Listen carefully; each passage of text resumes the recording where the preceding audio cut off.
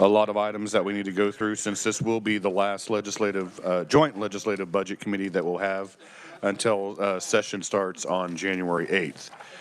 So you'll see that the first item on the agenda is the approval of the minutes. We're going to go ahead and do that after lunch because I've been told that they are still printing and they're not here as of yet. So we'll go ahead and do that after lunch.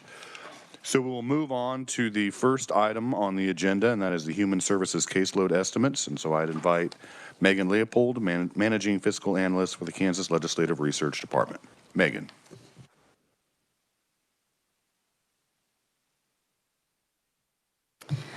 Thank you, Mr. Chairman. I'll be presenting the fiscal year 24 and 25 Human Services Caseload Estimates. Those include the costs for TANF cash assistance, foster care program, CAN care, and KDAD's non-CAN care.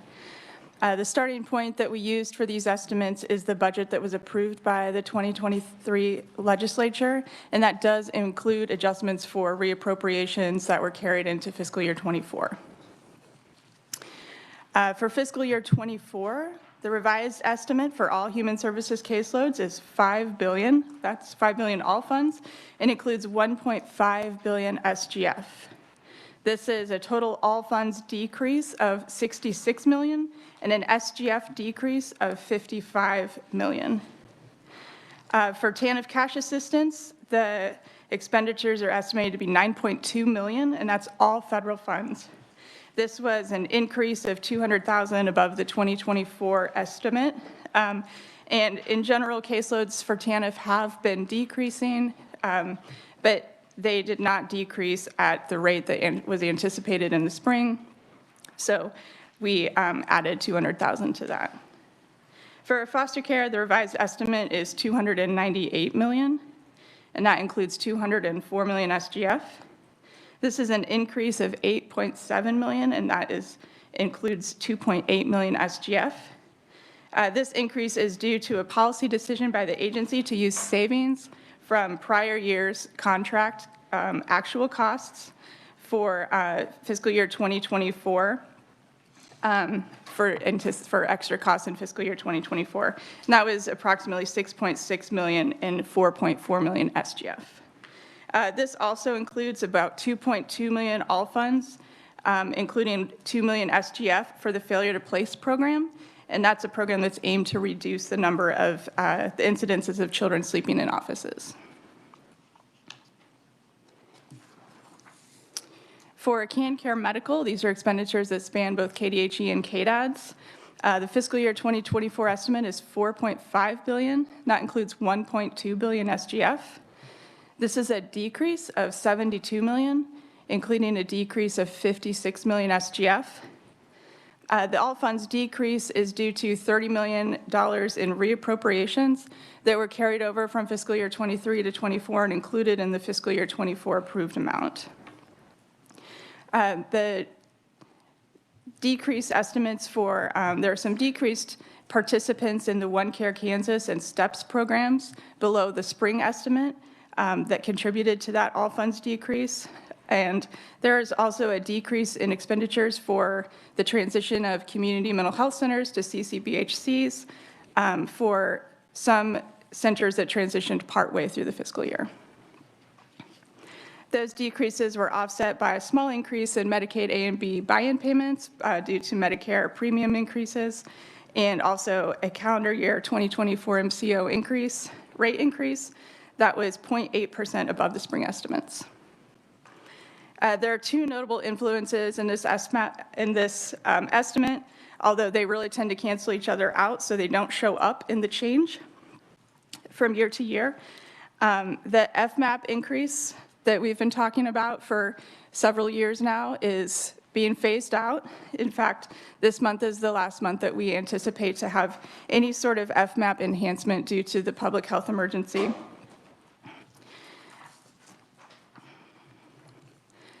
With this phase-down approach, the FMAP for fiscal year 24 is 61.67, and that's 1% what it would have been, what the base FMAP was without that added enhancement that was in quarters 1 and 2.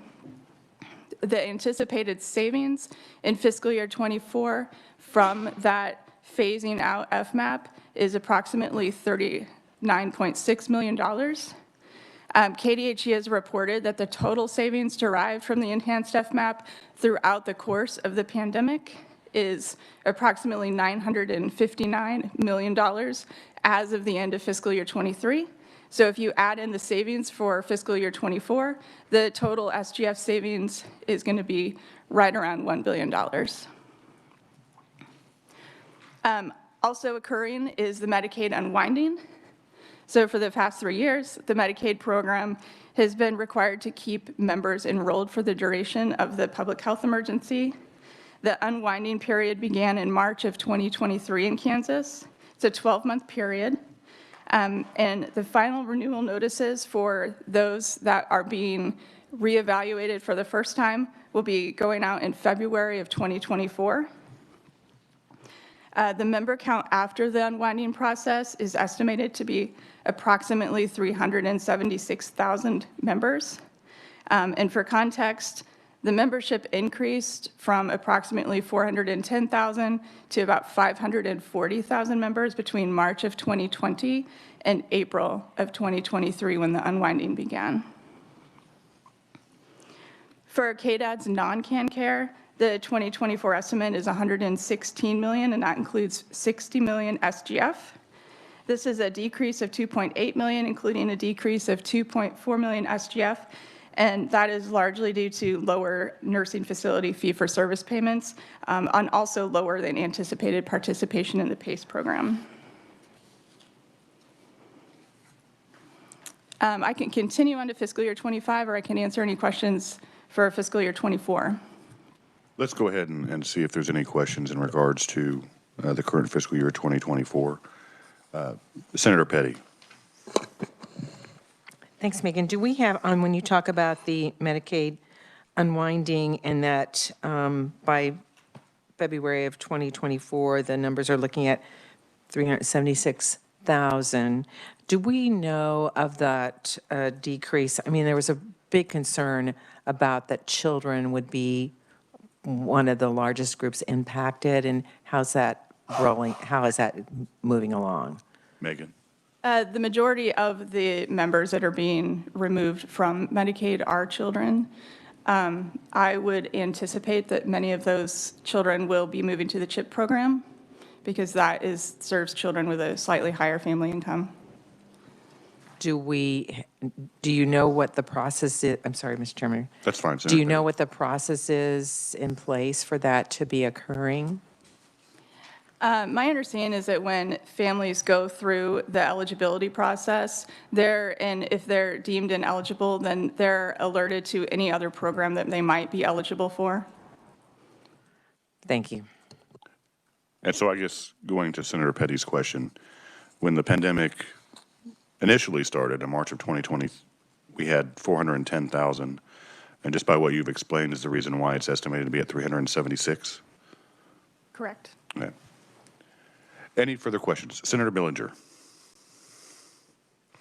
Thank you, Mr. Chairman. Megan, if they move to CHIP, what's the difference between CHIP and being on the regular Medicaid? Megan. So CHIP is a program that is separate from, it's an optional program in terms of eligibility. And so it serves children that have incomes, that their families have incomes that are too high to qualify for Medicaid. So if a child is living in a family that their income is too high to qualify for Medicaid, then they might be eligible for CHIP. And it serves children up to 18. Okay, and there's an income limit to qualify for that also, I guess? Yes, for CHIP, there is an income limit. Okay, thank you. Representative Carpenter. Thank you, Mr. Chairman. So, Megan, I see one of the decreases is due to lower nursing facility fees for services payments. And you may not be able to elaborate on that, but I would like some more information about why that's happening. I believe that refers to the number of payments rather than the payment amount, but we can get you more information on that. Okay, very good. Thank you. Thank you, Mr. Chairman. Any further questions for Megan in regards to fiscal year 2024? All right, Megan, I'm not seeing any, so you may move on to fiscal year 2025.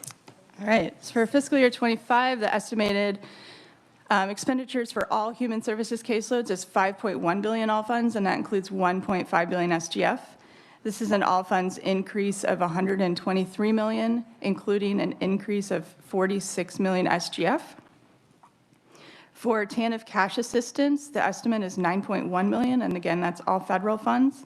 This is a decrease of $100,000 from the revised estimate for fiscal year 24. For foster care, the estimate is 299 million, and that includes 199 million SGF. This is an increase of 1 million all funds and a decrease of 5.1 million SGF from the 2024 revised estimate. This estimate includes $9.6 million in SGF savings that's due to a new national rule that allows a specific type of licensing for kinship placements and allows the state to claim additional dollars for the cost of care for those placements. One note to make in this estimate is that it does not consider the fiscal impact of the new case management contracts. These are set to begin in the fiscal year 2025, and as we have more information, we'll have a more precise estimate available in the April consensus estimates.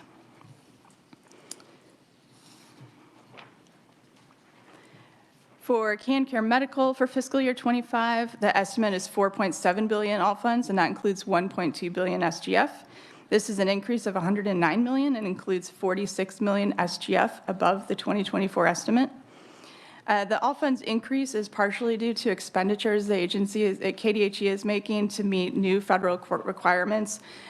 These are requirements that were recently clarified for the agency, and they require that personal care and private duty nursing services be provided to any child that's on the Medicaid program that shows medical need for those services.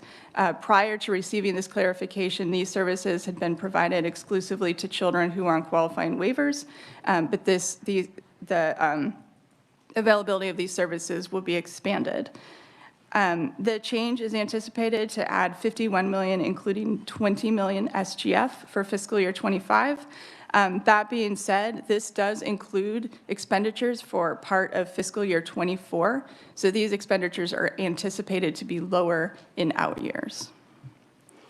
Also in fiscal year 2025, the estimate includes 58 million, including 22 million SGF to fully rebase the nursing facility rates and to implement the transition from the Resource Utilization Group, or RUG, to the Patient-Driven Payment Model, or PDPM system. These are calculations that are made to figure out the amount of the rebase, and they're part of the methodology for the rate. Together, the rebase and the transition to the PDPM are estimated to result in about a 6.8% increase in the daily reimbursement rates for fiscal year 25. That increase is partially offset by a decrease of 62 million, and that includes 24 million SGF, and that's to eliminate the Medicaid add-on payment for nursing facilities. This is included only in the fiscal year 2024 estimate. Or I'm sorry, only in the fiscal year 2024.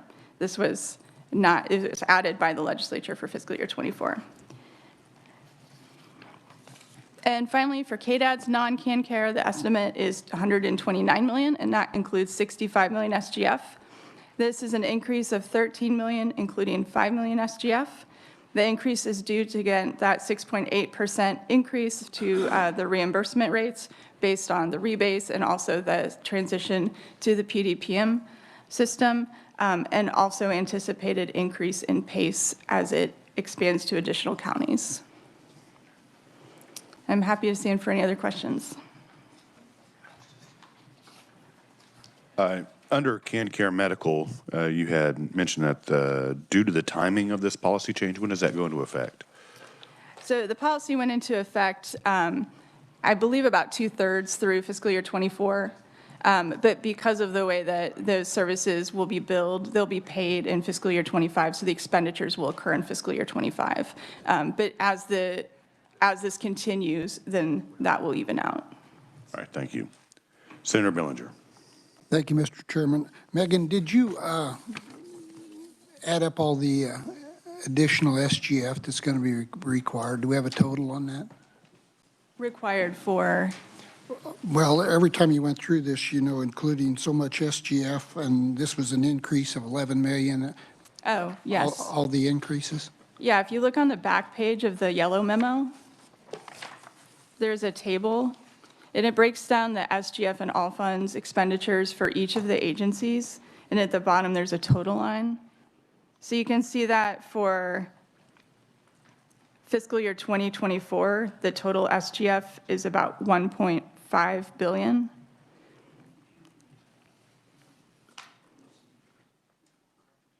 And then it's, again, 1.5 billion in fiscal year 2025. So what Senator Billinger is asking, so in fiscal year 2024, the adjustment is a $55 million decrease?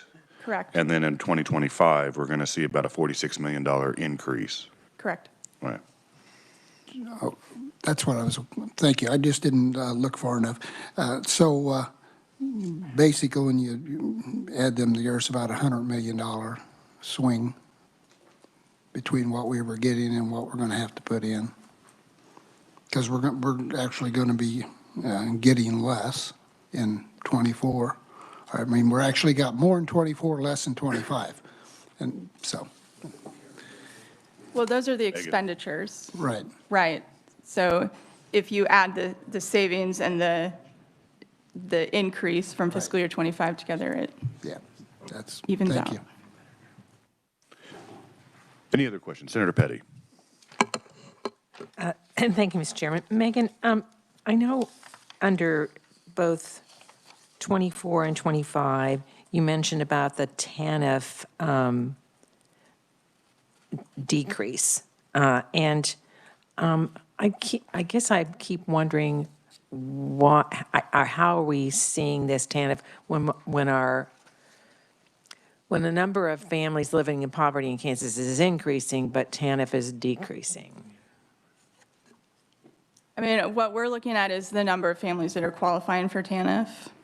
And the number of families that are qualifying for TANF has been gradually decreasing, I think, since about 2020, with some bumps due to COVID supplements. But If I could interject, is there any rationale as to why that has been decreasing from 2020 to the projections in fiscal year 2025? I might ask Amanda to come up if that's all right. That's fine, yes.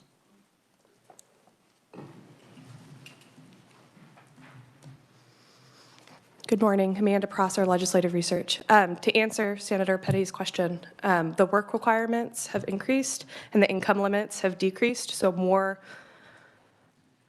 less families are able to qualify. And so while we may see in Kansas an increase in the number of families that are in poverty, the work requirements where they're set and where the income requirements are set reduces the number of families that are able to qualify for TANF. Thank you. That answers the question for sure. Any further questions for Megan in regards to fiscal year 2025? All right. Not seeing any. Thank you, Megan. We'll go ahead and move on to the next item on the agenda, and that'll be the education caseload estimates. And so I'd invite Jennifer Light, fiscal analyst for Kansas Legislative Research Department. Jennifer? Good morning, Mr. Chair. Again, my name is Jennifer Light, and I'm a fiscal analyst with KLRD. The consensus group for the document we're looking at is the 8.5 by 14 green sheet of paper in front of you. The consensus group for education consists of members from KLRD, the Department of Education, and the Division of Budget, and we met on November 6th of 2023 this year. We have revised the estimate for fiscal year '24, fiscal year '25, and we've produced an estimate for the first time for fiscal year 2026. The fiscal year 2024 revised estimate is $5.5 billion, including $4.5 billion SGF. This is an all-funds decrease of $7.1 million and an SGF decrease of $27.5 million, below the approved amount from the spring estimates. The decrease is due to the adjustment in the state foundation aid for fiscal year 2024. We have increases in the estimates for the tax levy for the state tax levy for 20 mills, as well as the school district finance fund, which reduces the amount of SGF that we need to put into the fund. Also, you can see that unweighted FTEs are lower than expected, while weighted FTEs remain about the same. I also want to point out that the capital improvement state aid was moved back to a demand transfer starting in fiscal year '24. So this is now an SGF amount rather than a special revenue fund amount. And then the other thing that is changing in fiscal year '24 is that's the beginning of when, for base, we are using the CPIU Midwest to do the increase rather than a amount that is listed in statute. With that, I will stand for questions on fiscal year 2024. Any questions in regards to fiscal year 2024 for the education consensus estimates? All right, not seeing any. You may move on to 2025. Thank you. The fiscal year 2025 revised estimate is $5.7 billion, including $4.8 billion SGF. This is an all funds increase of $10.0 million and an SGF decrease of $50.9 million from the approved amount. This is mostly due to the state foundation aid changing as well. We continue to estimate that the property tax is going to increase, which means that the tax levy for the 20 mills increases as well as the school district finance fund. So there is the reduction again in the SGF. Also in CAPERS, we continue to note that the CAPERS rates have gone down, so the contribution amounts for CAPERS have gone down as well. And with that, I'd stand for questions on fiscal year 25. Representative Hoffman. Thank you, Mr. Chairman. So the 5.8% in 25 on the state, is that the CPI? Is that what it ended up being? The increase? I believe so. On the very top line? Yeah, Jennifer. Yes, that's the change from the, yes, that's the CPIU. Okay. Sorry, yeah. I just had to work through it in my head. So it was just a little bit lower than what we estimated? Yes. Okay. All right. Thank you, Mr. Chairman. Any other questions in regards to fiscal year 2025? I might have some overlapping questions about all the years later on, but if not, we'll just move on to 2026. Okay, this is the first estimate we have for fiscal year 2026. And for fiscal year 2026, we anticipate a $5.9 billion in all funds, which includes $4.9 billion in SGF, which is an all funds increase of $215 million, and then a SGF increase of $208.8 million. This is mostly due, again, to the changes in state foundation aid. The base is increasing, and the estimated increase in weighted FTE is also factored in there, which means that we do have an increase in SGF. We also include that we anticipate that property taxes are going to continue to not be as high, but higher than the previous year. And with that, I'd stand for questions on 2026. All right, thank you, Jennifer. So in regards to each year the property taxes are going up, is that just because of valuations and where the property values are at? And so we're anticipating that Yes. each year that it's going to be increasing? The property tax evaluations, we are anticipating to keep going up over the next several years. All right. And I guess the one question that has been brought up to me due to a situation that occurred in my district, open enrollment. I know a lot of school districts are having the discussion on how to handle the open enrollment policy. But like in my particular district, we had a partial school closure from 7 to grades 12. And those students then started going to other schools that were in close proximity. One of those schools actually took the bulk of the students that would no longer be attending that particular facility. But and it's a very small school district that's been taking these students in. It's been brought to my attention that because there was no policy, they are not receiving the base state aid for those students that moved from the school that closed to the new 1A school district that they're now attending. Is that how I mean, maybe that's not a question that you can particularly answer, but I know it's been brought up quite a bit because these students have been going around to the schools and they're saying that they're not receiving the base state aid. Yes, Mr. Chair. So for funding purposes, when we discuss base aid, the school districts can use enrollment from the previous year or 2 prior years currently. In last year's Education Bill, Senate Bill 113, there was a discussion about moving it to being the current year or the previous year. That is what the governor vetoed in the Senate Bill 113 last year, which would mean that if there was the enrollment for this year, the school could choose to use those numbers instead of the previous year's numbers. So as it stands in current law, we do not, the aid comes from the previous year or 2 previous years. So if you accepted the students in for this year, you would not see that money until the next year. And that's what I'm kind of alluding to, is because they've taken in, like I said, the majority of the students, and this is a very small school district, and they're instructing those students, but they're not receiving anything until they actually do their calculations for next year. That's correct. Yeah. Senator Petty.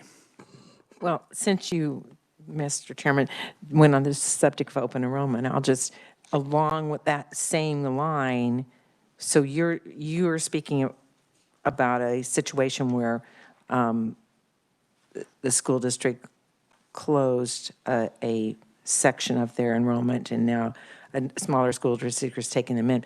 Part of an issue that's come up dealing with how school districts are looking at their policies for open enrollment and how it generates some questions is that in this case, those students have been attending that district this past year. I'm understanding from what you said. And so the question has come up from school districts that I represent is that in that case where students have already been attending a school district, say, whether it's for a year or whether it's for the last 7 years, would they then, even though they have been attending that school district, have been allowed, say they were the child of an employee, or school districts, because we know our school districts across the state had different open enrollment policies, excuse me, would those students then have to go into that lottery, or would they not? And what I'm hearing is that our legislation does not cover that and is vague, and so it would, just as you've mentioned, of course, those students would then be eligible for state aid, but the question would also beg, would those students then be in a lottery for being able to attend that school district that they were in last year? In the school district they were in last year? Right, because that's not their attendance site. I mean, that's not the school district that they reside in. The issue with that is when they closed the school from 7th grade to 12th grade, the school district that they're currently in that offers classes from 7th to 12th grade is about 30 miles away. The school district that most of these students have attended is about 12. So you're talking about just a proximity issue where the roads are actually better to the school district that is 12 miles away. Obviously, there's less travel, less danger in, driving back at night after a game or whatever the case may be. And so they have chosen to go to schools that are closer than the one that is offering those grades within the district that school is currently in. But I'm And as not far as I've been told, there's been no lottery process. They just went and took the students in. No, the lottery doesn't start till this next Right. year, so that's why there's no lottery process. But just as my school district saying, hey, we've got students that have already been in our school district that do not live in our school district, but have been allowed to go to our schools now, and they may have been there for a year, they may have been there for 6 years. Are they now in the lottery? And so this would be the same question with those students that you're talking about as well. So, I mean, that's why I was asking the question, is Unanswered. because there's been a lot of discussion about, especially for the very small school district that took the majority of the students just because they were closer. There's other school districts that have picked up students as well, but they're larger and probably can absorb it a little bit better. But the one that's a 1A is having, there's just been some questions generated. That's why I was kind of bringing it up. Representative Helgerson. So we have one school district that has gotten basically a windfall because the students left. And then we have another school district that has been penalized because we have students that are showing up that they're providing the service to. Correct. My memory is that we have instituted a fix when we knew about it ahead of time. And if we knew about it after, we instituted a fix after that to justify. If I could ask staff to go back and look and see what suggestions the legislature has used to correct this imbalance. And I think more often it has been that we just put some additional money in the small school district. That's how it's happened in the past, so that they were not penalized and left the other one alone. But I think that that's been done in the past, so we could take care of that. Mr. Chair, I'd be happy to look into that for you. I don't know that off the top of my head. Any other further questions in regards to the education caseload estimates? Representative Carpenter. Thank you, Mr. Chair. I'm kind of slow sometimes on this, but on 2025, we're educating 11,500 less children, but our budget went up 211 million. Is that Jennifer. accurate? So that is the FTE enrollment amount.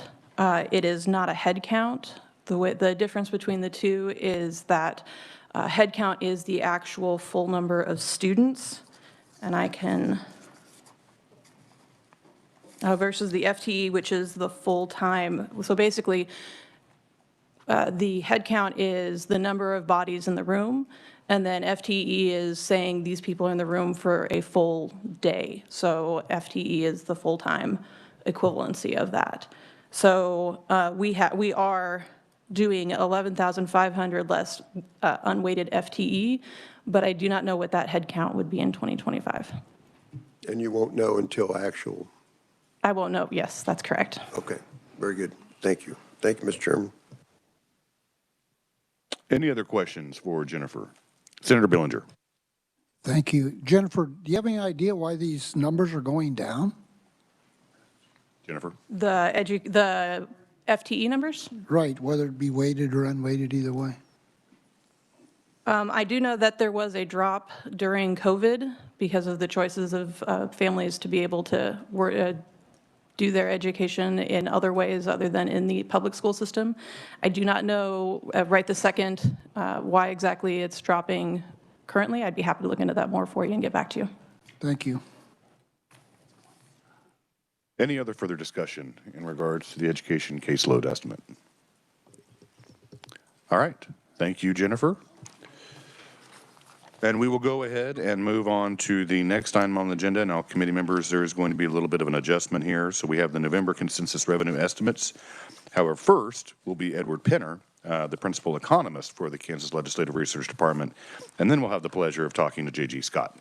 So first, Edward. Thank you, Mr. Chair and members of the committee. The Consensus Revenue Estimating Group met on November 9th. The day of the meeting, we issue the short memo, which is the receipts-only portion of the forecast. And then about a week or two, sometime between the meeting and when we all go on a holiday break for Thanksgiving, we issue the long memo, which includes both the receipt forecast and the economic forecast. And so today I'll be presenting to you from the long memo, and I believe this is the first time this has been presented, even though it's been kind of out there in the ether for a couple of weeks now. And so I'll go over both the receipt forecast and the economic forecast from that memo. The receipt forecast is what I'll spend the bulk of my time on, and I will primarily be speaking from the two tables at the back of the memo. The last two pages, pages 9 and 10 of the memo, are tables 1 and 2. Table 1 shows the FY 2023 actual amounts and the revised estimate for FY 2024 and the initial estimate of 2025. And Table 2 shows the revisions to the FY 2024 estimate. And so I'm actually going to start on Table 2, the very last page of the memo. We reduced the estimate for receipts for fiscal year 2024 by $67.7 million, or 0.7%. I would note before I go any further that this is actually the smallest change in terms of magnitude in either direction since for the current year at a fall estimate since 2013. And so this is everything really in this presentation today should be noted that this is kind of an estimating period of small changes. This is not the sort of big swings in either direction that we've seen in previous times of making the fall estimates. That's true for both the receipts and the economy. This reduction in receipts shouldn't be a surprise, as we were down through the month of October by about $25.7 million. The bulk of the reduction, actually more than 100% of it, is in combined income taxes. You can see that those were reduced by a combined $72.1 million. We decreased individual income taxes by $248.8 million, and we increased corporation estimated taxes by $174.7 million. A lot of that shifting is more SALT parity money. We've talked about that for quite a while now, that the group has really struggled to get its hands around exactly how much money that is shifting from individual income tax receipts to corporation income tax receipts, and exactly the timing of that. Obviously, we hope at this point that we have a pretty good feel for it. We're hoping to have our hands around it, and that maybe this will be the last time that I have to present to this group about SALT parity being the driving force behind the biggest change within the memo. Obviously, we'll see if that comes to pass. The key question now is we have a full tax year's experience with this, tax year 2022, and we're nearing the end of the second tax year's experience. The question that we are wrestling with, and that we will see the answer to in coming months, is will the taxpayer behavior in terms of the timing of these payments be the same in a second year of the program where it was already implemented going into the year as it was during a first year of a program where the program was implemented mid-year? And so that's kind of the outstanding issue as it relates to SALT parity. Of course, you'll notice that netting out those were negative. Part of that is attributable to the fact that we saw a lot of refunds in the first few months of fiscal year 2024 that were attributable to SALT parity tax for tax year 2022 that we expected to go out in fiscal year 2023. And so you might remember that we beat the estimate, the combined income tax estimate, by about $30 million in the final fiscal year 2023 receipts. A lot of that was just refunds didn't go out in fiscal 2023. They then did go out in the early months of fiscal year 2024. And so that explains why we pulled that down kind of in the aggregate. Moving down below, you can see that we combined to increase sales and use taxes by $10.3 million, but I would note that there is quite a bit of internal shifting there.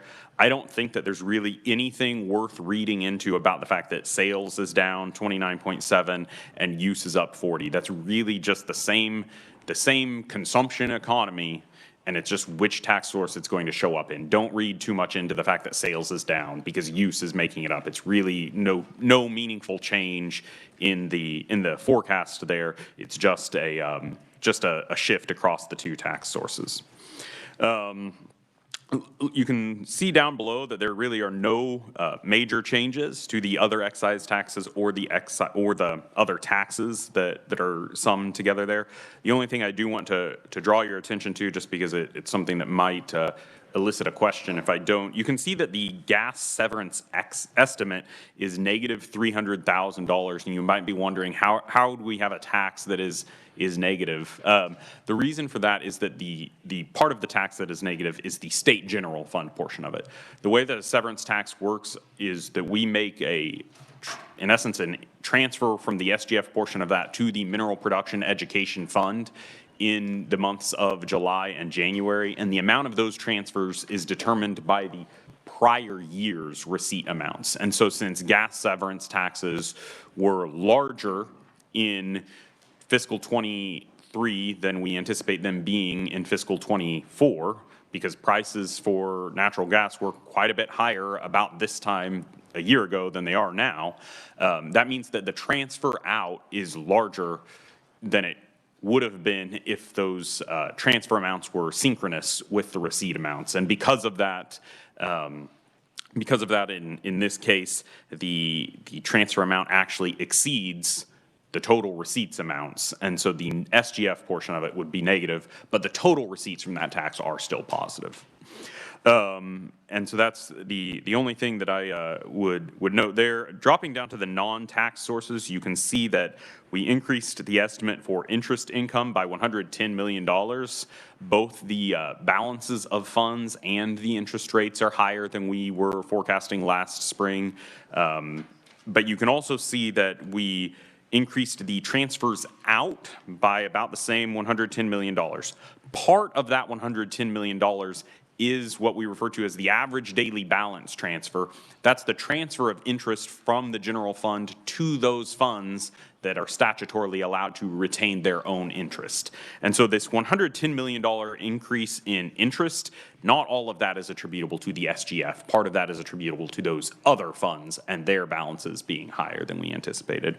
But then that gets netted out in the transfers line. We also increased transfers due to transfers to the University of Kansas and Wichita State University for the Health Science Center, and also some larger than anticipated tort settlement transfers that were approved by the State Finance Council. I want to say it was late August, it might have been early September. And so that is the fiscal year 2024 receipts. I would pause there for whatever questions the committee might have on that fiscal year. All right, we'll go ahead and open up for questions. So first, my question is individual income tax, about $249 million. Mm-hmm. We're reducing that. Any particular reason, or did you state that in well, the comments? The reason is, by and large, most of it is attributable to the increase in corporation. It's SALT parity, that receipts that we thought were going to be individual, we now think that SALT parity was an even bigger program than we thought it was going to be last spring. And so it's basically a shift of receipts from individual income tax to corporation income tax receipts. And the reason that corporation isn't as big as individual is largely due to the fact that individual also includes some refunds that went out that were attributable to corporate receipts in the SALT parity program that we receipted in fiscal 2023. I just wanted to clarify that it's not necessarily, people may not be in the workforce and not paying income taxes. It's just that doesn't reflect a decline in economic activity. Representative Carpenter. Thank you, Mr. Chairman. So, Eddie, none of this is inflation adjusted, is that correct? These are actual dollars. Yeah, these are current dollar amounts for each of these years. So in a certain sense, all of it might be described to be inflation driven in certain years. So although at this point, as I'll mention when we get to the economic forecast, we think that the dramatically large inflation is largely behind us now, and we think that for the near future, we're just going to be slightly above the inflation. Yeah, but that inflation is still here. You're still paying that for products. When I was in another business, if inflation was X amount of dollars, if I didn't make more than the inflation fact, I lost money or broke even. And that is not reflected in here. For instance, the sales tax or compensating use, inflation's been 10% over the last year. Well, that's still in the market. We're still paying that. and then it's 3% on top of that this year. So these numbers are really inflated by a significant amount, I believe, because of inflation. Yeah, but we aren't anticipating that inflation to ever disinflate. There's no forecasted disinflation for the economy at this point. Agreed. Thank you. Senator Petty. You mentioned earlier when you were talking about on the income tax about, and I'm still myself trying to totally understand salt parity, but that started last year. And but you talked about taxpayer behavior and seeing if this will level out over the next year. So what exactly do you mean by taxpayer behavior? Sure. What I mean is it appears that in the first year of salt parity, very little of the individual was reduced throughout the tax year in estimated payments, and then basically all of it was reduced at the time of filing returns by either reduced balance due payments or by increased refunds. So that's what happened in the first year. The second year, the question that we have is how much of that salt parity money is going to show up in the form of reduced quarterly estimated payments throughout the year, or how much of it is going to show up at filing season. And we believe that we're seeing reduced individual quarterly estimated payments right now because of it. And so that means that we aren't anticipating as much of it to show up in filing season in the form of reduced balance dues and increased refunds. And we think the same thing is happening in corporate. We think that increased corporate estimated payments have been being made throughout the tax year, and so not as much of the corporate is going to show up in filing season as corporate balance due payments. And so that's kind of our expectation, and the question is, are we going to be right? Or will we get to filing season and see corporate skyrocket because of balance due payments and individual plummet because of refunds? Senator Petty. So would you say that the consensus revenue group is looking at that possibly in one more year we will see this balance out, or that's still uncertain? Edward. In terms of balancing out, right now we think that the state probably has more or less broken even on this. We think that that's done. The question that we have now is just which line it's going to show up in, really. We think that we're to that point at this point, and there still is going to continue to be uncertainty in terms of whether it will show up in the timing of it in individual versus the timing of it in corporate. But we don't think that we don't think it should be as dramatic as it has been over the last year now.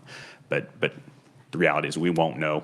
We should have a pretty good idea by the time we get through this year's filing season, but that's really not until really right after you all adjourn. Hopefully, if you adjourn in early May, filing season's still kind of going at that point. So I wouldn't anticipate having a really clear view throughout this coming legislative session, but we'll continue to get more informed every month. Senator Representative Helgerson. That's all right. It's an old mistake. You were a senator. Yeah, I was a senator. I think you made reference that there were some unusually high payments or settlements. Was that, can either you mention it now or give it to me later on what they were? Yeah, I'll get you the specifics of it. There was a specific wrongful imprisonment settlement that the State Finance Council approved at a meeting earlier this fall or at the very end of the summer of, do you happen to remember? We think it was around $11 million. I can track down the specifics for you. Yeah, if you would track. Is there anything else other than that one? That was the one that threw the estimate off. We kind of annually assume a baseline kind of amount of tort settlements that the state is going to make, but that was the outlier that threw the estimate off. Okay, thank you. Any other questions for Edward? All right, seeing none. All right, I'll move on to fiscal year 24, and for this you'll want to flip back over to Table 1 on page 9 of the memo. You can see that the initial estimate for fiscal year 2025 is $27 million below the newly revised fiscal year 24 number. If you look down there at the very bottom of the page, that's a 0.3% decline year over year. However, I want to be really clear that we are not forecasting decline in the economy, but rather this is the result of a couple of tax-reducing policies that are expected to kind of come into more full implementation in fiscal year 2025. And so I'm really going to highlight those changes. The first of those is that we will see the final reduction of the sales and use tax rate on food and food ingredients on January 1 of 2025. And we'll see the second change in the disposition of revenue percentages as it relates to the state general fund and state highway fund for sales and use tax receipts on that same day. And so that's kind of that at this point would be fully implemented. Then obviously fiscal 25, that means that there would be a half year of full implementation. And so there will be one more jump in the fiscal impact of that policy in fiscal 26, as that would represent a full year of the full implementation. And also the corporate income tax receipts, you can see that we have a negative 6.1% in corporation income tax receipts in fiscal 25 year-over-year growth. That's because we will have a full year's worth of implementation of the first apex rate reduction and a half year's implementation of the second apex rate reduction. And so in fiscal 24, we have basically a half year of the first apex corporate rate reduction. In fiscal 25, we have a full year of the first one and a half year of the second one built into these estimates. And also the other policy is, of course, that we do have the anticipated investment tax credit payments, refund payments to Panasonic increasing from fiscal year 24 to 25, and we have the first anticipated Integra Apex payment going out in fiscal year 2025. I do want to touch on those a little bit more briefly. The timing of those is really really difficult to exactly determine when they will be, because it's really dependent upon when the companies get their materials to the state.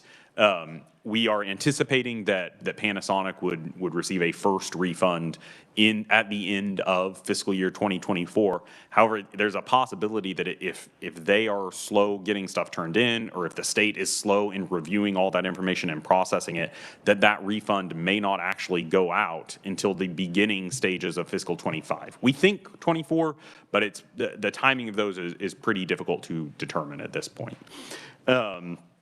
And so you can see that I think maybe the best place to look in terms of what we're actually anticipating for economic growth, because it's a place that is not impacted by the policy changes, is that individual income taxes. And you can see that we're anticipating 3.3% growth of individual income taxes for fiscal year 25 over fiscal year 24. By and large, we anticipate everything else being pretty slow. We are anticipating slow growth for the balance of the forecast period. We are in a high interest rate environment that, of course, puts some constraints on growth. We think that those elevated interest rates are going to persist for at least the first half of calendar year 24, and then the Federal Reserve just released their updated projections yesterday afternoon at the conclusion of their December meeting. They are now anticipating 3 quarter-point rate reductions in the second half of 2024. But if you look at the Federal Reserve's dot plot, which is the plot that shows the expectations of each individual member on the Federal Reserve Open Markets Committee, that policy-setting body, there's a pretty wide distribution of their expectations for where the federal funds rate will be at the end of 24. And so it's possible that anticipated 3/4 points could really just wind up being maybe a 1 quarter point reduction or a 2 quarter point reduction if inflation persists. It's possible that if inflation comes in faster than they're anticipating, it wouldn't be surprising to see maybe a full point or even a 1.25 be the actual eventual rate cuts by the Federal Reserve by the end of 24. And so with that actually provides a nice segue to the economic forecast, but I would pause there if there are questions about the fiscal 25 receipts specifically. We were just having a sidebar conversation here. So in regards to the discussion that you had about Panasonic and Integra, has Integra been approved by the federal government for the microchip? The last I heard, they are still waiting on Federal CHIPS Act funding. But these estimates have that they are approved and they would be Yeah, moving these forward. estimates have the Integra project baked in. We debated how to handle that as revenue estimators, and what we kind of decided was that since there's nothing really, the state, it's out of the state's hands at this point. There's no more conditions that the state can do to limit it.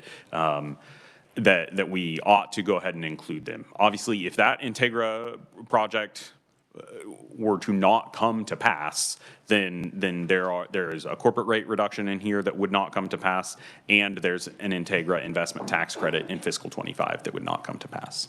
All right, thank you, Edward. Representative Carpenter.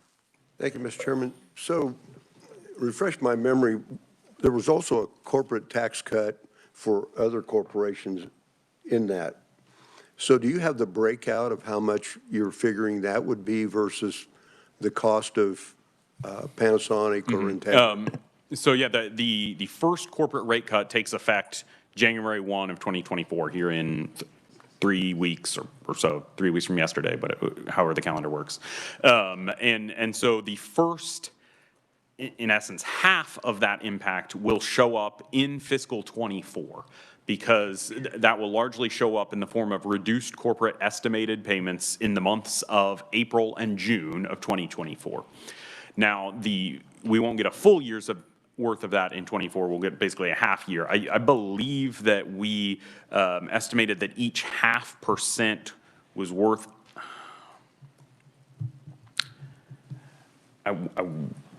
I want to get back to you on the exact number, and I'll look that up. Because so obviously, in essence, we have a 0.5% in 2024, and then in 2025 we have 1.5% because we have plugged in here the second piece.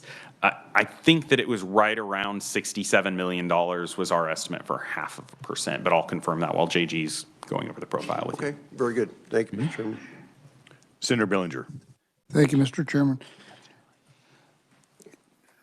Refresh me on the Panasonic refunds. Are these for construction that's been done over there, or is this like sales tax refund? What are we talking here? Yeah, it's the first. It's the investment tax credit. So they get a tax credit for the capital investment they make at the project. I don't want to, this specific percentages are part of the Panasonic agreement, but that is a refundable tax credit. And so if it exceeds their tax liability in the state of Kansas, the state would pay them that amount. And that is what we are anticipating happening in these first couple of fiscal years. So it's more or less a refund? Yeah. Okay. And isn't there something in there also on the sales tax? Yeah, they have a sales tax exemption for taxable purchases made in the construction of that facility that is a part of the Apex program as well. And that is, I believe, the only actual Apex benefit that has gone out to date, is that they've had sales tax exemptions on their otherwise taxable purchases for that. And I think you may have something on the agenda for that later today, but I'm not certain. I was just curious if that's a refund part, or is it just they pay no sales tax as they go forward? How's that particular piece work? They should have been able to get a project exemption certificate that would have then exempted those purchases from the sales tax on the front end. So there shouldn't be a sales tax refund going out. That's what I was wondering. So on the front end, they're not paying the sales tax. It's not a refund. Thank you.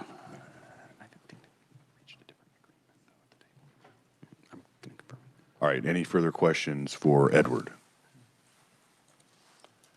All right, see none? Okay, I'll just wrap up with very briefly the actual economic forecast that the group used that is implicit within these estimates. And so we are forecasting real Kansas gross state product growth of 2.5% in calendar year 2023, 1.7% in calendar year 2024, and 2.0% in calendar year 2025. Those are all up from our spring estimates. The 23 estimate is up from 1.55%, the 24 estimate is up from 1.45%, and the 25 estimate is up from 1.8%. For inflation, we are forecasting calendar year amounts of 3.9% in 23, 3.0% in 24, and 2.6% in 25. Those are all down from our previous estimates of 4.25% in 23, 3.1% in 24 and 2.75% in 25. The 24 and 25 numbers there especially are not big changes. Those are very small, just kind of on the margins tweaks. Obviously, the combined effect in 23 was a bit more substantial there. We have almost a full percent growth in real GDP and inflation coming down by 0.35%. We are forecasting both the Kansas and U.S. unemployment rates to tick upwards modestly in 24 and kind of level off at that point. They are at historically low levels in 23 as they were in 22. With that, I would stand for questions as it relates to the economic forecast. Representative Hoffman. Thank you, Mr. Chairman. Do you have those numbers in this memo? I'm not seeing The them. unemployment rate numbers? No, the forecast numbers, the Yeah, growth. the updated numbers are in this memo. Let me flip back over. If you turn to the table on page 4, the economic forecast is the top table. We then do go ahead and provide the oil and gas forecast as the second table. Okay, I was looking in the write-up and I couldn't, Oh, okay, yeah. yeah, okay. Thank you. So I want to go back to on page 2 with the agriculture sector. And this is a forecasted growth of 31.5% in net farm income in 2023. Yes. I find that awfully high. Given the conditions that the farming sector is still in, I mean, we're still experiencing a drought. Drought's not gone. Mm-hmm. I mean, I know of when we had our milo crop or sorghum crop, there were many who didn't even cut it because the output cost was far exceeding what they would receive when they would sell the grain. Mm-hmm. Same thing happened. I mean, you kind of make that note with soybeans and wheat. Mm-hmm. Same thing happened with the wheat harvest this year. And I'd be surprised, and I think Senator Billinger and Representative Hoffman may agree with me that corn would have rebounded that much from 2022. I find that a little startling. Yeah, because I'll get back to you on the exact specifics of where that 31.5 number comes from. I think really what it is that 2022 was such a down year. It's more an indication of the weakness of 22 than 23. That being said, the first 2 quarters of actual state level GDP growth are now out, and in both of those quarters, Kansas was one of the states in the nation with the highest state level GDP growth. And in both of those quarters, it was agriculture that was driving the strong year for Kansas GDP, the strong quarters in Kansas GDP. Or livestock. I'd like more specifics on that because I think there's more variables playing into that number than just crops. Yeah, the net farm income is a broad number. It's certainly more than just crops. Yes. Is there any way to track livestock sales Yeah, for the farm for agriculture sector? Yeah, we get information on agriculture sales from the. Well, from that the might Department of Ag. help to have that included instead of just the crop production, but also cattle, swine, sheep. Yeah. I mean, those that are affecting that as well. Any other further questions for Edward? Senator Petty. I just kind of want to go back to your very first statement when you said that this is the smallest change since 2013. I think that's, when you look at a 10-year period, that's pretty remarkable. Yeah, I think one of the things to consider there is that we, by and large, have had some policy stability in this very recent period, and that's something that for much of that decade We had dramatic changes in tax policy at both the state and federal level. And really the only substantial tax policy changes that are in here is that food sales tax, and then in the out year, the corporate stuff from the Apex program starts to take effect. The food sales tax is a lot easier to track and predict than some of the other tax policy changes. So I think in many ways that might be a big reflection of just the stability of the tax policy that the state has had at both the state level and the federal level. Any other further questions for Edward? All right, see none. Is that the conclusion of your presentation? Okay, so right now I would invite J.G. Scott to the podium. J.G.?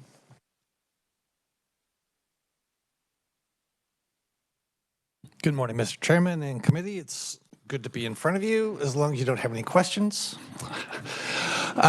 Do you want to kind of put a little bit of a bow on top of everything that you've heard, and that is with our profile?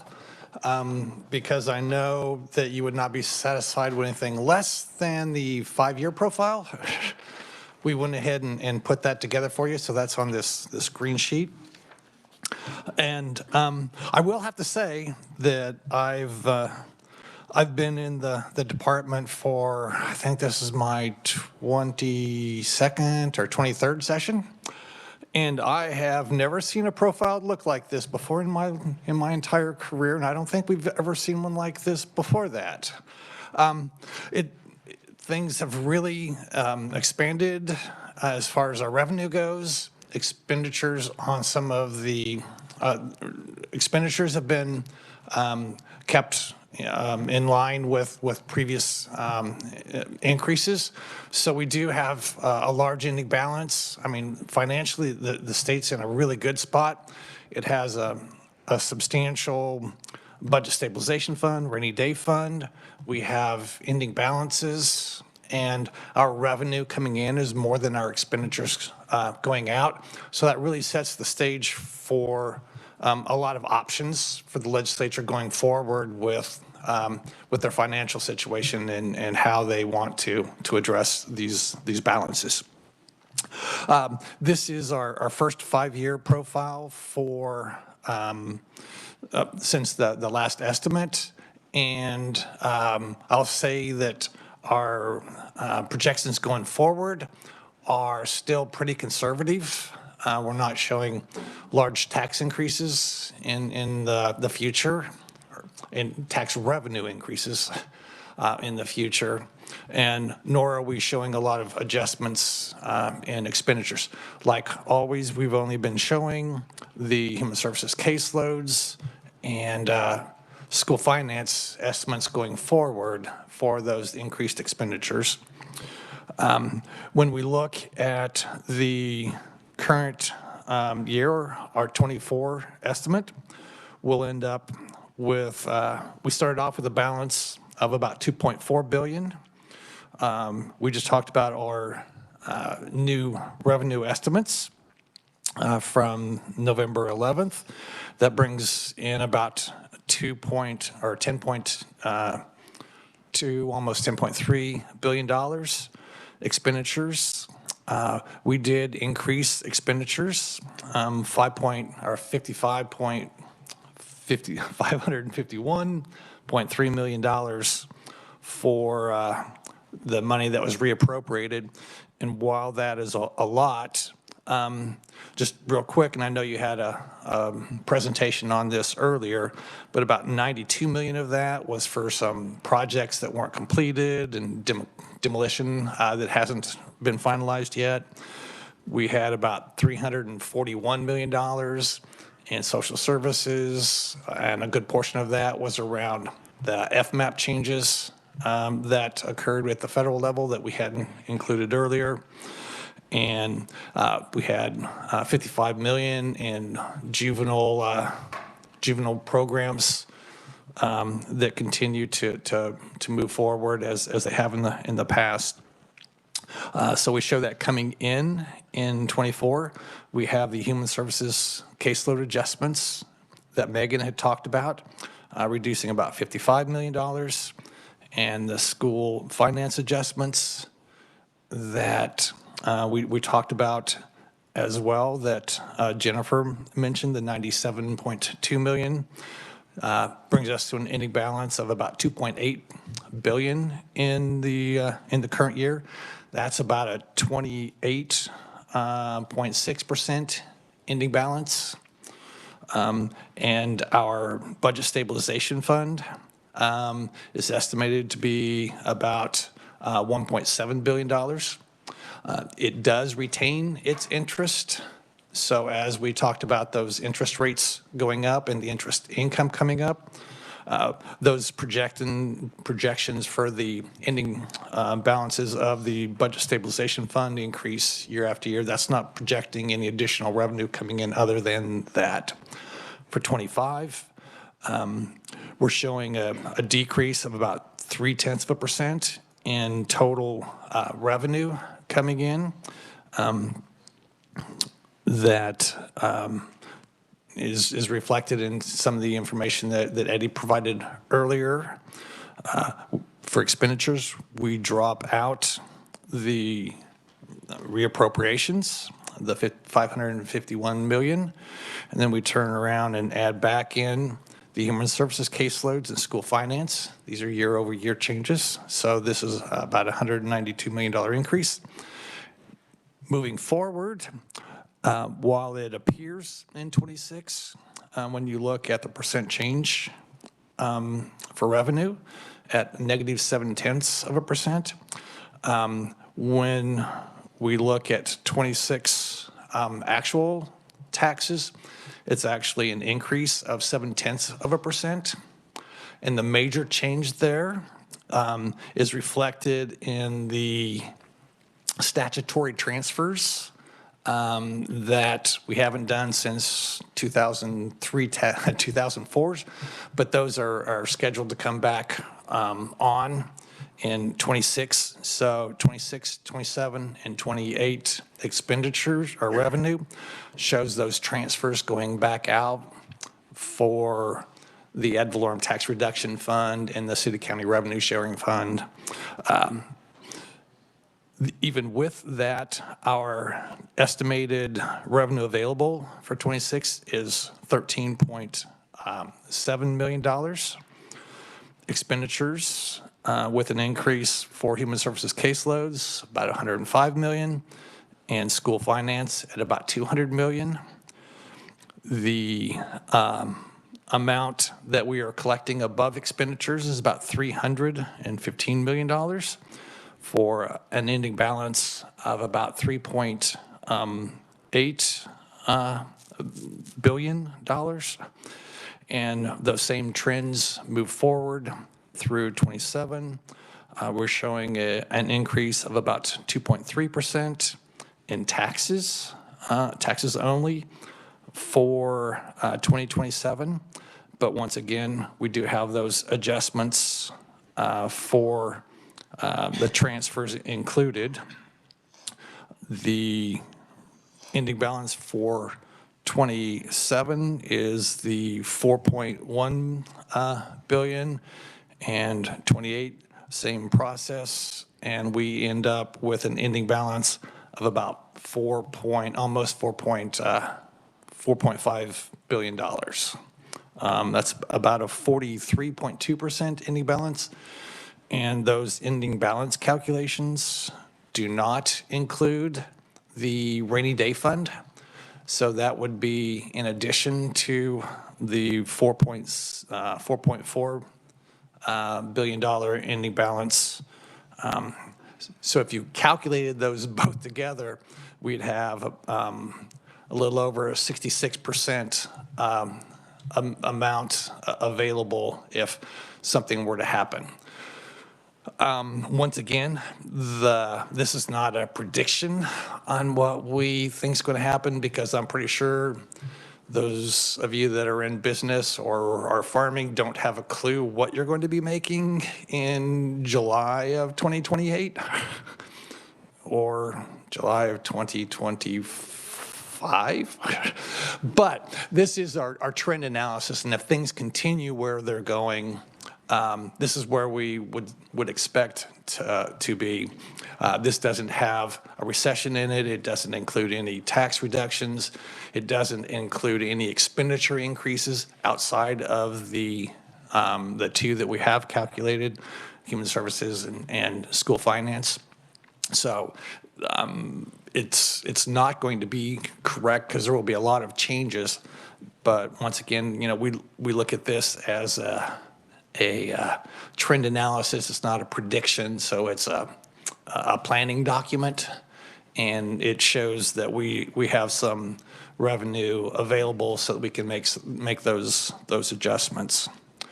Eddie did talk about the Apex, and I just want to let you know that we do include in 26 the rate reduction, the other 0.5% for a full to equate the full year for Integra, and it does have the Integra incentives included, and it shows we have an increase for the final portion of the Panasonic. In 27 and going forward, those are going to be pretty stabilized for a while, so they're stabilized for 27 and 28. So we didn't make any additional adjustments going into those years for those two incentive programs. With that, I would stand for any questions that you may have. All right, thank you, JG. Representative Hoffman. Thank you, Mr. Chairman. That ending balance is getting close to your checking account, isn't it?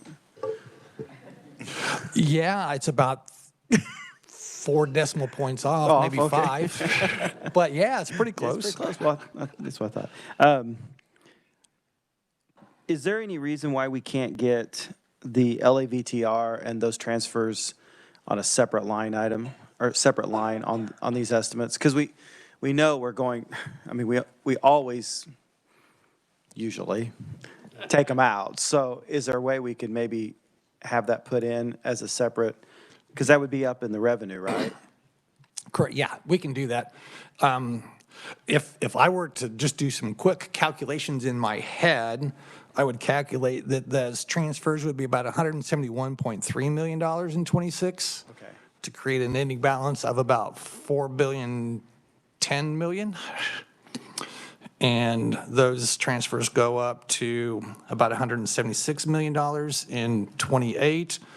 And then ending balance then would be $4.987 billion. About $175 million, roughly. Okay. Yeah, between 170 and 175 million. And then the school finance, I'm assuming because 26, if inflation doesn't increase, if it does go down, 26 must be the kind of the high point of those 3 years. Is that, and then you're probably using the same number for 25 or 27 and 28. Right. Just to remind people, the school finance formula sunsets in July of 27. So for 28, we just put in the same amount for 27. Okay. Not knowing what's going to happen. Yeah, I forgot it sunsetted. Yeah. I'm afraid other people have too. Okay. All right. Well, thank you, Mr. Chairman. Representative Helgerson.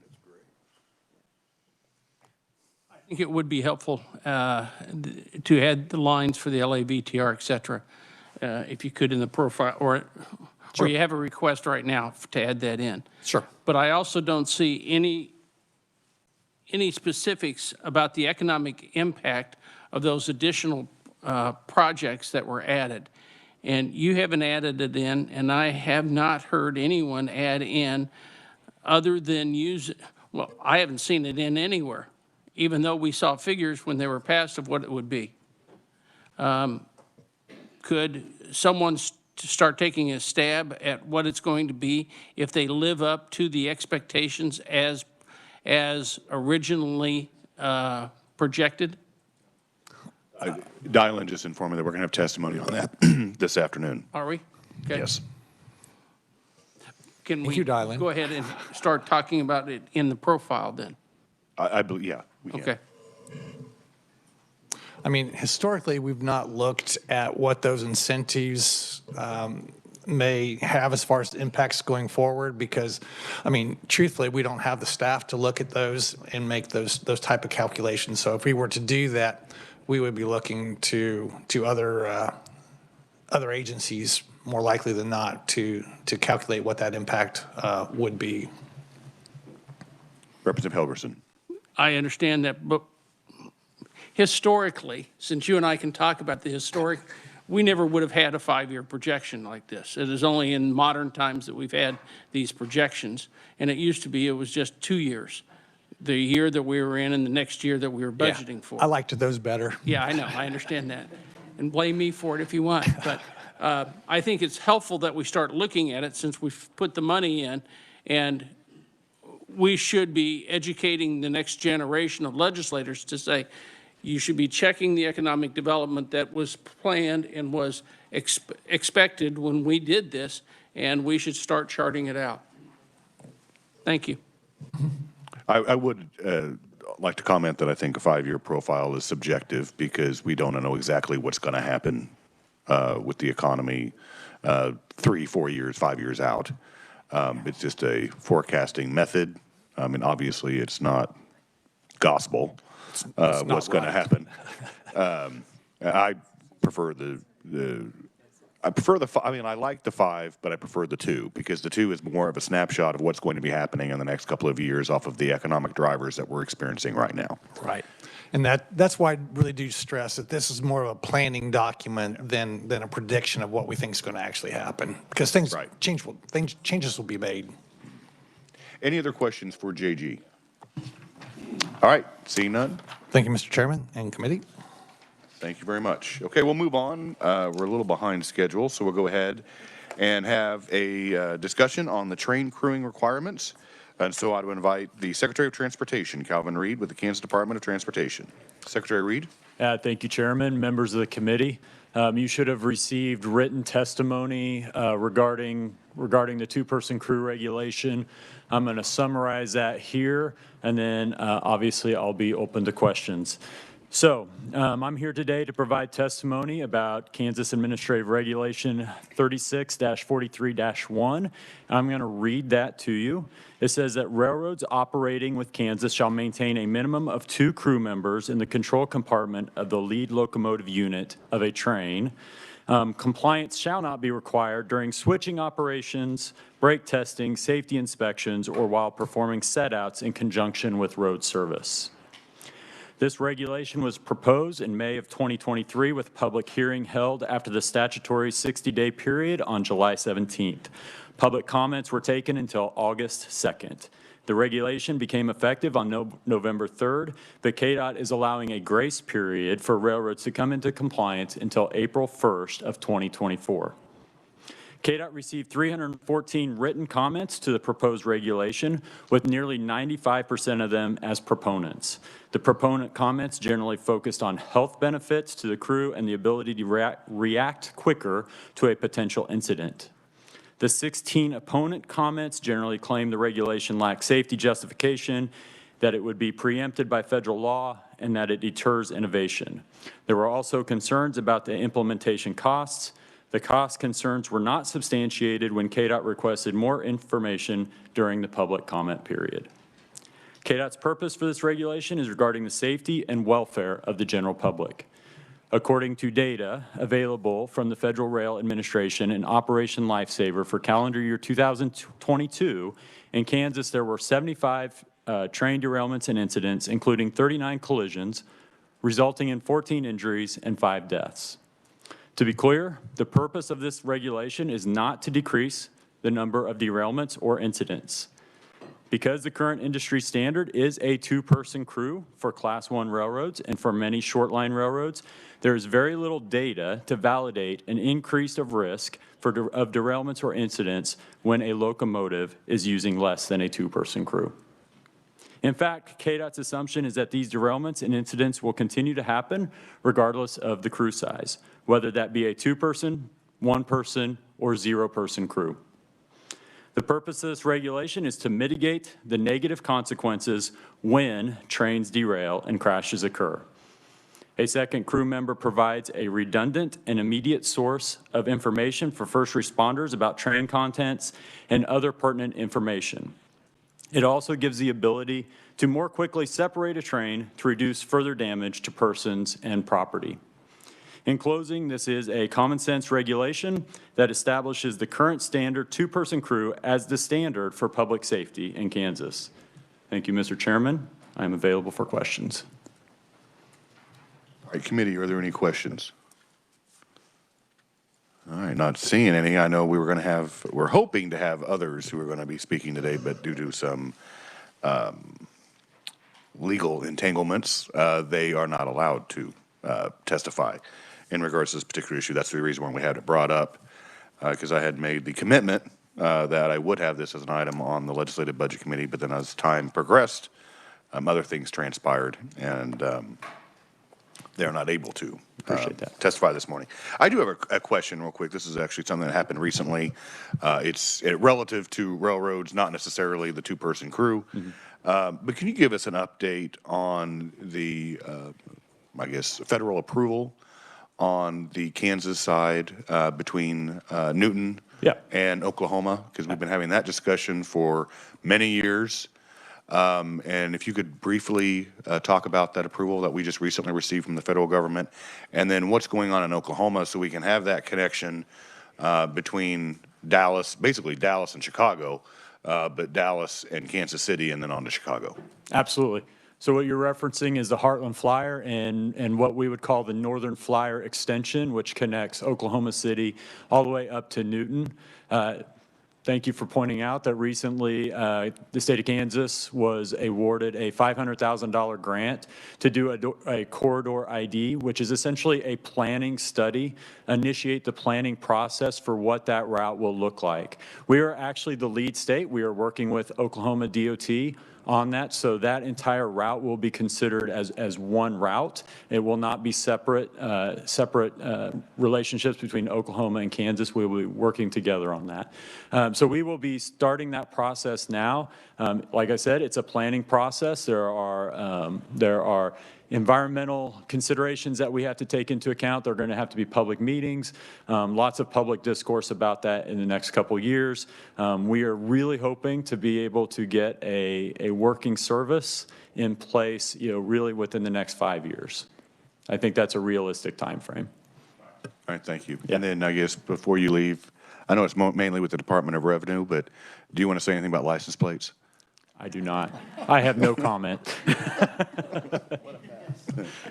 All right. Thank you, Secretary Reed. And I know you have an appointment at 11 o'clock, and so we're trying to get you out of here as soon as possible. So. Appreciate it. Thank you. All right. Thank you. See you later.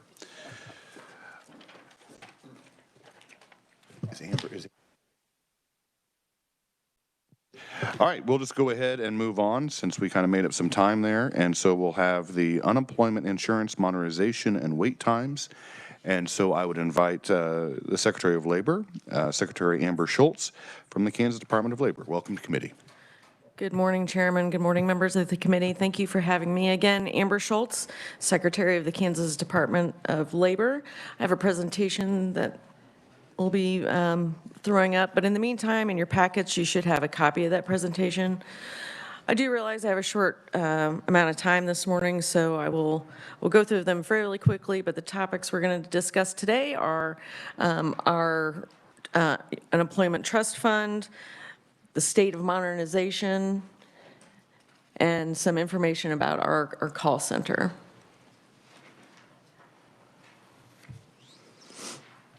All right, thank you. All right, next slide. So just as a reminder, the mission of the Kansas Department of Labor is to provide employers and workers with information and services that are timely, accurate, efficient, fair, and effective and impartial. And that is administered by employees that understand the value and importance of public service. Next slide. During 2023, we've been working on 5 primary goals, all surrounded by our 3 pillars, which are demonstrating organizational excellence, delivering an operational integrity, and empowering and engaging employees. Just a couple of highlights of our goals and strategies for 2023 were IT security, disaster recovery planning and our business impact analysis, and then also expanding our governance structure between our folks in IT and our business units, which include workers' compensation, unemployment insurance, labor market statistics, and industrial safety and health. So next I'm going to talk about our trust fund, our unemployment insurance trust fund. As you recall, it is a monetary reserve paid by employers through payroll taxes. We entered the pandemic in 2020 with one of the healthiest funds in the nation, and it actually outperformed projections during the pandemic. So you can see here on the right-hand side, the trust fund balance from 2021 until the end of the fiscal year, July 31st. The next slide, I'm actually going to show you the trust fund balance between 2008 and November 2023, and we're just upwards of $1.3 billion in the trust fund. We did have 2 significant deposits in the trust fund related to improper payments identified through an audit that was directed through House Bill 2196 in 2021 and 2022. So we had a first injection of $250 million in 2021 and a second in 2023 of $107 million. So that's a tune of $357 million deposited into the trust fund. Next slide. Each December 1st, we are required to submit an annual certification of the solvency and adequacy of the trust fund. We just submitted this report to the Legislature and to the Governor's office, and the trust fund was certified as solvent for 2023. And the next series of slides are going to show you how we go about getting that calculations. Next slide. I will go over these very quickly because it's a lot of formulas and math, but essentially what we're going to be doing is the adequacy of the trust fund is determined by the reserve fund ratio, which is the highest paid out rates of the last 20 years. So for the last 20 years, those years were 2009, 2010, and 2021. But then also it looks at the balance of the trust fund related to the total contributions and salaries of employers. So next slide. This just shows you some of those calculation variables. And then next slide, you can see that our reserve ratio is 1.66. What this really means that if we were to enter an economic downturn similar to that of the pandemic or the Great Recession, we would be able to pay benefits at the same rate for 1 year and 8 months. And then the Vice Chair, would you like to take questions now, or would you prefer me to continue? Yes, anyone have questions? Representative Hoffman. Thank you, Mr. Chairman. On the last slide that shows the rate reductions, now, will some not pay any? I mean, is it going down enough that some businesses will not pay any? No. Everybody will pay something? All the contributing employers will pay something. It just depends on their rate group and their experience rating. And we have all that information on our website. Okay. And we certainly can set up either some time to go over it or to present in committee to go over those details. But how much is it going to be reducing? I believe we're on the credit schedule number 11, so I would have to double check and see what that rate is, but. Okay. But we can give you that information. Okay, well, that's good, because, I mean, we've got a very healthy balance, but I don't know how much more it needs to go up. Right, there's not too many more credit schedules beyond what we're at. Okay, all right, great. Thank you, Mr. Chairman. Yes, and on that same line, I know we were looking at making some adjustments when COVID hit. That kind of went to the sideline, but is there any talk about looking at these adjustments and maybe doing further adjustments? Is anyone? Well, the rate tables were just modified, gosh, I think 2 or 3 years ago. Julie, you'll have to get the dates for me, but our labor economists would have a better idea of what the projections look like, but it would be, I think, in our best interest as a state just to see where those changes take us in the next few years. Like, we do have a very, very healthy trust fund balance. We did not have to borrow during the pandemic. No, I appreciate that because it looks to me like, what was you, 168 days? Is that- Sorry, 1 year and 8 1 year and months. 6 months. 8 months, mhm. 8 months, Yes, sir. okay. That's way more than most states. By Yes. far. Yes. So I think that's something we do need to look at. I guess the other question I'd have we recovered any of the stolen funds that, The fraudulent funds, yes, we actually do, and I do have a slide on that towards the end of the presentation. I can, oh, okay, so that's I'll good. address it You'll then. cover that. That's All fine. right. We'll just wait till then. perfect. Thank you. All right, so let's move on to the status of the unemployment insurance system modernization. So as you can imagine, there are several goals that we have for this modernization. First and foremost, we're going to be enhancing the customer experience, both for employers and for claimants. Things like our CSRs will actually be able to use a mouse. Again, a reminder that this system is from the late 1970s, so the Walkman is newer technology than our unemployment system. We're going to be transforming our business processes. We're going to be using modern technology procedures so that we can, again, better enhance the customer experience. Our data security is not only going to be top-notch, but it's going to be agile enough that when we do determine that there are threats to the system, that we'll be able to move quickly. Obviously, we're going to be using modern technology, so in the event that we do have another economic downturn and the federal government decides to create new unemployment systems, we'll be able to more quickly stand those up. And then that kind of dovetails directly into expandable technology. We're using a mainframe that is very rigid. It is very difficult to duct tape and bubblegum other systems to it. So when we have a modernized system, we'll be able to actually inject other interfaces much more rapidly and quickly. Next slide.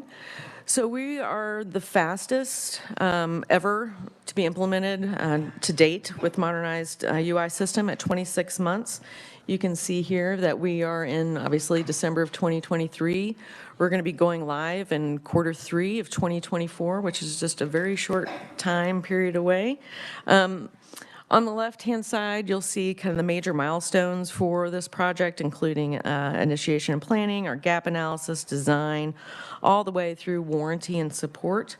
We are currently in the stages of system testing, and so that means that our vendor, Tata Consultancies, TCS, is going through and making sure that each module within the system is working appropriately.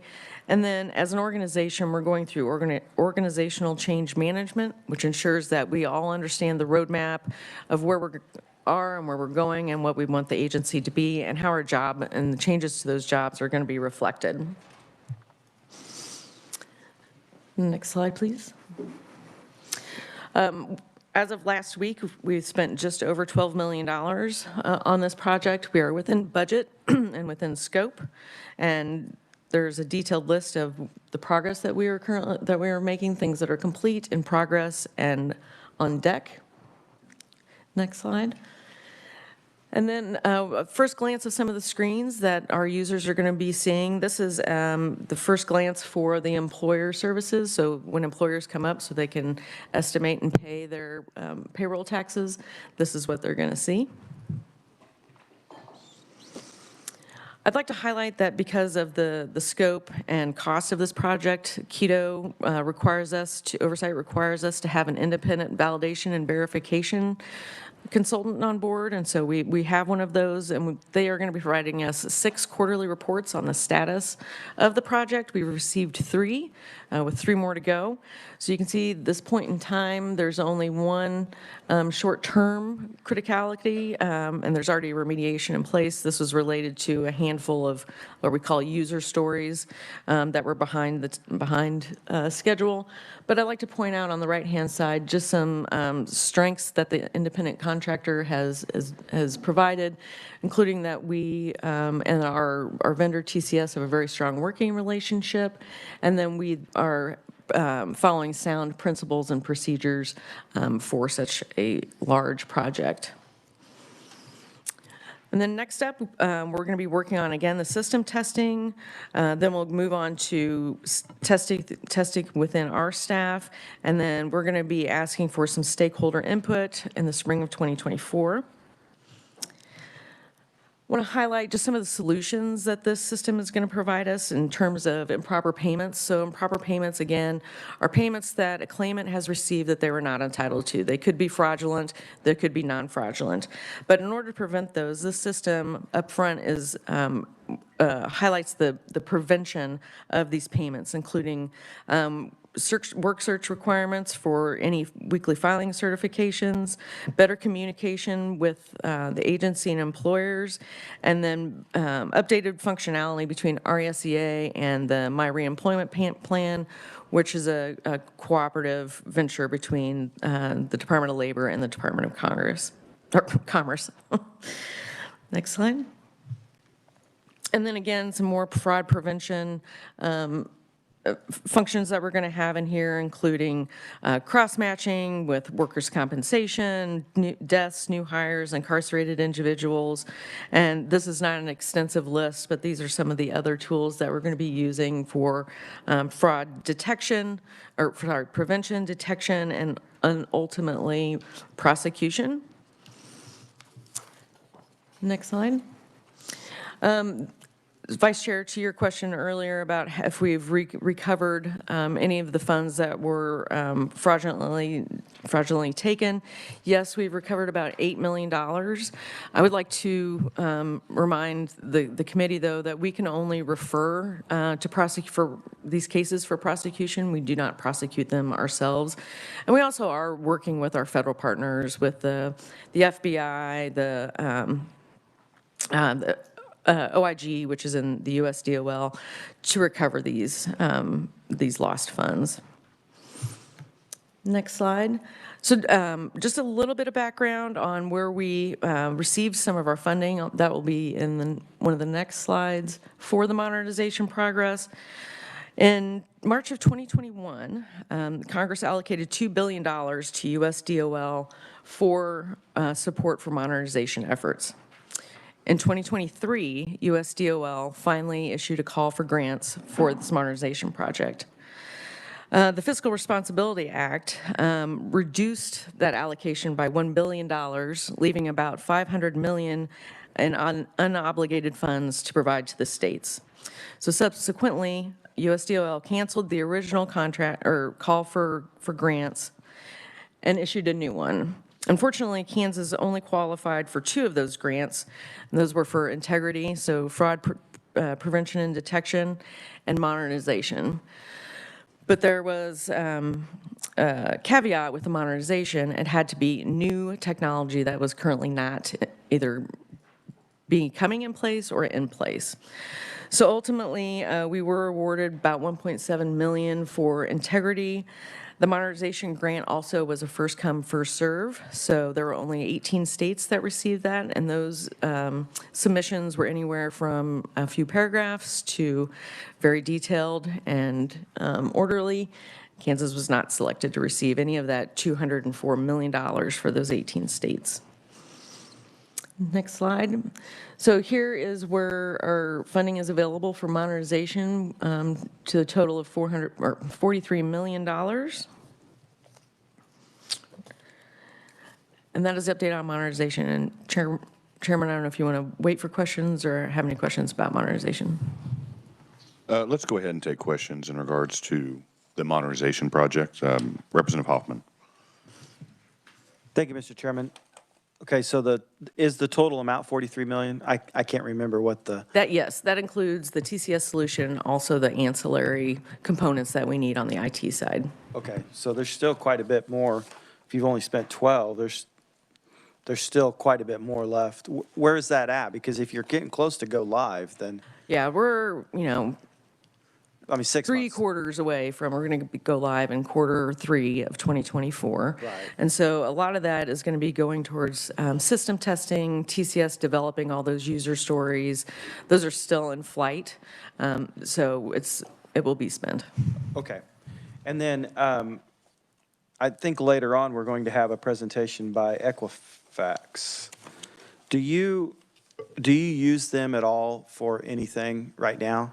No, we do not. They are a identity verification system. We use LexisNexis for that. Okay. So all right, so is there anything that's available in that, what their, and you may not be familiar with what their enhanced package that would be available, would be beneficial to Department of Labor? No, I'm not familiar with the offerings that they have that's anything beyond what we use for LexisNexis. Okay, so LexisNexis is used for the fraud? No, LexisNexis is part of our identity verification, so you have to go through and verify your identity before you can continue to make an initial claim on the system. Okay, all right. Thank you, Mr. Chairman. Representative Helgerson. I think you mentioned that we've received 8 million back from the fraudulent claims. Is that correct? That is correct. Did that all go to, where did it go?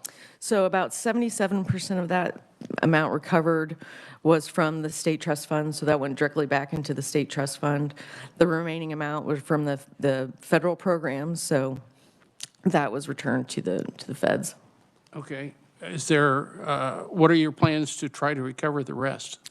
Sure. So again, we are continuing working on developing these cases and submitting them to the local prosecutors for prosecution, also working with our federal partners, the OIG, Office of Inspector General, with the US DOL, and also the FBI on some of the larger crime syndicates.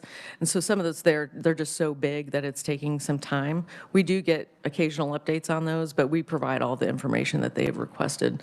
Additionally, we are still using our Pondera system to continue to develop those cases for prosecution. We'll be doing that throughout time. I appreciate that. Would it be helpful to have private attorneys going after those funds? I'm just thinking, you went through several different steps, but they're also very bureaucratic and slow.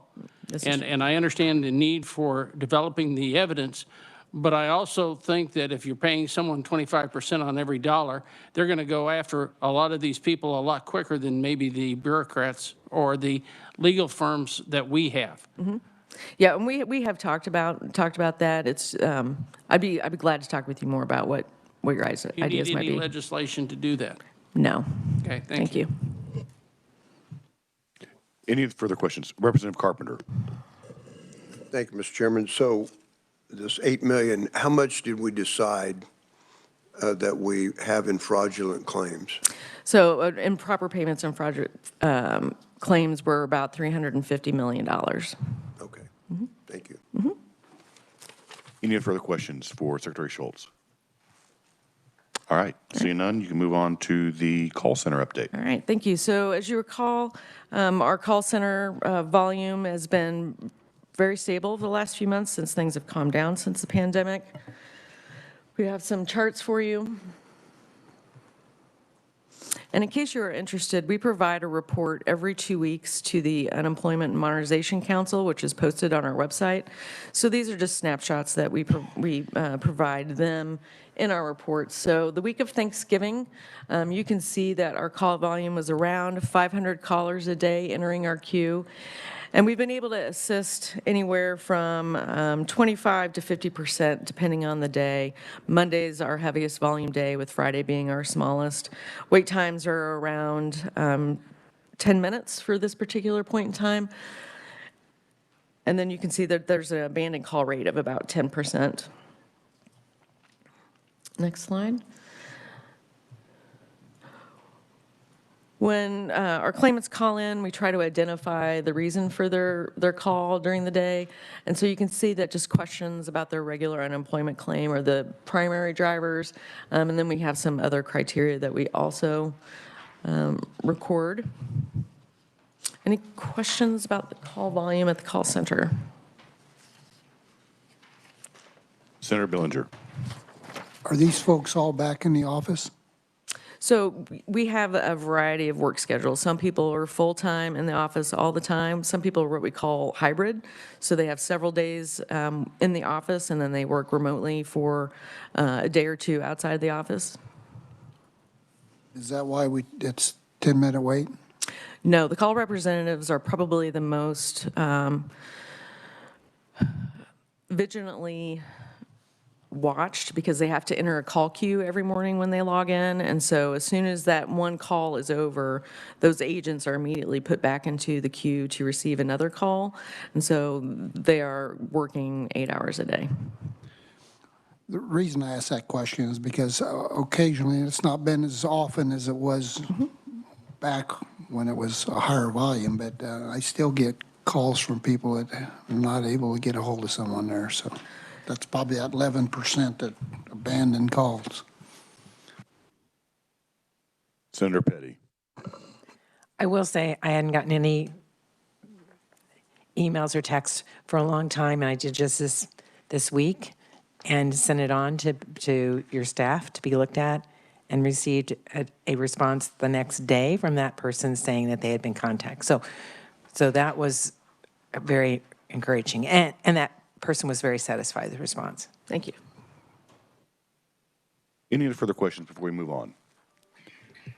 All right, see none. All right. Secretary Schultz. Thank you. I'd just like to remind this body that we do have some requested legislation for this upcoming session. It's House Bill 2401. It actually passed out of House Commerce and is currently sitting in Senate Commerce. And what it's going to do is it's going to help us reset some frameworks for the unemployment insurance program that we need for modernization. So it's going to address very small, like I said, foundational things, and it's actually a very collaborative effort between us and our stakeholders. Next slide. And then again, as Senator Petty mentioned, I'd like to just highlight our government affairs staff, Julie Mangini and Jessica Dragoo. If you need anything from our agency, please do not hesitate to reach out to them, and we will get it for you. And with that, I'd be happy to stand for questions. All right, committee, are there any further questions for Secretary Schultz? All right, and I'd just like to point out, I believe Julie is here today, and I always like to give a shout out to her because she has always been the one that I've reached out to when I've had the issues, and I think she's probably pleasantly happy that she hasn't received many emails from me lately. So I just want to say thank you again. Yes, thank you. All right, thank you. Senator Billinger. Yes, I'd like to echo that. Julie, I don't know if we've ever even met, but we talked on the phone a lot. Thank you. We do appreciate all your help. Senator Petty. And since we're giving Julie kudos, she was the contact person tonight. Representative Carpenter. And ditto, I was just on the phone with her yesterday, as a matter of fact, on an issue, so she's always been real good. She set me up with Senator Moran's office, and thank you for that. We're working through it. Okay. I think we are done with the unemployment insurance modernization. So thank you, Secretary Schultz, for being here today. Is Cornelia Stevens online? Okay, we'll go ahead and move on to the next item on the agenda, and that is going to be the Early Childhood Transition Task Force recommendation. And we have the co-chair of the Kansas Early Childhood Task Force from the governor's office, Cornelia Stevens. Cornelia? Good morning, Mr. Chairman and committee. I'd like to thank you all for the opportunity to share the summary of the recommendations provided to the governor on the work of the Early Childhood Transitions Task Force. As was stated, my name is Cornelia Stevens. I'm the Executive Director of Top Way Learning Centers in Wichita, Kansas, and I had the privilege of serving, as stated, as one of the co-chairs of the task force. You will find a copy of my PowerPoint, I believe, in front of you. And I should have a PowerPoint that I will be going through during the presentation. And you'll be able to follow along with that. With our presentation, you'll see a link to meeting materials that you can find on the governor's website. Those materials include a full copy of the task force report. It also includes meeting agendas, issue briefs, early childhood program inventory, other state governments models, because we did look at other models to see what we could kind of mirror and lessons learned from that. The interim report that was given to the governor, as well as the results of our community engagement tour. Next slide. So to give you an understanding of the early childhood governance landscape, The federal government is the nation's largest funder of early childhood programs across an array of separate funding streams. And at the state level, what happens is the state takes those federal funds and they're routinely supplemented by both additional state funds as well as additional programs. As a rule of thumb, federal dollars typically follow the path of what we refer to as the path of least resistance. So health dollars go to health agencies, education dollars go to education agencies, and so on. Next slide. Now, this slide here is the image that you see here is really it's a map that jokingly depicts the early childhood governance landscape, but really kind of just a little bit of a joke because this is not like representing Kansas, but like in Kansas, we have 4 state entities that operate our state programs that benefit children and families. Those include the Kansas Department of Education, the Kansas Children's Cabinet and Trust Fund, the Kansas Department for Health for Children and Families, as well as the Kansas Department for Health and Environment. The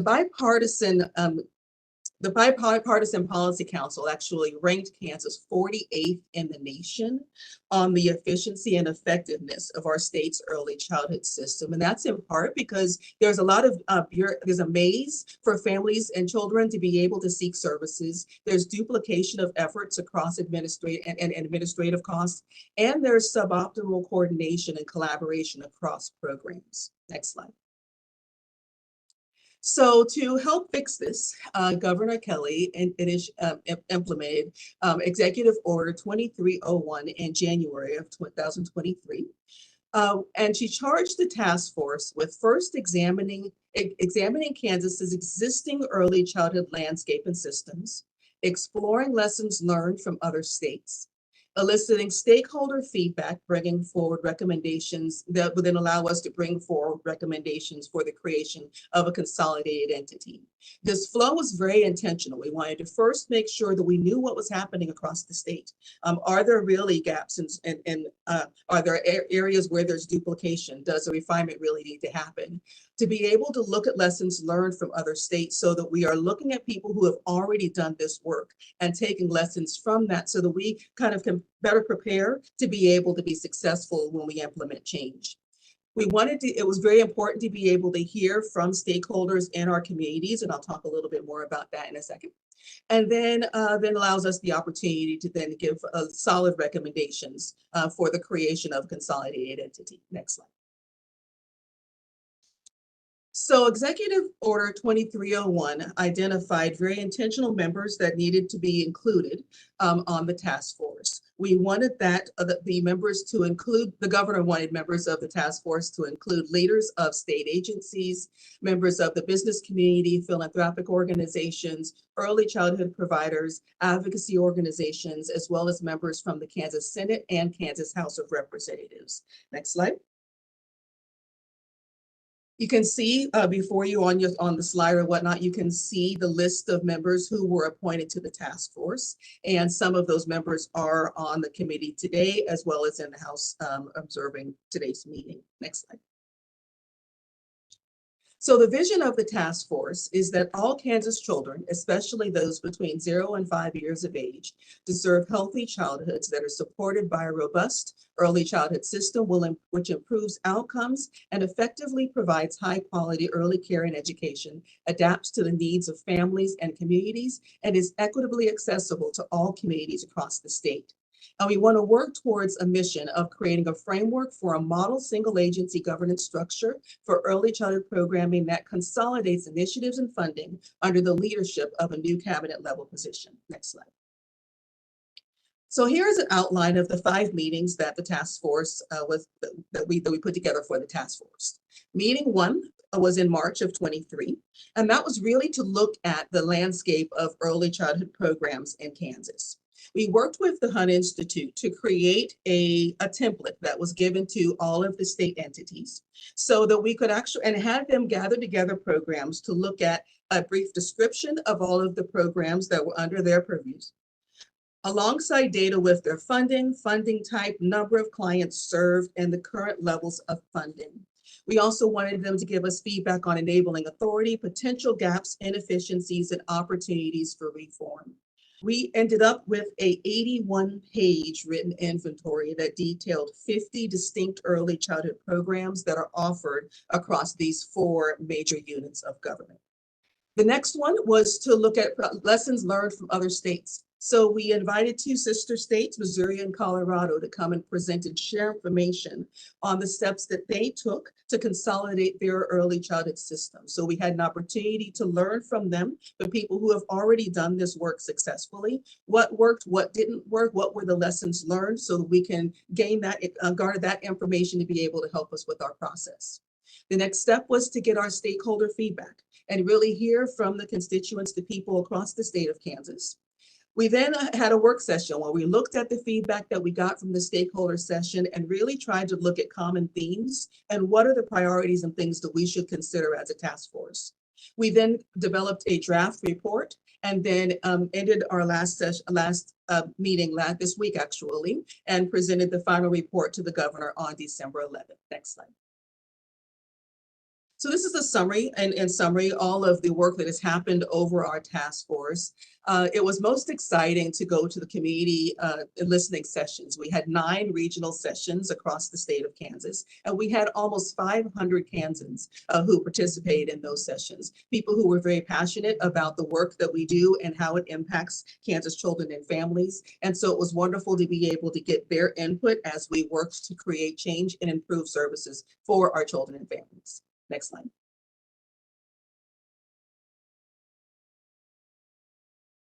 Next slide.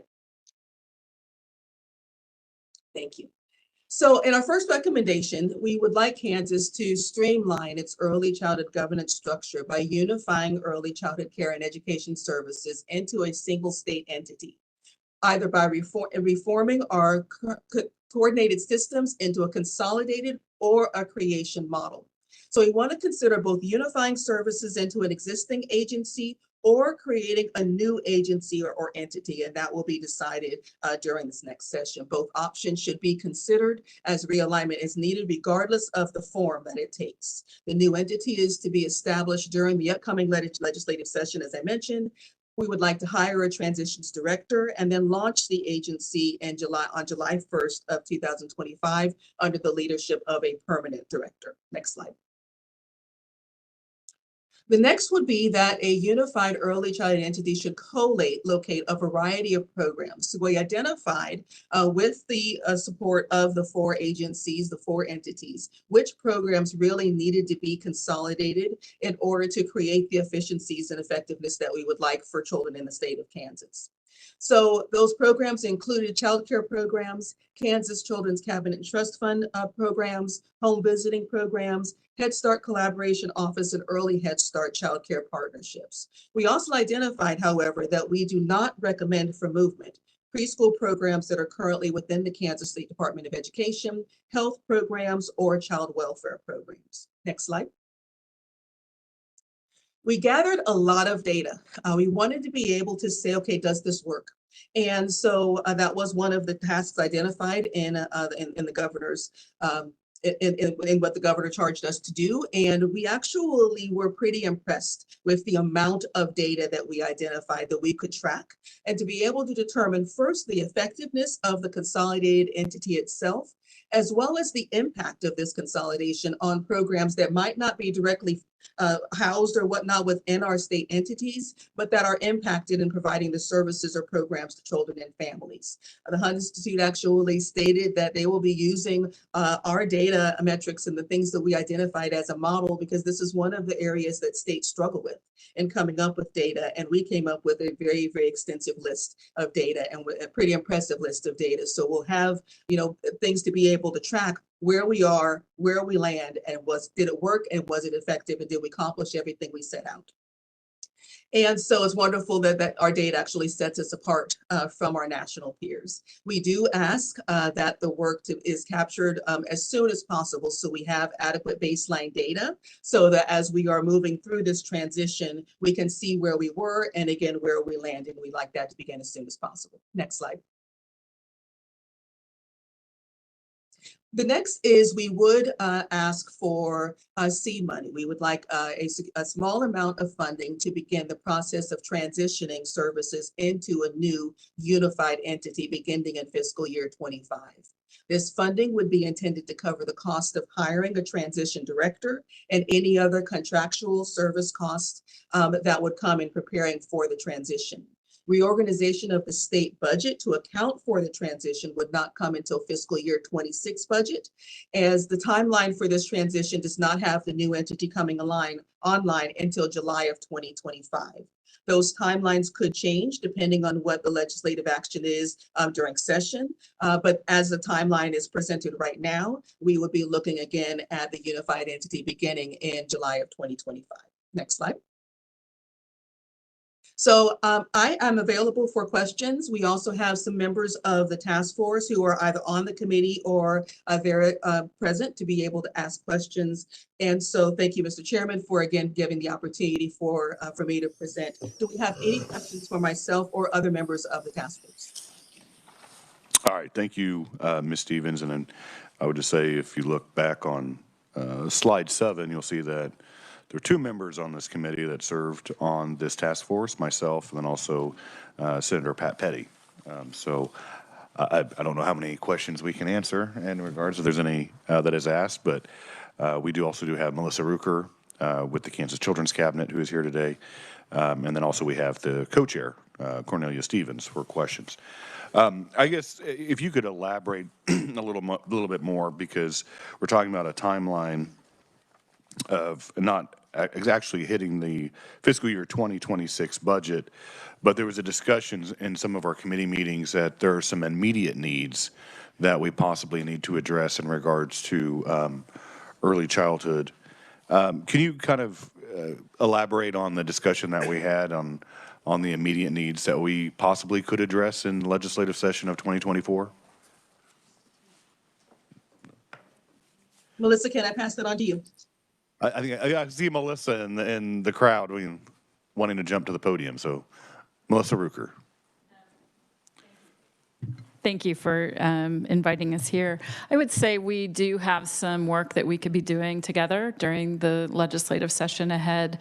The child care landscape is very important to the economic well-being of Kansas. So we have identified some priorities in the Children's Cabinet annual report that involve focusing on how the state can invest in the programs and services that we're currently offering, even as we are looking at how we reorganize the governance. So it's things like enhancing the state's share of investment in so that we can draw down our full share of federal funding. You'll see some things in the state budget undoubtedly that reflect some of the work that we can do. We talked in committee about economic, the EDIL funds that could be used as another source of investment into childcare. The cabinet has operated a couple unique grant programs in the last year to accelerate the growth of childcare programs across the state. These are using one-time federal pandemic relief funds to construct childcare, do major renovation. We would love to be able to offer another round of funding of that sort, but that would take a new source of funding. There are other, there's a section of the report, so let me not talk out of turn here, but we are focused on enhancing and improving the provider experience by being able to continue the movement to modernize the process for becoming a licensed provider. So I think we've talked about adding capacity, the machines that are used to do electronic fingerprinting. I know our comprehensive overhaul of the child care licensing rules and regulations have made it through the promulgation process to the Attorney General's office, which is where they currently await the final approval from the AG, so that you can have the Legislative Joint Committee review them and a public comment period that needs to happen before they take effect. So we are hopeful that we will have that support. There are a number of ways tax credits can be leveraged to help both families raising young children and providers in the field. So there's a wealth of opportunity for the legislature this session to be supportive of childcare. So we would hope that we are working on both those shorter term goals as well as the long term work of unifying the governance structure. Thank you, Ms. Rucker. Committee, are there any questions? Senator Petty. Thank you, Mr. Chair. And Melissa, thank you for being here and bringing those up. So I know a conversation that we've had and it's come up quite often is about those funds that are those items that are currently being funded out of the Children's Cabinet funds. And when you're talking about initiatives that could be taken on, and that would be a $9 million that could be taken from state general fund as opposed to, I'm sorry if I'm not right about the figure, but would that help to be able to deal with some of these things that you just mentioned? It would, and thank you for that question. So you all know that the Children's Initiative Fund is currently, for this fiscal year, we're at $57 million. 21 million of that is actually supervised by the Children's Cabinet Governing Board. The balance of it is transferred to our partner state agencies for a variety of reasons. So what we're talking about is in concert with the reorganization of the programs that would move into a unified place would be funding that we would love to stop transferring out of the CIF and maintain that capacity. And I think what we identified is that equates to about $9 million. So if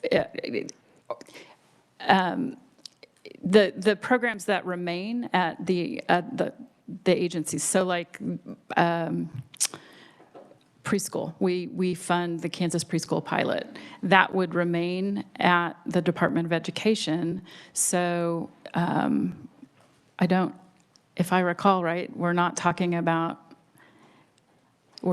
stopping that transfer and retaining it in the CIF, or vice versa. I'm not quite as prepared for that question as I could be, but it equates to a package of about $9 million that we would need state general fund funding to replace so that we don't lose the program, and then give the CIF and the Children's Cabinet Governing Board the authority over those funds that statute intends.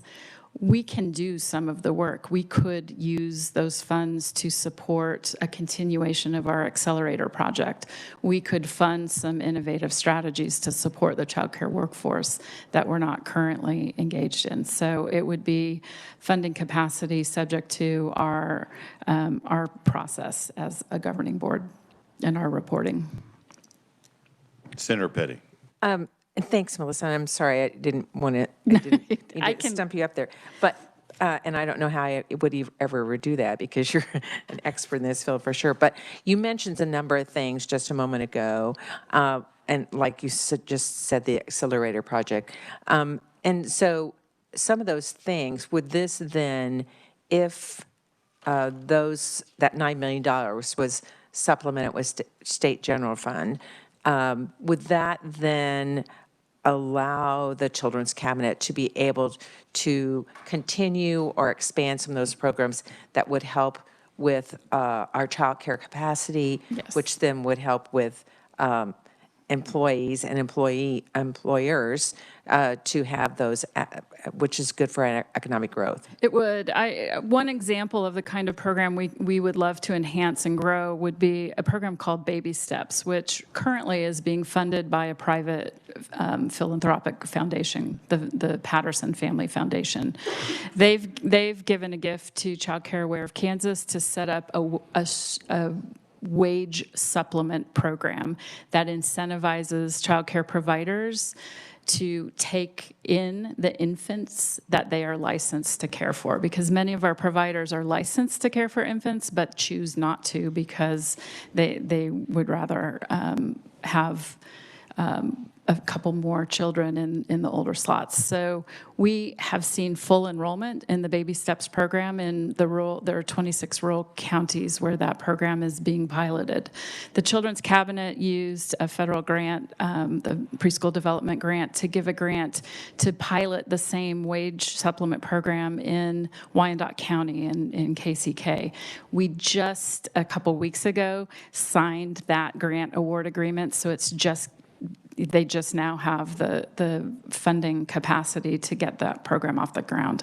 We're anxious to see if we see the same kind of rapid ramp up of enrollment of infants in child care programs, because that's one of the hardest types of child care to find. I'm sure our chair has had some experience with that recently. But it is successful when you incentivize, when you bring their wages up to living wage if they're caring for the infants. So that's the type of thing that the foundation is interested. We're planning to have talks after the first of the year for ways that they can continue to partner with us, continue to consider making gifts. If we can turn this into a public-private partnership with CIF dollars matching their private, we can accelerate the growth of that program. Senator Billinger. Thank you, Mr. Chairman. Hey, did your group discuss, the bill that was vetoed by the governor, which one of the particular things that I remember in there was letting the providers add additional kids? I think what you'll find is those issues have been addressed in the comprehensive regulatory overhaul that is being proposed. We are very proud of the work that KDHE did, and if they are here in the room if you want more specifics. But we addressed ratios, we addressed training requirements, we addressed a whole host of ways that our regulations were in need of modernization and updating. And there are simpler rules regarding the ratios. There are fewer tables to try and look at, and there's more avenue for providers to take in additional children. So within the boundaries of what is viewed to be best practice and the right thing to do to protect the health and safety of children, I think the regulatory updates reflect the kind of progress that was intended by the bill in a manner that I think is easier to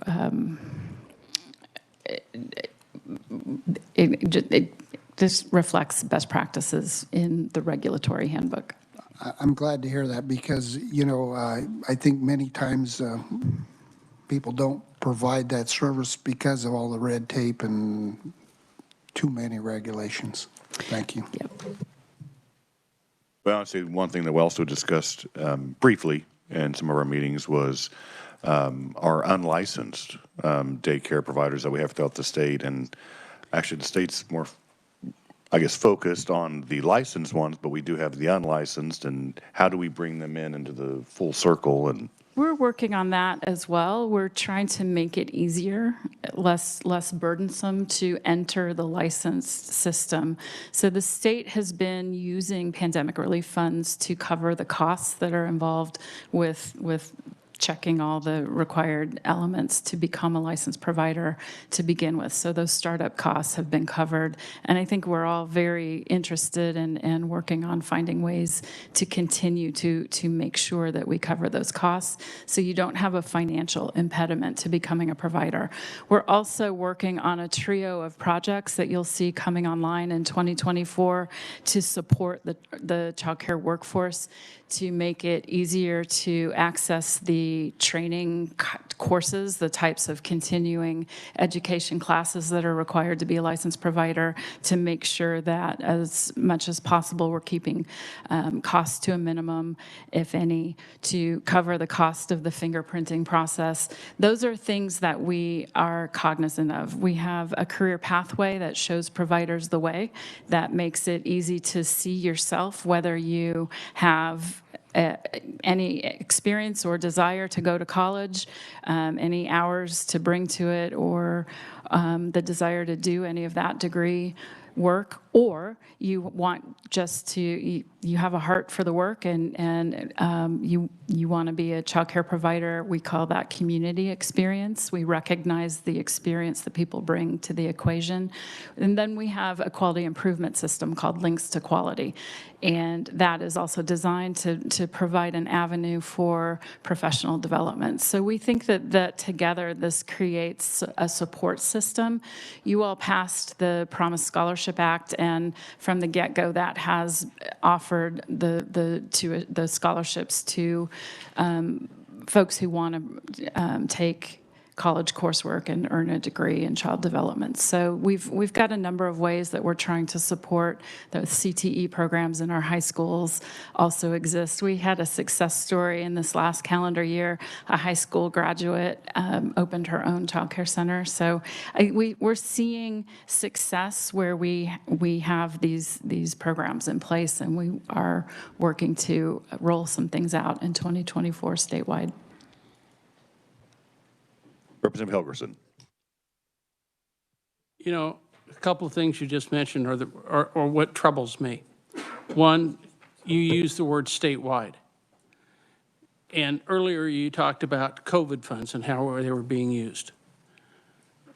It almost seems, and I can't believe I'm going to say this, but we have a new entitlement that's starting, and that is child care and daycare, that the state has gradually accepted.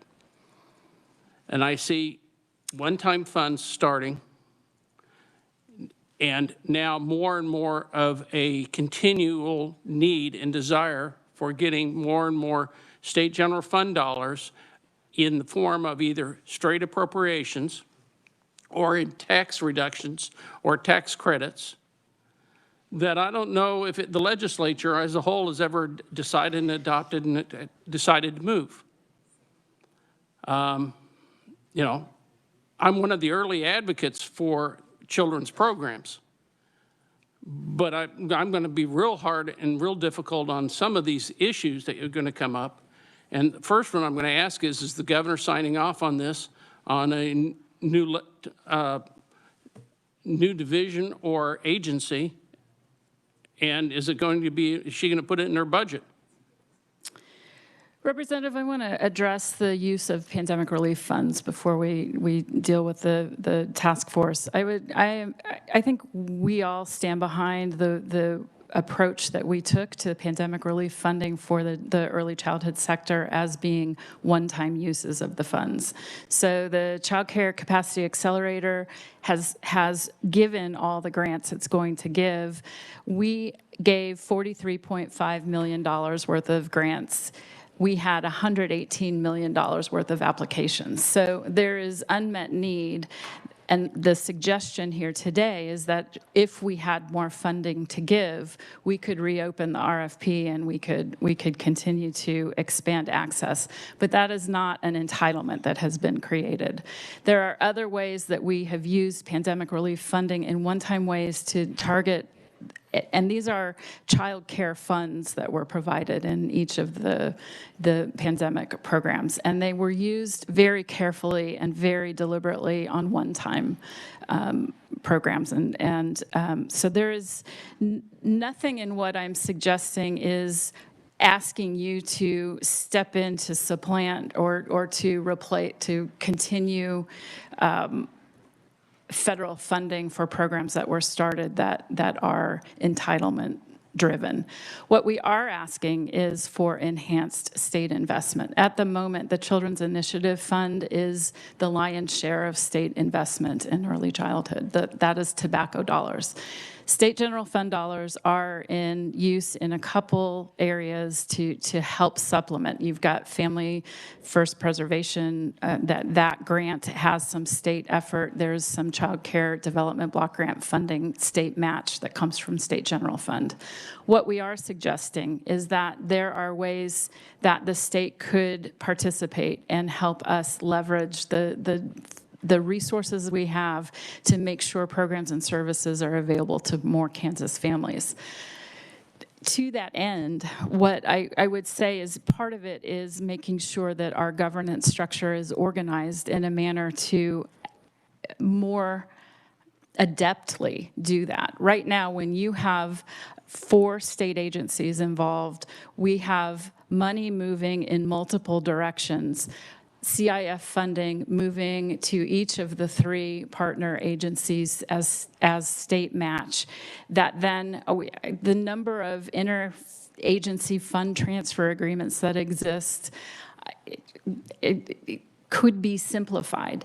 When you talk about cutting bureaucracy, if we could reduce the number of state agencies involved, you would be cutting red tape because it takes red tape to transfer funds and to coordinate across projects.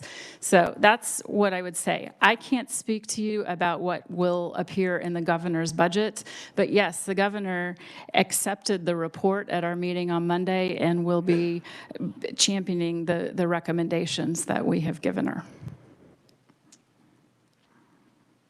Representative Helgerson. Let me just add one thing. Tobacco dollars are state dollars. There is no difference. And just because you have decided to use those dollars as the priority for children, and that's understandable, but it does not mean that that is not state general fund dollars that are going out there. I framed it as the state dollars that that's fine. You very, very true, that because it comes through the state budget. You are paying for investment or lack of investment in early childhood. Lack of investment translates to higher costs for incarceration, higher costs for foster care, higher costs for special education, because the later you address things, the more costly it is. There is investment being made. The question is whether we would anticipate in helping more parents secure the care they need, the quality care they need for their children, or not. And it's a workforce issue. It's an economic development issue. It costs the Kansas economy when parents cannot enter the workforce.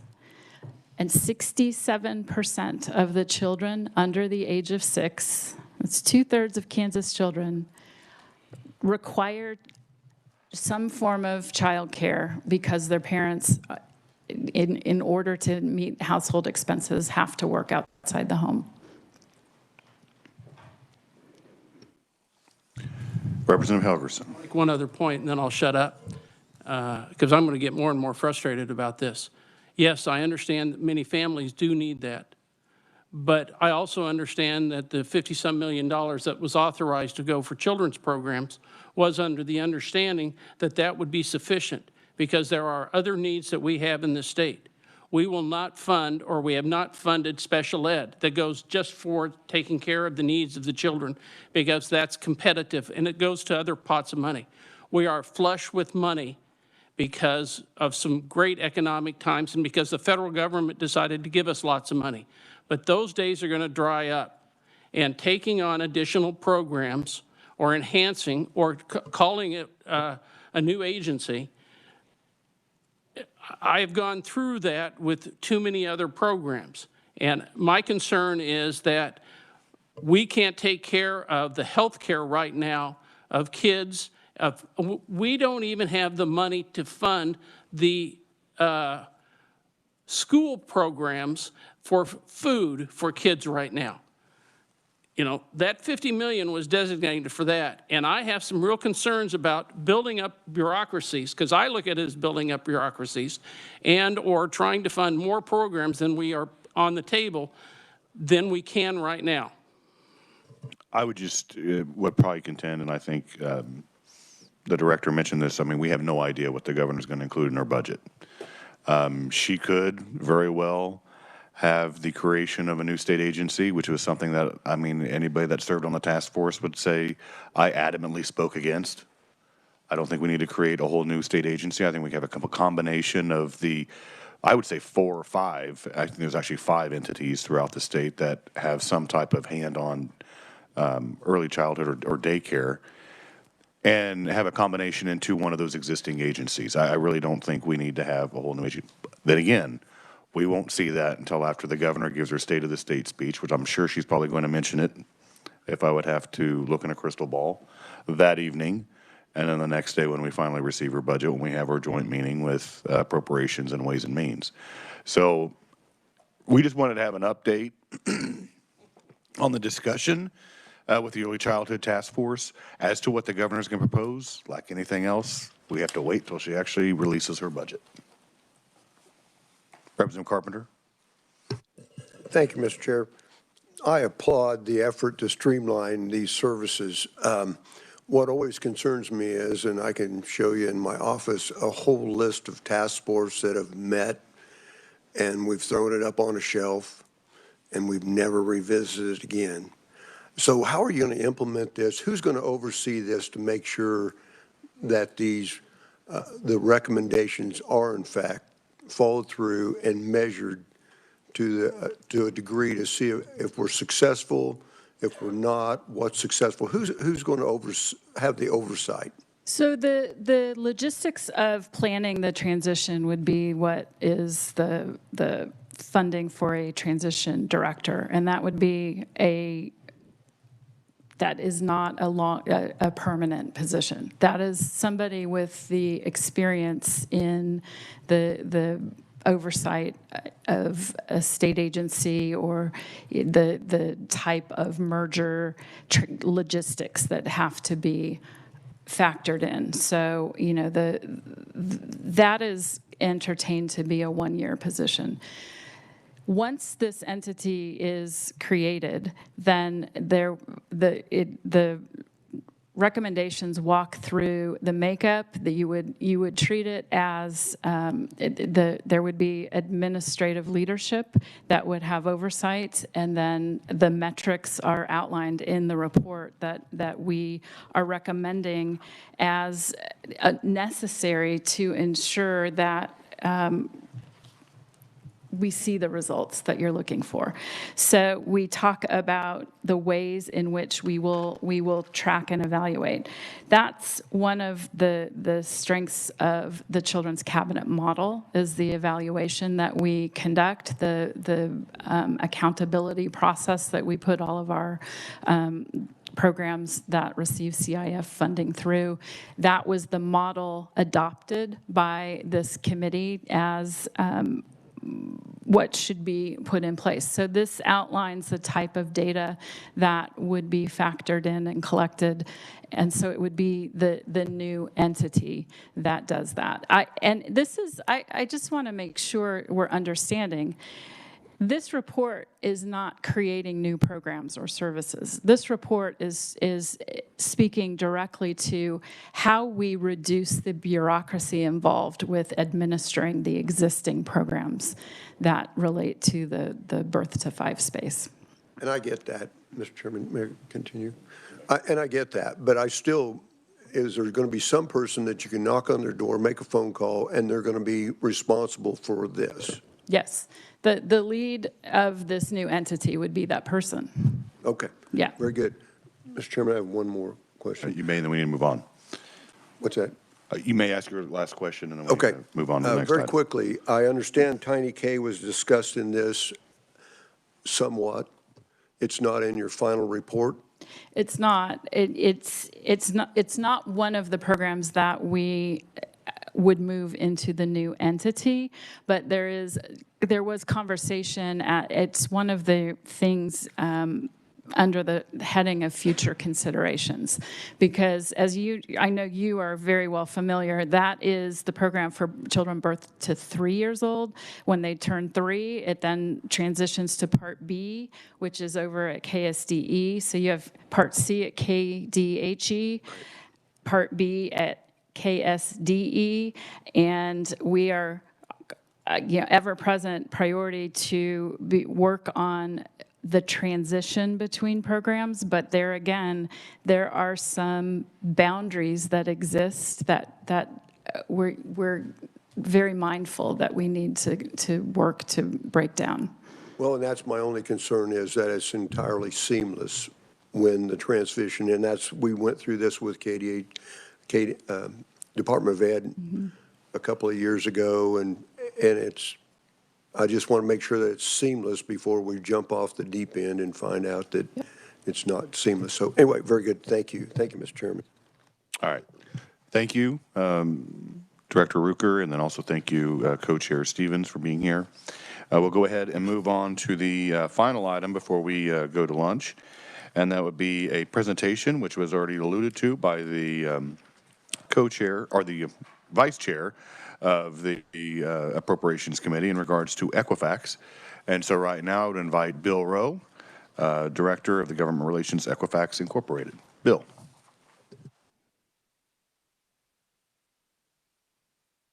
Your mic on. There we go. Sorry.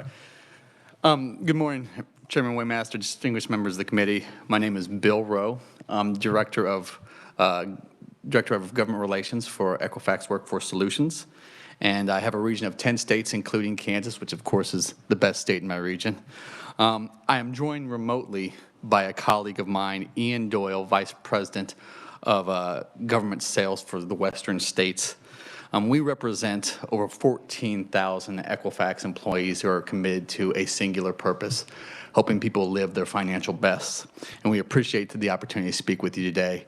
And I'm aware of the responsibility of being the last presentation before lunch, so we'll do our best to make sure this is quick and painless as possible. When we hear the name Equifax, many people think of us as a company that provides credit reports for lenders when an individual is applying for a new mortgage, a car loan, or a credit card. And while we do that, and we do that very well, we are much more than that. Today, I'd like to share with you some information related to the data and services we provide to many federal, state, and local government agencies in their administration of public assistance programs. The verification services we provide, in turn, help government agencies make eligibility determinations. Government agencies use our verification services to independently verify applicant-provided information, potentially learn of unreported or additional income data, facilitate ex parte decisions, and improve overall program integrity through efficient and effective eligibility decisions. One particularly important verification service for Kansas is the Work Number, which is a unique database that contains current employment and income information that is updated each time employers process payroll. The Work Number contains data contributed directly from 2.9 million employers across the country, making it the industry-leading centralized commercial repository of income and employment information in the United States. As this committee is well aware, in April 2023, a change in federal law allowed Kansans to begin redetermining Medicaid enrollees' eligibility. It is a process called unwinding. Because of the public health emergency, states were not able to disenroll ineligible individuals or require eligibility determinations for Medicaid. This resulted in unprecedented growth and created broad macroeconomic consequences and specific challenges for KDHE, including the requirement to try to verify people added to Medicaid during 2020, 2021, and 2022. Equifax is helping many states with this basic but critically important information. We believe we can help KDHE's workforce be more efficient and effective. We are very proud of our decade-long partnership with the state of Kansas. Kansas has primarily relied on the work number to assist in the benefits eligibility determination and redetermination process for Medicaid, SNAP, TANF, and social services. But we have additional data sets, such as incarceration data and a solution called Contact Complete that would be valuable in the determination of benefits. Our Incarceration Insights database contains state prison and local jail records from across the country.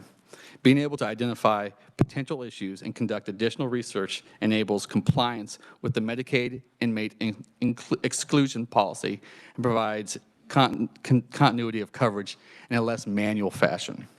Contact Complete helps states verify or learn more about an applicant's name, address, date of birth, and contact information by matching a known identity and delivering information on address, phone, and email data, as well as a death indicator to help expedite communications, recertifications, and eligibility determinations. Data insights are critical for verifying eligible individuals for benefit programs in an efficient and effective way. But some states and federal agencies don't have access to current information. Using outdated or stale wage data from other sources to set benefit levels can lead to over or underpayments and puts agency integrity at risk. We believe we can be helpful to the state with a multi-data source solution providing verifications in accordance with your program-specific policy. We are encouraged by recent conversations with the state, suggesting that there is a need for this data delivered instantaneously to help verify an applicant's or beneficiaries' change in circumstances as it relates to their eligibility for benefits. Additionally, these services can be used throughout the benefit life cycle to learn of changes that impact a beneficiary's eligibility or flag if further investigation is needed. This allows the state to prioritize their enrollees throughout the entire benefit life cycle rather than narrow the focus to specific points, such as initial determination, redetermination, or mid-year reporting. Working together, we can help Kansas make eligibility determinations, right-size payments to eligible individuals in need, improve service delivery and casework efficiencies, reduce churn, and increase overall program integrity. With this committee's and the legislature's support, we look forward to playing a continued role in helping Kansans receive their benefits in an efficient and effective manner and helping Kansans live their financial best. Thank you for your time, and we'd be happy to answer any questions you might have. All right, thank you, Bill. I think everybody on this committee will recall that this came in kind of late in the session last year. And what was the dollar amount that was asked in the proviso that was asked to be included in the budget? So last year, we introduced a budget proviso, and we were looking for around $3 million in addition to the current contract that we have. Now, my partner, Ian Doyle, can discuss further what the proposal would be for this session. Well, and I think there's obviously some cost savings. $3 million would generate how much in savings in regards to? Well, so with our new proposal affects the type of savings that we'd have. Ian could talk a little bit more about that. Ian, would you like to weigh in? Sure. Thank you, Bill. Can everyone hear me? Yes, we can hear you. Okay, thank you. So there are a couple levers that are being placed to answer your question specifically based on frequency, delivery, right, true population, as well as the number of programs and use cases. So I really have to help work alongside with the departments to determine what that true ROI is. But I do know just on some of the publicly available information, right? I think Medicaid had improper payments in 2022 of about $184 million. So what we're trying to do is actually have an ROI of a significant savings on that number based on leveraging the real-time data and the frequency of the data that Bill had just mentioned. All right. I guess my next question would be, when this was also brought up last year or last session, it says, well, the agency said we're already doing this. How is this different than what the current structure that is being used? So we'd be bringing additional data sets to bear, and we'd have the system, the mechanisms of the system would be changed or advanced, and Ian could talk specifically about those mechanisms and the data sets that we mentioned here. Ian. Yes, thank you. And it's more about frequency again. Right now, the way KDHE and DCF,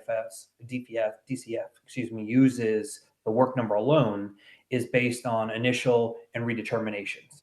So what we're trying to talk with the departments about is that also on reporting of change and changes in circumstance. So this way, as you're getting reported of a household composition change, right, or a change in income, that it's not waiting from day 1 until month 12, but you're getting that reported income change immediately when it actually happens. So this way adjustments can be made and not having to wait, right, 12, 10, 9 months of those anticipated changes. Senator Petty. Thank you. So you're suggesting that we take on a process that's different than what is federally required. So families being recognized to be accepted for services, and then that their standing or their acceptance, that application that get on January, you're talking about reevaluating it every month. So if a person, which we see often, is able to work 30 hours a week every week in month 1, and then in month 2, they, so that might, or maybe they get to work 40 hours a week in month 1, you're going to talk about reevaluating to kick them off in month 2 instead of them being able to stay on the programs?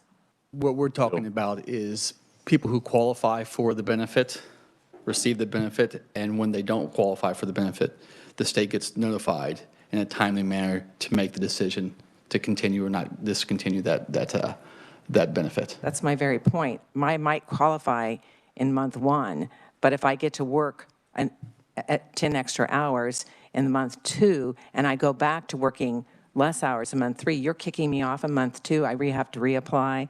That's why the federal guidelines are in place for a longer term, because we have those families that are in that very situation over and over again. From what I'm getting, and correct me if I'm wrong, Bill, because Equifax doesn't track hours. No. I mean, they have no idea how many hours somebody is working. But when you generate a credit report, it can show a possible employer of where they're working. Yeah. And you would relay that information onto the state agency. The state agency would then have to determine whether or not they are still qualifying for those benefits. That is exactly correct. You are relaying the information that there's an employer that is listed on the credit report, but there's no way you're going to know how many hours they're working. And to clarify, this isn't a credit report. This is the work number, but this is income and employment information data. And we provide that for the state. The state then makes the determination. We simply provide the information, the accurate information, the up-to-date information, which then allows for the state to make the determination of whether this individual qualifies or doesn't qualify. Senator Petty. I do understand that, but doesn't that also, if we're talking about that kind of system, that also increases the workload at the state level as well? So that department now is, you're suggesting that they're reevaluating clients on a monthly basis as opposed to what is federally mandated? Well, we provide the information, and then the state has the opportunity to make that decision, that determination, and that's their authority. We essentially provide the tools that allow for the state to do what they just decide to do. Now, having a real-time operation allows it to be instantaneous, and so that allows for the transfer of information between the agency and us in a much more expedient fashion, and it creates a great deal of efficiencies on a variety of different levels. Well, I would have to venture and say Kansas is not the first state to utilize this. We use contact complete and incarceration data in other states, correct? Ian could probably speak to it a little more in depth. No, we do, and this is our newest offering. So we're actually just front of the market right now, combining these into a data bundled solution to, and I think to the question that was asked before, making sure data gets returned in accordance with specific state policies, right, and state program policies. So it's not just a massive influx of additional data that some limited resources have to take action on. It's based on what is a prioritized piece of data that you do want to take action on, and we're providing that to you. Representative Helgerson. And you don't have to give this information now, but if you could provide it to the committee, who do you have a contract, which agencies do you have a contract with in Kansas? How much of that amount, what is the amount of each one of those contracts? And is there, I assume that there is a process that either they have solicited your work, or you can provide them additional information about contracts that they may not be asking for, and you have done that, I'm assuming, and they have decided not to take you up on your offer. Bill. So we have a contract with the Kansas Department of Health and Environment, and the Department of Children and Families also work with, and the AG's office as well. And currently the contract is $3.2 million. We have Across all three? Yeah, and that has since we just negotiated a new contract, an extension for 5 years, and it's $6.2 million per year going forward, starting in February. And they have chosen not to do any more? Yeah, they have limited chosen. your work. They have not requested any additional data sets Okay. beyond employment and income. You can provide them some proposals if they like additional work. Certainly. We did include them as optional data sources in the actual response. They did request those. Any further questions for either Ian or Bill? All right. Seeing none, thank you. Thank you very much. Got you back on time. All right, committee, it is about 5 till noon, so we'll go ahead and break for lunch. First, I would ask research, do we have the minutes? We do, all right. So we will approve the minutes. You can read them at your leisure over the lunch hour if you'd like. Not now. We'll do that first thing when we come back and reconvene at 1:30. So we're in recess until 1:30 p.m.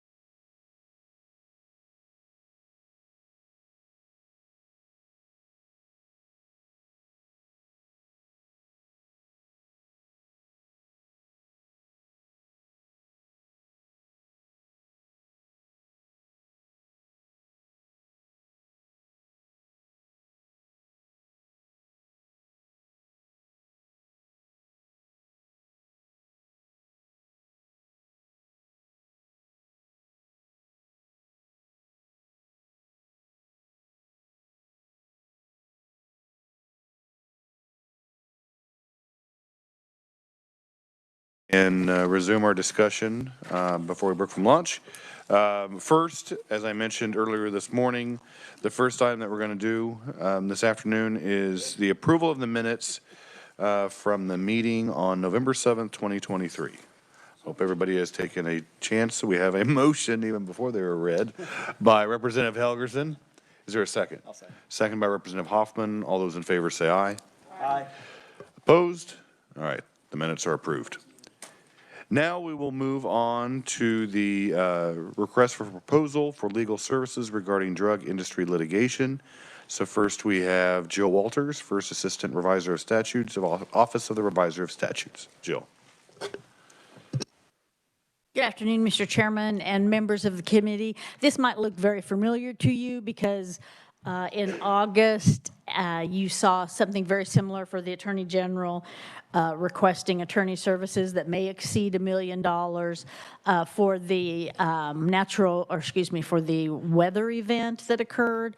And so what this request for attorney services is for the investigation and possible litigation for drug manufacturer, for the drug manufacturer industry. So specific questions, I would let the Attorney General's representative, who's I believe on WebEx with us, is joining us that way.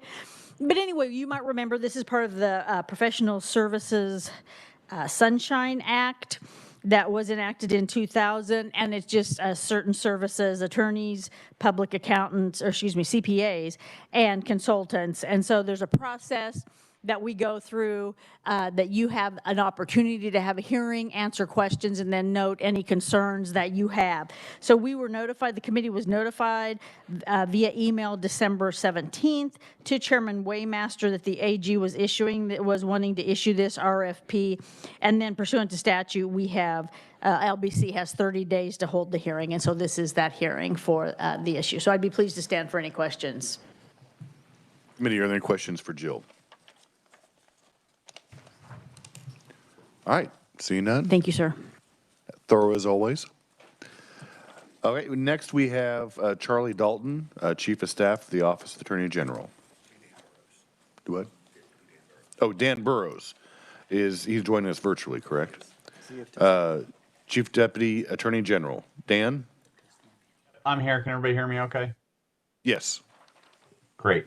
So on the other RFP that went through, we're pleased to report we, using that new counsel, refiled the natural gas litigation yesterday. You may have seen that in the newspapers. It is always, we always wish we could move faster, and this process is a little bit cumbersome, but we did get what we think are pretty solid attorneys on board through that RFP process, and got that case refiled yesterday. So moving on to the RFP that you have in front of you, the subject matter is relatively limited in the RFP description. It basically focuses on, and I'm looking here at the scope of services, but it focuses on unfair or unconscionable acts or practices by identified targets in the drug manufacturer industry. Unfair and unconscionable acts, practices, those are terms of art from the Kansas consumer protection laws.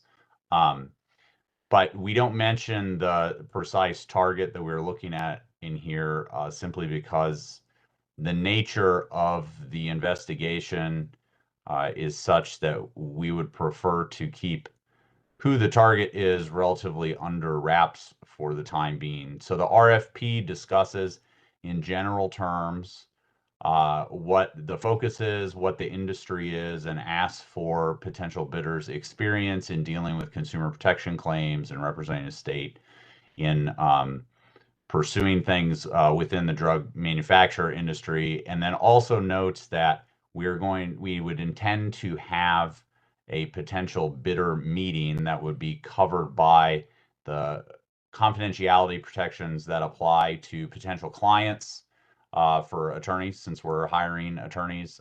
There would be an NDA related to that meeting, and we could give the potential bidders a little more detail at that point. But absent any questions related to it, I would yield my time. All right, committee, are there any questions? Representative Hoffman. Thank you, Mr. Chairman. So is this a new litigation?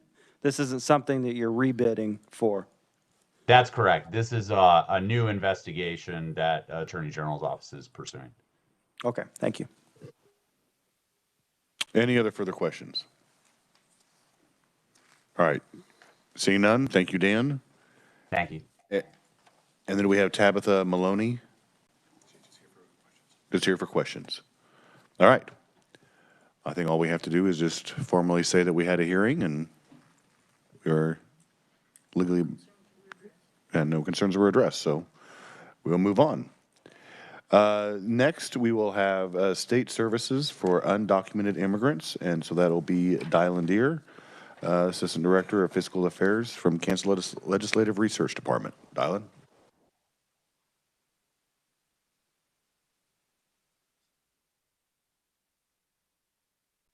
Good afternoon, Mr. Chairman. For the record, my name is Dylan Deere. I am the Assistant Director for Fiscal Affairs. So in response to a request from the Legislative Budget Committee, our analysts have reached out to state agencies to identify maybe state spending, okay, that can go to unlawful immigrants. I'll note the terms used for unlawful immigrants in this document change from agency to agency based upon that agency's regulations, which goes about designating them. And so with the permission of the committee, I'll just sort of step through some possibilities, some responses that we have received from agencies. So speaking to the Department of Education, they have indicated that under Supreme Court case Plyler v. Doe, all children are entitled to an education regardless of documented status, and so they do not collect data on the documented status. We did do some research. There's a 2016 Pew Research Center article that indicated about 7.6%, or just over 39,000 students in the state of Kansas have at least one parent who is undocumented. And if we use the 2019 ACS, or American Community Survey data, it is estimated that about 1.68% of children, or about 8,000 students in Kansas schools, are undocumented. And using a base state aid rate of $5,088 in 2024, that's about $40.7 million per year for those. Looking at higher education, according to the State Board of Regents, students who meet eligibility criterion for a Kansas State University may pay in-state tuition as long as they meet these requirements. They will have to have attended an accredited Kansas high school for 3 or more years, graduated from an accredited Kansas high school or earned a Kansas GED, and then filed an application to legalize their immigration status or filed to begin that process. And if you look beyond the core universities, there's a variety of different programs for individuals, ESL. A lot of these happen at the technical colleges and community colleges. They also happen at community centers and other different types of public institutions inside of the areas, inside of the cities. ESL, career technical education courses, additional prep for the GED test. There's some training to upgrade job skills on critical thinking, digital literacy. There's some assistance for developing skills in reading, math, writing, and social studies. And there's also some additional training for college placement tests like Compass, Accuplacer, and WorkKeys. We don't have any dollars associated with the cost for that particular program at this time, but if you have any questions, I will, of course, follow up for you. If you look at the Department of Corrections, they indicate they currently house about 160 residents who are not lawful U.S. citizens. And if you look at an annual cost per resident of just over $43,000, you're looking at a cost of about $7 million per year to house those residents. The Department of Corrections does receive some federal funds to partially defray those costs in a state criminal alien assistance program. They recently received about $440,000. The Department of Corrections indicates those funds are just sort of come in randomly. Some years they get some money on it, some years they don't. The Department of Corrections does indicate that those funds are being used to help pay for the healthcare contract. If you look at DCF, many of the programs inside of DCF do not screen for documented status. DCF Family Helpline is 100% SGF funded, and that they provide a continuum of crisis intervention services for children and families in crisis. If you look at Child and Protection Services, it's about 65% SGF funded. So Adult Protective Services has about $1.8 million all funds, 770. And none of these numbers in here are for undocumented because they don't have numbers for how many of them are undocumented. We're just trying to give you an idea what the sizes of the programs are. And they basically, APS responds to reports of abuse, neglect, or exploitation of adults. And if you look at Child Protective Services, about $2 million, all funds. There's no SGF in that program. They're the same thing, just looking at children. All right. If you turn to page 4, Foster Care Services, it's an extension of the CPS program. It's about $420 million, all funds, $272.4 million SGF. And we discuss foster care services on a pretty regular basis when discussing caseloads. So I think the committee's familiar with that. If you look at other programs, child support services, it's about $33 million all funds, a little bit of SGF in there. And that program assists with establishing parentage, okay, and also locating non-custodial parents for the payment of child support. If you look at vocational rehabilitation, it's an employment-based program. It's about 17% SGF funded, and it helps Kansans with disabilities meet their employment goals. If you turn into page 5, if you look at CPS foster care, the independent living program is about $2.1 million SGF, and they do not examine documented status for that program either. The DCF notes that there is federal programming that undocumented individuals would not be eligible for unless they meet some very narrow exceptions. Most of those exceptions are tied to the idea of a qualified immigrant status. All right, so we're talking about lawful permanent residents, okay, refugees, asylees, persons granted withholding or deportation conditional entry, Cuban or Haitian entrants, battered spouses, but this is all in federal regs. So if they qualify for one of these federal programs, they meet that. Also, if you go by program, there's some very specific groups of individuals that you can look at to whether or not they qualify for those programs. If you take a look at the National Immigration Law Center, which is footnoted inside of the memo, they have some real details on what kind of programs those individuals may qualify for. Individuals who are undocumented are not eligible for direct services, including TANF, child support, care subsidy, SNAP, food commodity programs, TF, LIEP. So they are not, unless they fall in that qualified immigrant status that we were just discussing. Kansas Department of Health and Environment, KDHE public health programs that receive federal funding cannot permit local health departments to deny service to anyone based on citizenship status, according to the agency. This includes programs such as WIC, federally qualified health centers, and also programs such as birth defect screening. Immigrants without lawful documentation are not eligible for CAN-CARE, though, so they do not qualify through that program. They may, in some limited circumstances, qualify for limited assistance for emergency services. If you look at KDADs, these included below is a list of KDAD services that are available but not targeted to individuals who have an undocumented status. And we're talking about the Federal Mental Health Block Grant, Substance Use Prevention, Treatment, and Recovery Block Grants, Community Mental Health Centers, and Substance Use Disorder Provider Funding. And, we had considered the possibility of just looking at the ACS data to figure out how many undocumented individuals are in the state of Kansas. But reasoning from that point to say that those are the individuals who are taking advantage of these programs would be a leap, frankly, to make that assumption that they represent the same ratio. The people who take care of these services represent as the total number of undocumented individuals in the state of Kansas. And so what you have outside of a couple of points here is just sort of a vacuum of data where agencies are not inquiring into documented status when providing services.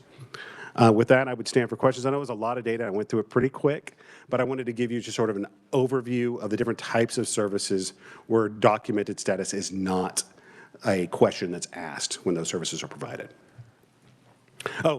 In addition, you will have a detailed data from the Kansas Board of Regents that they did provide that talks a little bit about eligibility criterion under KSA 76-731A, which is that in-state, basically in-state tuition piece.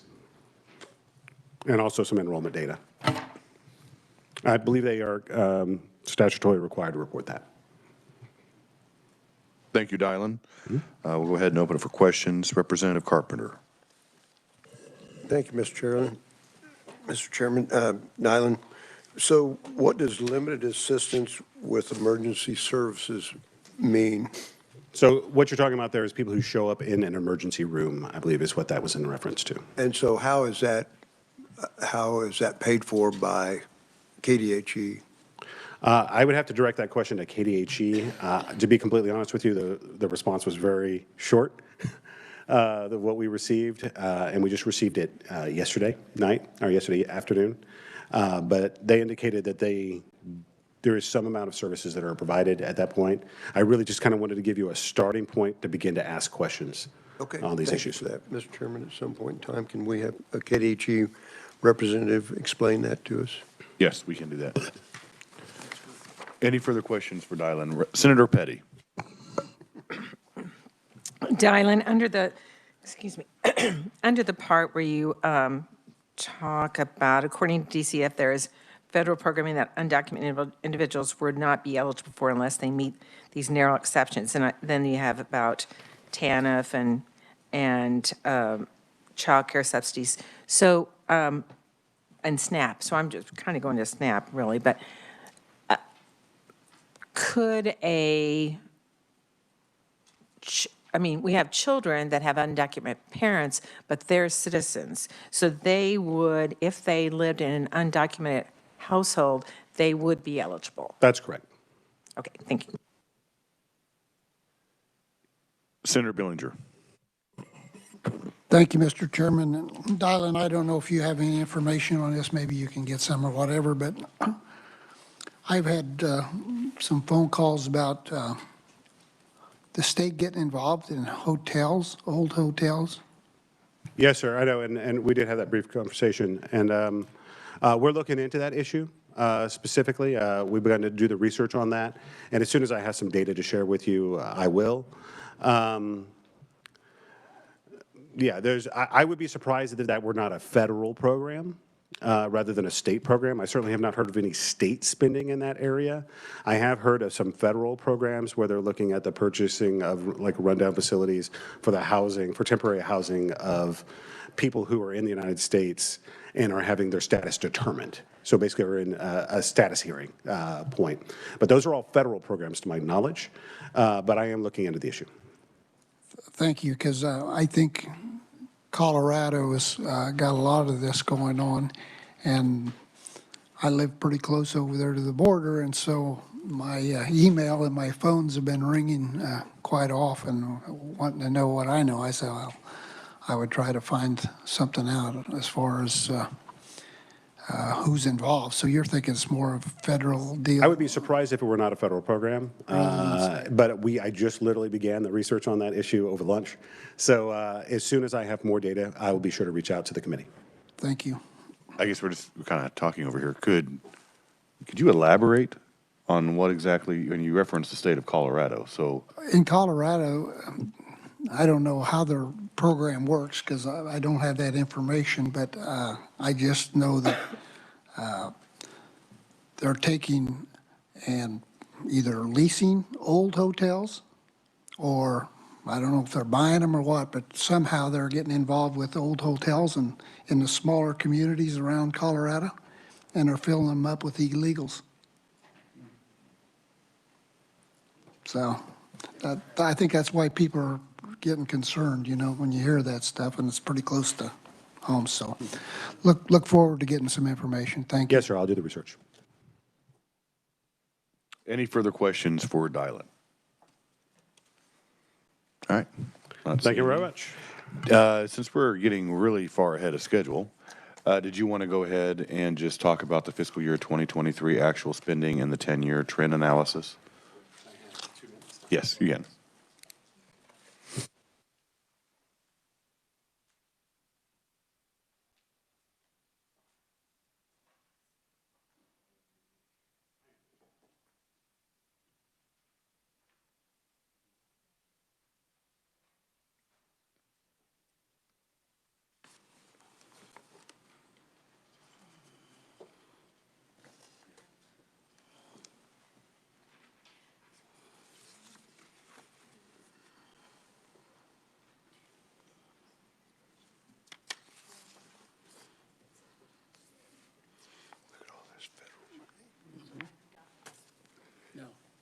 all these federal deficits. Yeah, that's right.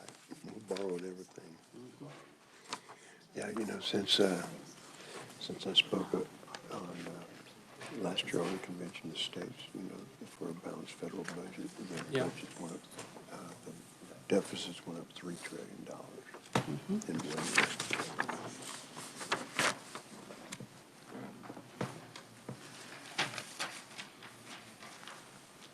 You know, I'm the only Democrat that's supported that over the last 20 years. What's that? Convention of States, Oh, you've supported that? every year. Cool. Me too. We're moving this year. I'm ready to go. All right, Dylan. All right, thank you very much, Mr. Chairman. I know that there's been an ongoing request for looking at FY 2023 actual expenditures. Obviously, the fiscal year ends at the end of June, but subsequent to the end of the fiscal year, what happens is that we go through all of that expenditure data, and then we filter for encumbrances and make various technical adjustments to that data, and then it's uploaded into IBARS, which is our Internet Budgeting and Reporting System, and that is what represents expenditures the way you process the data, which is why there's somewhat of a delay in being able to show that information. But that information on 2023 actuals will go up on the KLRD data visualization in the next 2 to 3 weeks. So that's when that data is going to become available at the same time that the governor's recommendation becomes available to allow everyone to be able to access that data and see it using 10-year trend lines and being able to filter by program.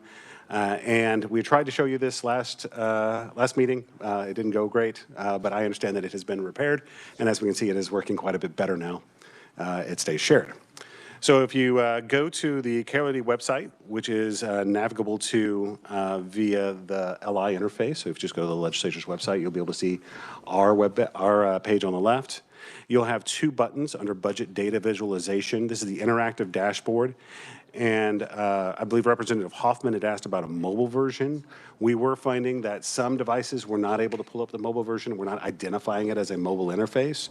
So we've created another link that if you're accessing it from a phone or an iPad or something like that, just click on that link and it'll take you straight to the mobile version of the website.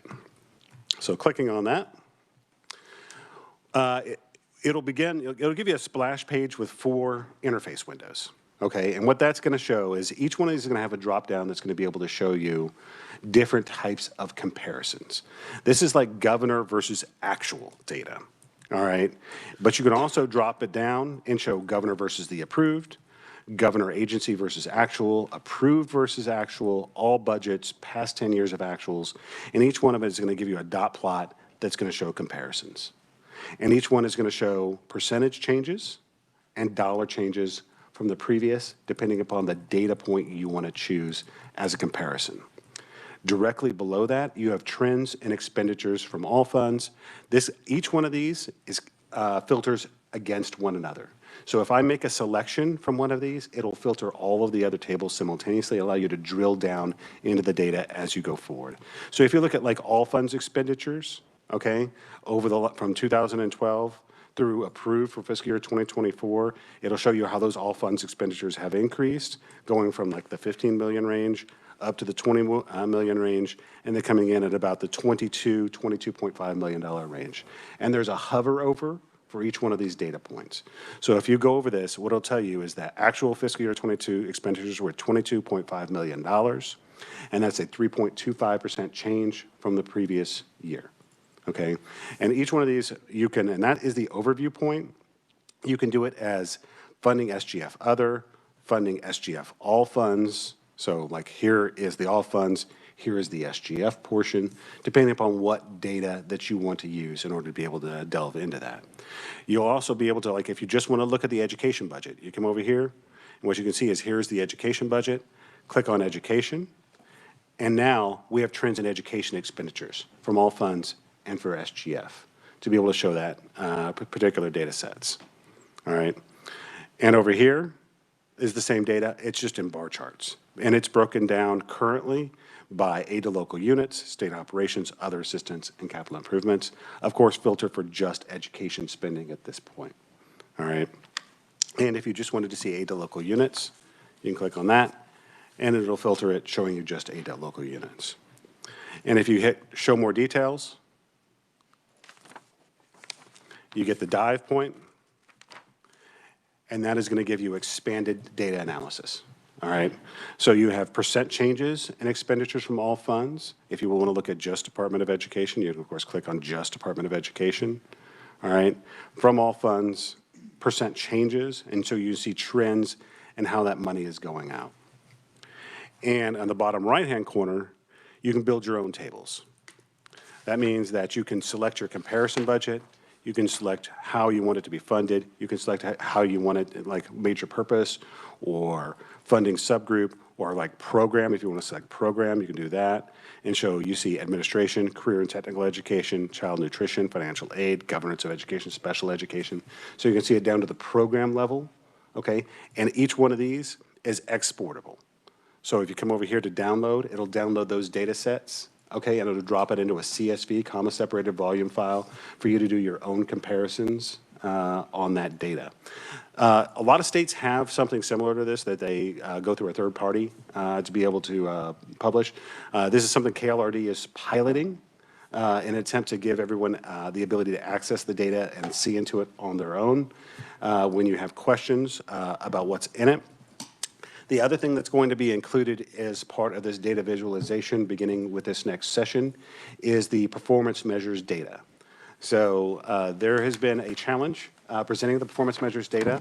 The total size of the performance measures book was about 1,400 pages last year.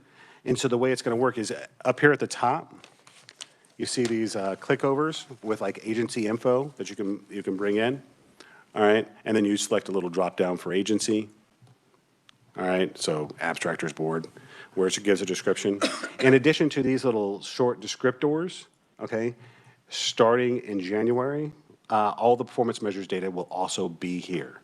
And so what you do is you just click on, you go into, there'll be a little tab over here for performance measures. You click on that, pull down the agency, and it will pull up all of the performance measures data for that agency, which you can see side by side with the expenditures data, both historical over 10 years, okay, and also the agency requested and governor recommended expenditure data side by side. So you'll be able to see that data and the way they interact.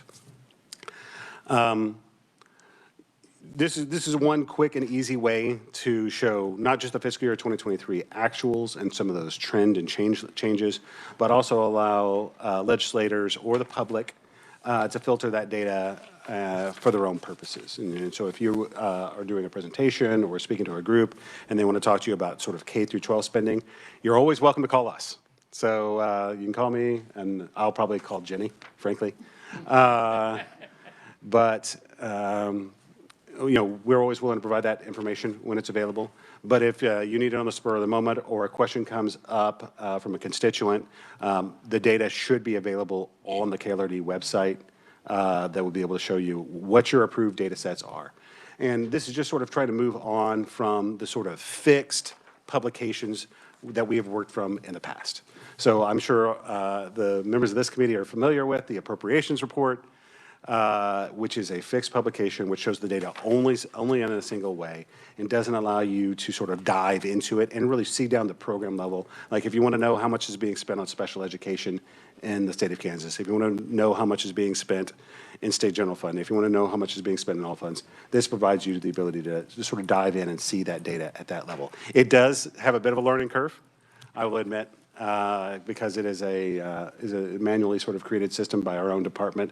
I have to give a lot of credit to Eric in our department. He did a lot of the coding. He did, frankly, all the coding that allowed this system to develop. But if you get a chance to take a look at it and you get a chance to use it, let us know what kind of changes you would like to see. Let us know how you would like to see the data differently, and then we should be able to accommodate that. But that's all. I just wanted to take this opportunity to go ahead and touch on this that we had left over from the last meeting while I could still share it and show it to everybody up there. With that, I would stand for questions. Any questions? Representative Helgerson. Looks fantastic. I think this will be very helpful. One of the questions, it looks like I could take a subcommittee and compare it with the governor's recs and to see how much that subcommittee increased the overall budget then. Just ask me, okay? So that is, yeah, so that is a good point. We are exploring that that point right now, because that'll be another data layer, okay? Because that would mean that we would be continuously updating the data throughout the session to add subcommittee report data. Right now, what we have is approved data sets, agency requests, and governor's recommendation. So what we're working on right now is looking at ways that we can make this a live interface, so that if the House Appropriations Committee or the Senate Ways and Means Committee adds money, you can see that on a live basis, go see how much money was added. That data is not currently in the system, and to be frank with you, mostly it's just a labor cost, is what we're looking at. It just takes more people, spending more time getting that data into the system, particularly during the session when our department is stressed. One itsy-bitsy follow-up. Did I hear you say that we developed the product? Yes, sir. Okay. Are you taking steps, or is the legislature taking steps to patent it, whatever is required, copyright it, so that it is our entity and that it cannot be copied or sent by somebody else, and then that we can't use it, or that we can sell it to some other states? So we have not looked into that issue since it's still very much a pilot project at this point, but I can talk to James Fisher, who's our IT director, and I can talk to him a little bit about that.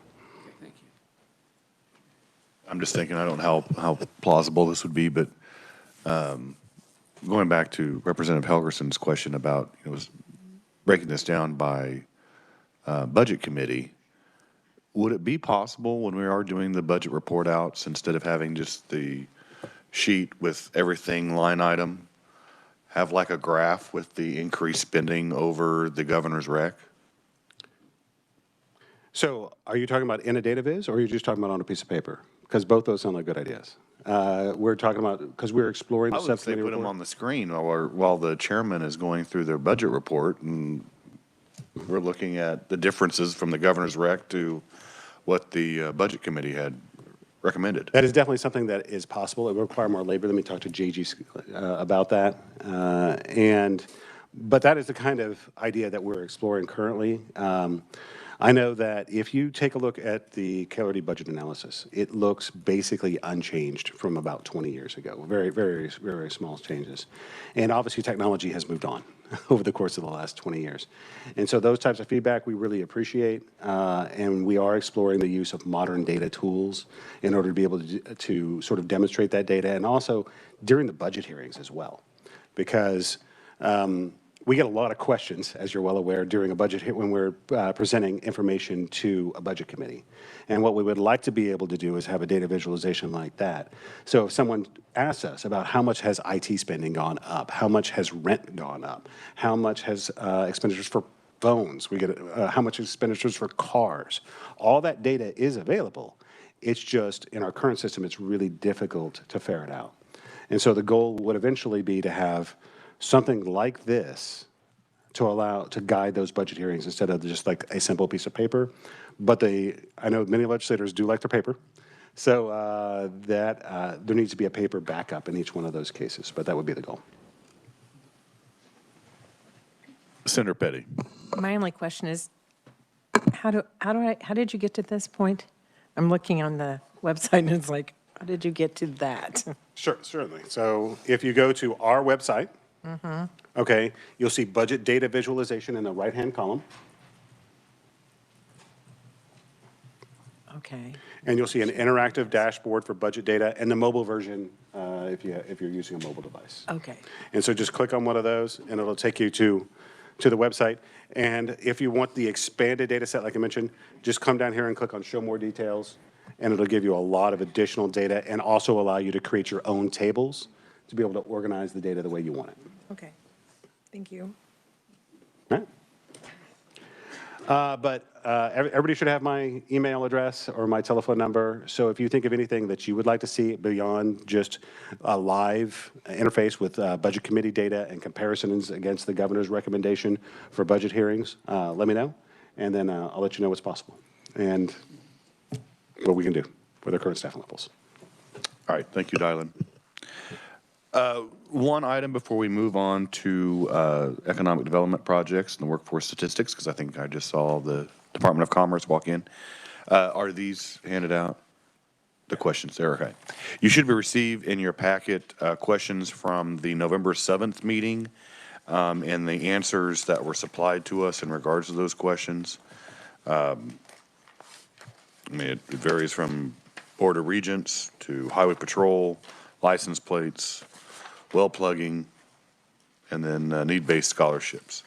So those are the answers that were asked after the meeting on November 7th.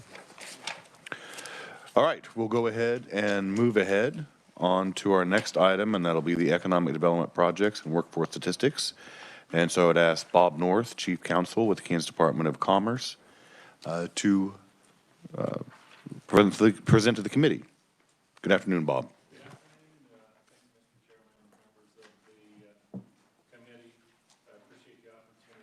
Is your mic on? Oh, how's that? Better? Okay. Much better. Well, I still appreciate the opportunity to speak with you today and provide an update on some economic development issues. As the chairman noted, with me are our legislative liaison, Rachel Willis, Nadira Patrick, who's Assistant Secretary for Business Development, and Mike Bean, who's Assistant Secretary for Workforce Development. So we've got a lot of horsepower with us today in case we've got questions from the committee. As we begin to kind of close out to calendar 2023, we want to talk about, we've had an extremely successful year in economic development. We've got, the testimony says $3 billion in capital investment. We really hope in the next 2 weeks we're going to bump that up to $3.5 billion of capital investment projects that have accepted an incentive proposal this year.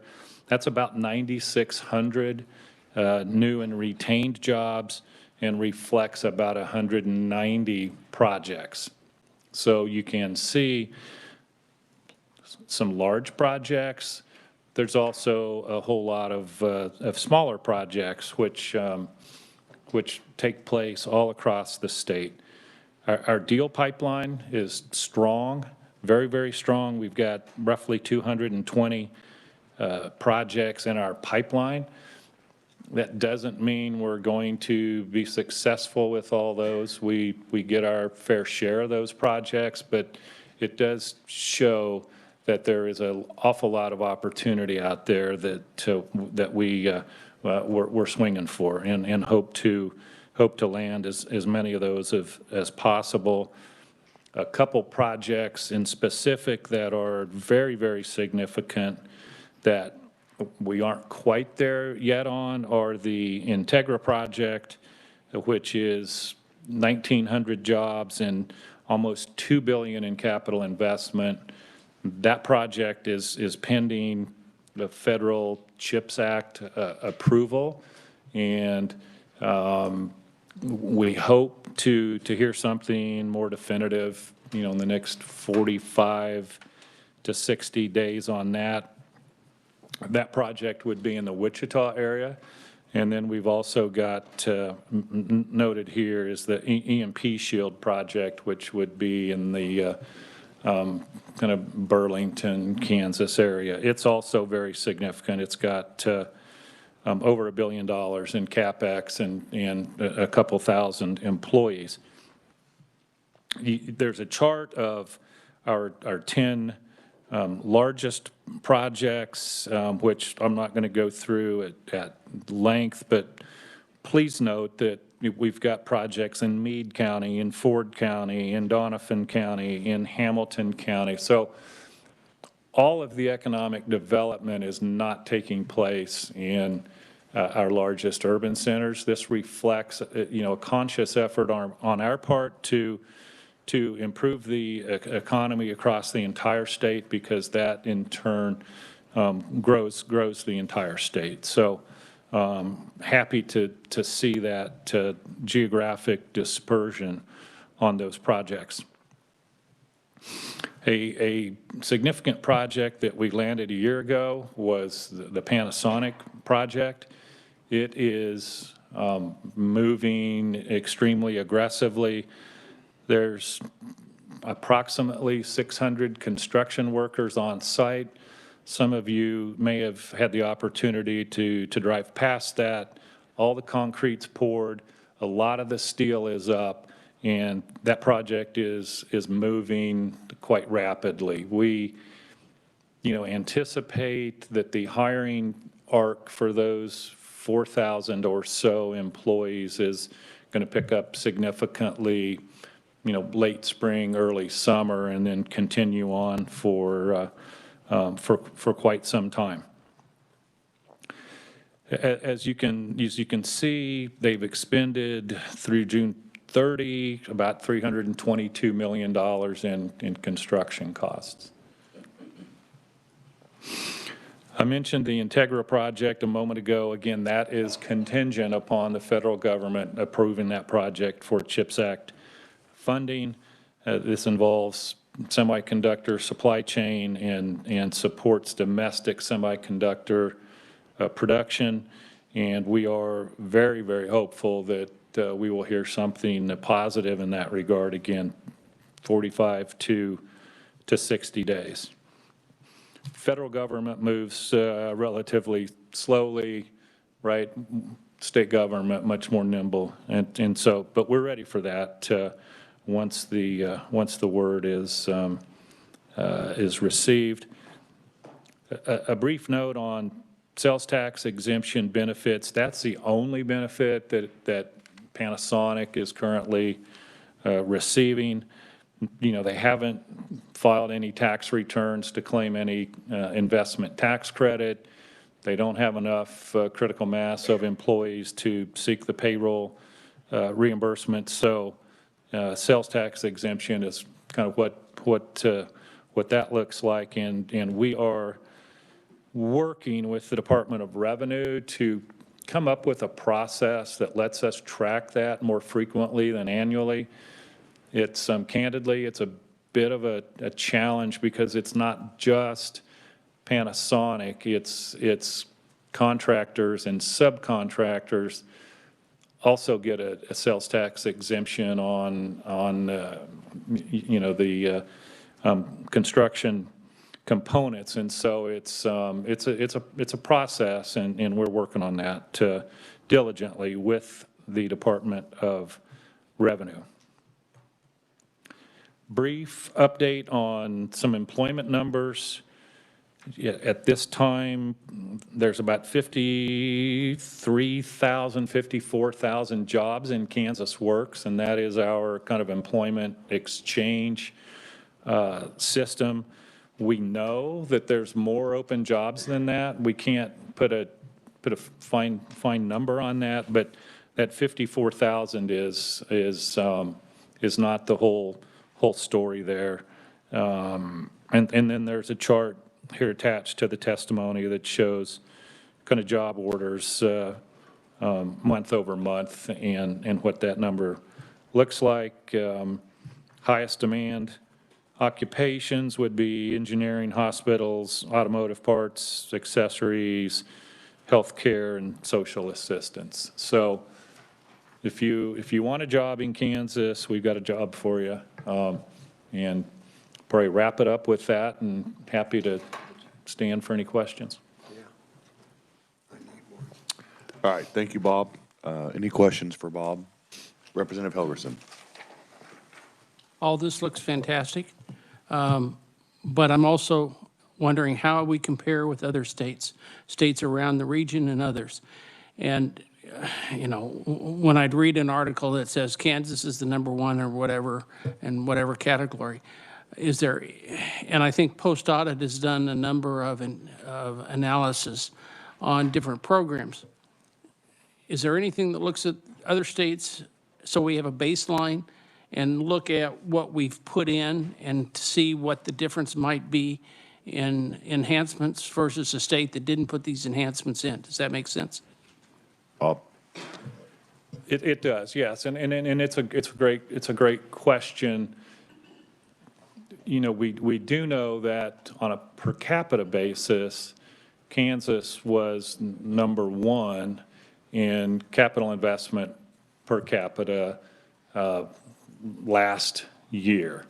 So we know that. Now, it's not, again, to your point, we've got to compare Kansas to kind of like-sized states in terms of successes, and we will provide additional information that maybe speaks to that more directly, but we've been very, very successful in the last few years with economic development. We've been recognized by kind of the national groups that track these things, and again, our per capita capital investment was number one in the U.S. In the last measurement cycle. So we're continuing to see some of the kind of waterfall effect from the Panasonic project. We've got suppliers that are coming online. We've got lots of recruitment opportunities that would support Panasonic and other kind of suppliers, and so we continue to kind of feel that success. Representative Helgerson. And I appreciate what you said, but I'm still going back. I can't compare Kansas to Texas, because Texas and its tax structure are quite different. I can't compare it to Florida because its tax structure is different. If I try to equalize Kansas to other states, and Panasonic is the white whale that we brought in, but we also have some turkey programs, if you understand. There's also enhancements that were asked by the department for staffing or additional facilities in, where was it, Europe or Asia or whatever. Now, I'm trying to judge how beneficial the programs were with the taxes that we gave or the program enhancements we gave, and judge that to other states. And when the agency comes before us again next year and says, we need the following amount of money in order to put in 3 new employees in Timbuktu because we can get that company to locate here, then how do I judge it? Do you get a little bit better? Again, it's a completely fair question. We did, for example, start an office in Europe, a European office, right? It has been, although they are active, they're meeting with potential suppliers and other projects. I don't think there's been enough kind of time from a longitudinal basis for us to be able to give you a return on investment, but that's certainly something that we can look at and try to come up with some better information for you. Senator Bellinger. Thank you, Mr. Chairman, and thank you for being here today. So these Kansas Works 54,000, that doesn't include Panasonic or any of these other groups, right? Correct. And it doesn't include probably small-time jobs, maybe in smaller communities where you pull up at the gas station and help wanted, I'm guessing it doesn't count any of that. So I guess, I'm kind of like Representative Hilderson, when people ask you this and that, you always try to say, well, here's what's going on, and you guys are working hard at it, and we appreciate it. Pre-COVID to now, how many people are working in Kansas? Do you know, or is that a labor question? I mean, do we have as many people working today as we did before COVID? I don't know, but let me turn around and look at some of the experts behind me, and maybe somebody's got an answer to that. We've got more people working. So we've got more people employed today than we did pre-COVID. That's not a real exact number, and we will find that number for you, I'd like to Senator. see the numbers. I just wondered because, I only represent 14 counties, and I can tell you that there are so many, but I don't go anywhere and pull up and get gas or anything else where, or everybody's looking for help. Right. And I'm trying to figure out what's going on if we got more people working and we're not counting these new big industries. I'm trying to figure this out as how do we justify that we had all these people working before and now we've got more people working, but still everyone's looking for help. And what goes on is, they steal them from other businesses, and doesn't do anybody any good. And that's why I was really curious on them numbers, whether we are making progress and we're more people working. So Right. I guess more people retired, huh? I mean, is that That could be part of it, but the point is, we need more people in Kansas, right? We we're all working together to create jobs, and that's really important, but we need growth, we need population growth, and that kind of ties into quality of life. We've got to make our communities livable. That includes housing, it includes the other amenities that people want to see when they're thinking about moving to a community. And so that's a very important need, is to continue to grow the population of the state, so we don't have this number of jobs that's not filled. Is that a concern for like Integra or Panasonic, that they're going to need to find 4,000 people and our unemployment rate's very low? And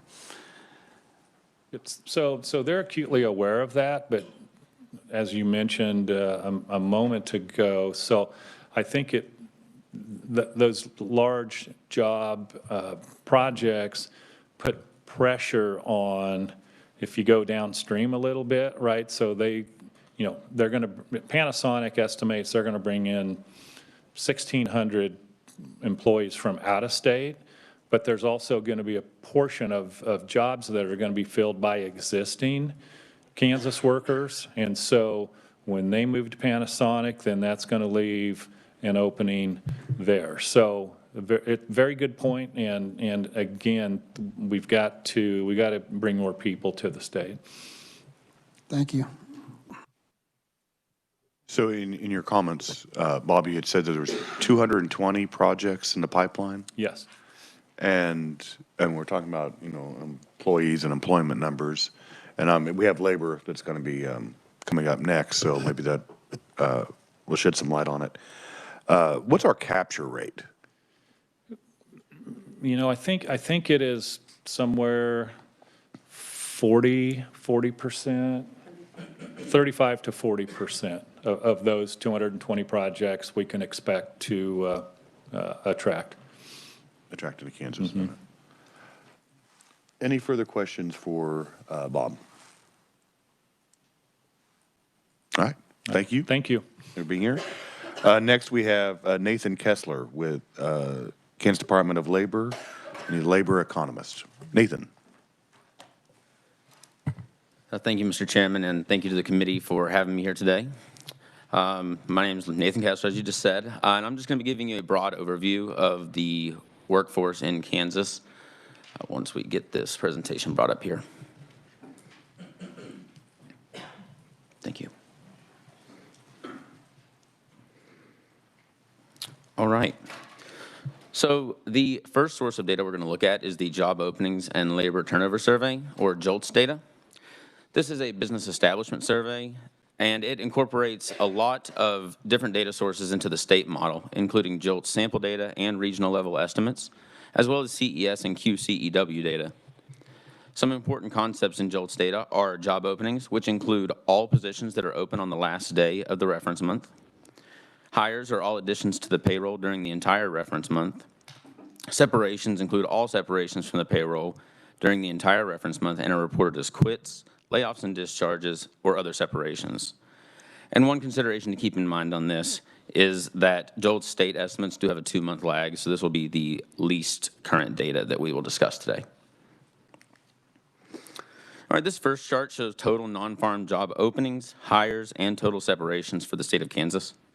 We can see that hires and total separations are largely stable throughout the series, between 40 and 60,000, other than during the pandemic, of course. However, there was a significant increase in job openings after the pandemic-induced recession. And despite coming down quite a bit from that post-pandemic high, this measure still remains elevated compared to the past 10 years. The total non-farm quits rates for Kansas and the United States are generally aligned. Quits rates were elevated following the pandemic, but have since come down and are now more in line with the 2 to 3 years preceding the pandemic. The unemployed persons per job opening ratio is a measure of slack in the labor market. This measure is very low by historical standards, with about 1 unemployed person for every 2 job openings in the state of Kansas, indicating that our labor market does remain tight. Next, we will move into the Current Employment Statistics, or CES program. The Current Employment Statistics program is a monthly survey of employers that provides employment, hours, and earnings estimates by industry. Employment data refer to persons on the payroll for any part of the pay period that includes the 12th of the month, and persons are counted at their place of employment rather than residence, and they are counted for each payroll on which they appear. Preliminary estimates for total non-farm jobs in October indicate that Kansas has recovered 115.2% of the 158,400 jobs lost due to the pandemic. At the same time, the U.S. has recovered 120.7% of jobs. Looking at private sector data specifically, we see that job estimates for Kansas are currently 2.3% higher than February 2020 estimates, while U.S. estimates are 3.5% higher. This table shows the recovery for each industry, and in the interest of brevity, I will highlight just a few of the more noteworthy ones. Leisure and hospitality has recovered 103.6% of jobs after declining by nearly 43%. Trade, transportation, and utilities has recovered 131.1% after a decline of 9.2%. Private education and health services has recovered 128.7% after declining by 8.5%. This chart shows total hours worked in the private sector by month. The data is not seasonally adjusted, so a 12-month moving average has been added to help identify the trend. Total hours worked has recovered from pandemic-era lows and is now in line with pre-pandemic levels. Now here we see the over-the-year change in inflation for the U.S. and the Midwest, as well as private sector wages in the state of Kansas. In the couple of years preceding the pandemic, wage growth was running well ahead of inflation. In the aftermath of the pandemic, despite strong earnings growth, inflation did rise faster and hit real earnings. Both inflation and wage growth have cooled off since in the last year and a half, though inflation rates do remain higher than average hourly earnings growth in Kansas. And this chart shows real hourly earnings in Kansas and the U.S. Real earnings are off their recent highs for both series, but they do remain higher than much of the period between the Great Recession and the pandemic. Next, we will look at some local area unemployment statistics data. This is a survey of households rather than of businesses. And this is a graph that explains the breakdown of the labor force. And those in the labor force meet the criteria for either employed or unemployed. And the rest of the civilian non-institutional population, 16 and over, would be considered not in the labor force. Here we see the unemployment rate for Kansas and the U.S. every month since October 2020. After declining quickly from October 2020 to October 2021, the unemployment rate has remained relatively flat over the past 2 years, with Kansas under 3% almost every month. The most recent observation was 2.9%. And then here we see the complete unemployment rate series for the state of Kansas going back to January 1976. And as seen in this chart, our unemployment rate remains at historically low levels. And this map shows unemployment rates by county for the entire United States, giving you an idea of our employment situation relative to the rest of the nation. The unemployment rate across the state is lower than large swaths of the country, especially in the Rust Belt, Sun Belt, and West Coast states. From October 2013 to October 2023, the Kansas labor force and number of people employed has gradually increased. On a not seasonally adjusted basis, the labor force increased by 11,657 people from October 2022, while the number of people employed grew by 5,118.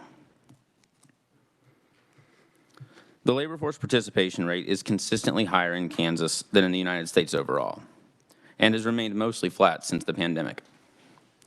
There is a gradual decline over time as more members of the baby boomer generation reach retirement age and exit the labor force. Finally, we will look at some current population survey data.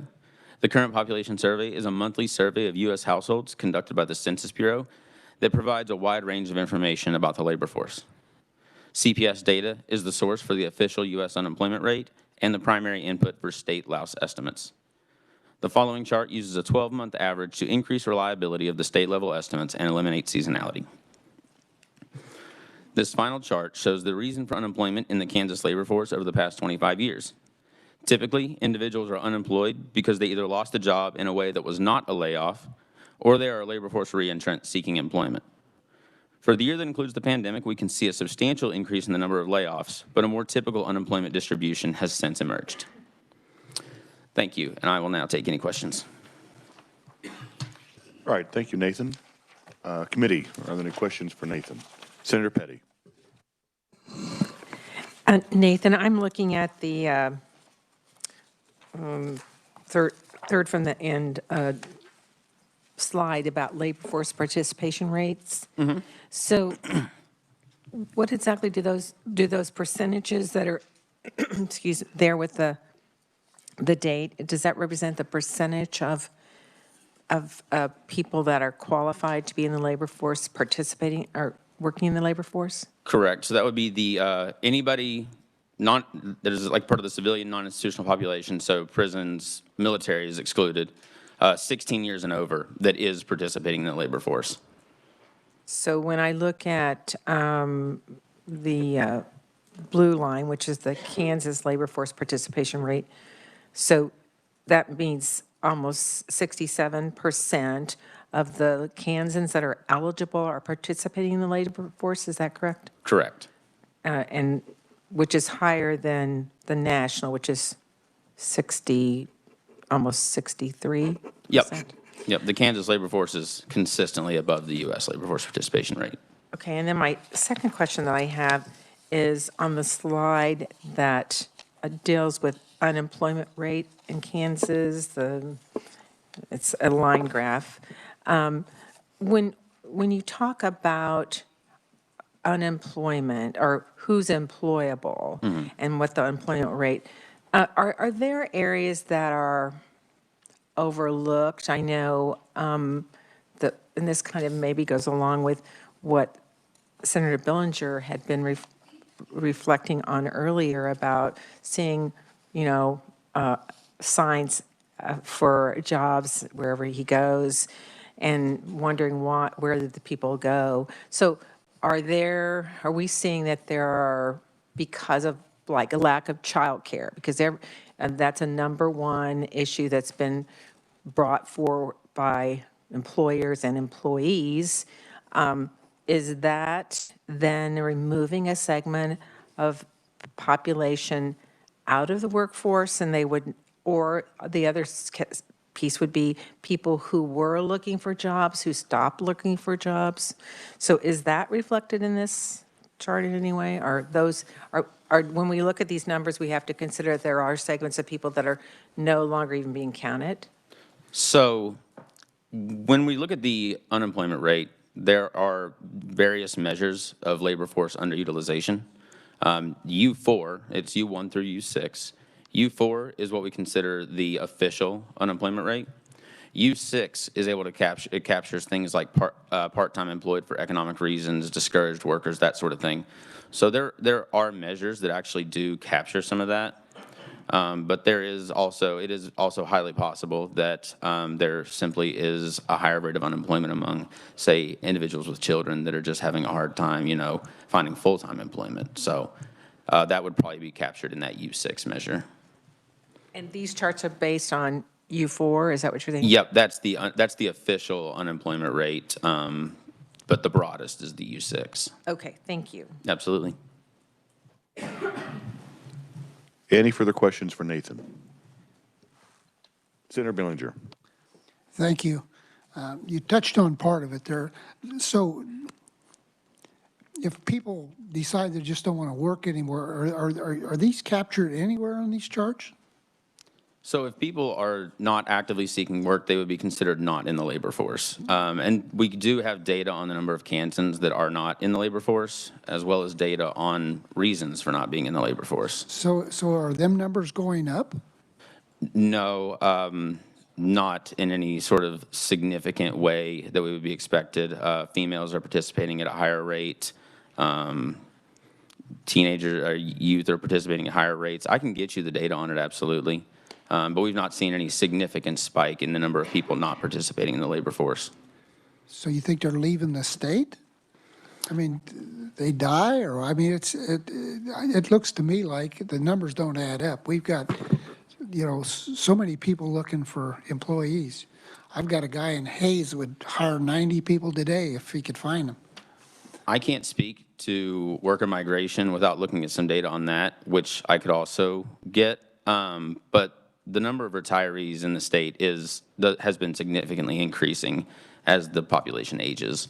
So there are a lot of exits as a result of retirement, though exits and not participating in the labor force for other reasons has not significantly increased. So you do have those numbers, because I know folks that, you know, when COVID hit, they were put out of a job and they decided they're not going to go back. I mean, they're old enough to retire, and it was just like, you know, I'm not going to go worry about catching COVID or anything else. You know, I've talked to people like that. And you have them numbers? Yeah, I would be delighted to get you the not in the labor force reason numbers. Thank you. Any further questions for Nathan? All right, seeing none? Thank you. Thank you for being here, and thank you, Department of Commerce, for being here. All right, committee, you'll see that the next item on the agenda, because we're about an hour ahead of schedule, is Legislative Budget Committee recommendations. However, in the items that you received in your folders today, there is a handout, which is the ARPA State Fiscal Recovery Fund. And Dylan, could you briefly explain this this document to the committee and where we're at with ARPA dollars? Because I was actually hoping in session of 2023 we'd be done with it, but it appears that's not going to be the case. The governor hands that crap out weekly, daily. They have a little extra, they hand it out. Yeah, you see, Governor Kelly does this, everything, between that internet, you name it. We could have saved $1 billion.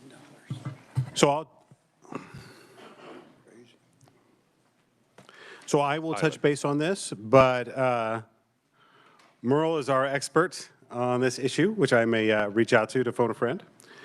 We were working on this table over the last week or so. So what this table does is it shows you the various allocations, and I'm talking first from the landscape version of it, like this. This is not landscape. This is the portrait version. This is the portrait version of the document like this. And so it shows various additions, transfers, and deletions, and it's sort of organized by allocation is the way that it's currently organized. And so it shows each one of the different projects, okay, that has been allocated funding, and then it breaks it down by bill. All right, so if you turn to, if you flip through the first two pages and you turned to the fourth page, you'll see ARPA funding and 2022 SB 267. So the way we've been tracking this data is bill by bill. So each time the legislature convenes and reallocates funding, we go ahead and track it in that way. The negative numbers indicate money that's either been recouped or it's been lapsed because the legislature found that that was not a necessary purpose. And so you can see those negative adjustments as we work our way through the data. If you look towards the end, we have an ending balance of about $76 million. The ending balance of the $76 million overwhelmingly is by two adjustments. And I'm looking at the very last page of this document.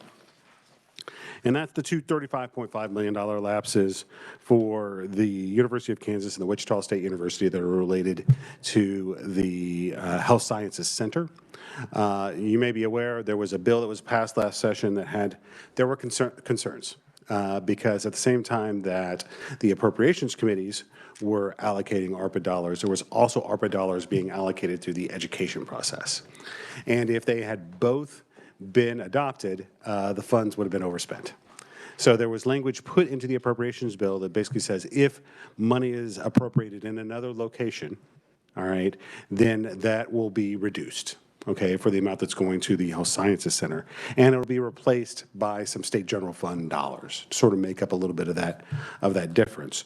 And so that's what those are happening. It ended up that no ARPA dollars actually went into education, but after careful review of the legislation, the determination was made in the executive branch that the monies that the act of appropriating the dollars triggered the inside of, for the Wichita Health Sciences Center, or for the Health Sciences Center, triggered the provisions of that bill. And so it'll simply become a question for the legislature in this upcoming session, whether or not you want to continue to fund those with ARPA dollars, basically restoring that, those two appropriations of $35.5 million, and what you want to do with the SGF dollars that went in to replace those. So once you take out that $76 million or so, you're not going to see a really large ending balance inside of those ARPA dollars. Now, you will notice a lot of these numbers are round figures. In most cases, those monies will be spent, but there is still time to spend these dollars. And so there's also an opportunity that some of these will be recouped. So as long as the conditions for that project have not been completed, we have treated this funding as if it will all be spent. And so what's going to happen is over the course of the year, we'll just continue to update this chart. So Merle and myself meet with the Office of Recovery on a regular basis to receive updates from them of how that spending is ongoing. And so we keep this chart updated with dollars that are out there. And we can continue to inform the committee as those dollars, as we learn about different recoupments or monies that, there's match dollars that are out there. The question is, are they going to be able to match them? And that's kind of what we're looking at. And that's a really brief overview, but obviously there's a lot of dollars that are tied up inside of this sheet that are associated with the American Rescue Plan Act. There is total obligations, about $1.5 billion. It has an ending balance, like I said, of $76.2 million, but the overwhelming majority of that is really a decision to be made by the legislature about whether you want to return to funding that Wichita Health Sciences Center from ARPA dollars, or whether or not you want to look at some other funding mechanism for that. And that'll probably be a decision made that we may see in the governor's recommendation or may be taken up by the legislature. And so we're all just waiting for that recommendation. And I can answer questions about specific projects or as you wish. All right, let's talk about that one item that is making it basically almost $76.2 million in ARPA funds available. So they had money that was going to be allocated from ARPA in the education bill. That did not transpire. But it's still triggered, even though with that language, it still triggered that to be negated from the Wichita State and KU Health Science Center? So the decision was made that the language simply said if another bill during this session appropriates the ARPA dollars, then that will be triggered. Then the reduction in the ARPA dollars will be triggered. And so it was sort of interpreted that the actual act of appropriating the Wichita Health Sciences Center triggered the provisions. And so it's just sort of a term of art. And of course, I would defer to the Office of the Reviser of Statutes if they wanted to speak to it in more detail. I can see they're very excited about that. Well, do you want to talk to that in more detail? So my next question is, if you look on page, I believe it's four,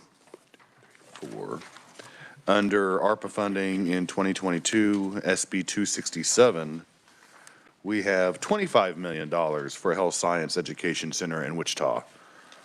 involving the University of Kansas, Wichita State University. So they were allocated 25 million in 267, 71 million in 2184.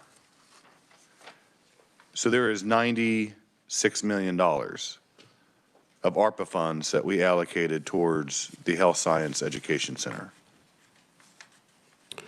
So I'm going to go back and look at what the total amount is. That is definitely an additional appropriation that's in there for that particular project. I do believe it exceeds the total. I see Merle's heading up here. I think he wants to add something to it, if that's all right. I wouldn't add to it, but there was an additional 15 million SGF that also went to that. Yeah, I know. He just wanted to mention there's an additional $15 million SGF as well, because that was in there as well. No, what was the SGF? $15 million. 15 million. So on top of the 96, we basically have $111 million that has been allocated towards. What did you say? And then you said it right. I think we are going to have a discussion in regards to that, because I have been informed that things are not transpiring well with that particular partnership between the two institutions. So that is something that we're going to have to address in the legislative session, regardless of what the governor makes in her budget in regards to that. Any other questions for Representative Helgerson? Well, you said to refer back to Jill, but who made this determination that it flowed this way? Jill? Sorry, Jill. Oh, no, that's certainly all right. The governor's office did. We respectfully disagreed with that interpretation of it, and they control the budgeting process. So, well, I mean, how money gets transferred, they're the ultimate decision maker, but we respectfully disagreed with that reading of the language. Representative Helgerson. There were so many secret discussions in this pot of money. I don't know who was in which discussion, but my understanding was it was $75 million, and that's what was agreed to by the governor for this project. And my understanding was, at least I was told in one of those secret meetings, that Senate leader and House leader agreed to that amount. My concern is now that the universities are saying, no, we were entitled to all of this money and that we should keep it all, the $100 and some million. And even if the governor is taking a different position, the legislature's position was pretty clear, I thought, and that was the $75 million. And yeah, I hope that we have lengthy discussions about this.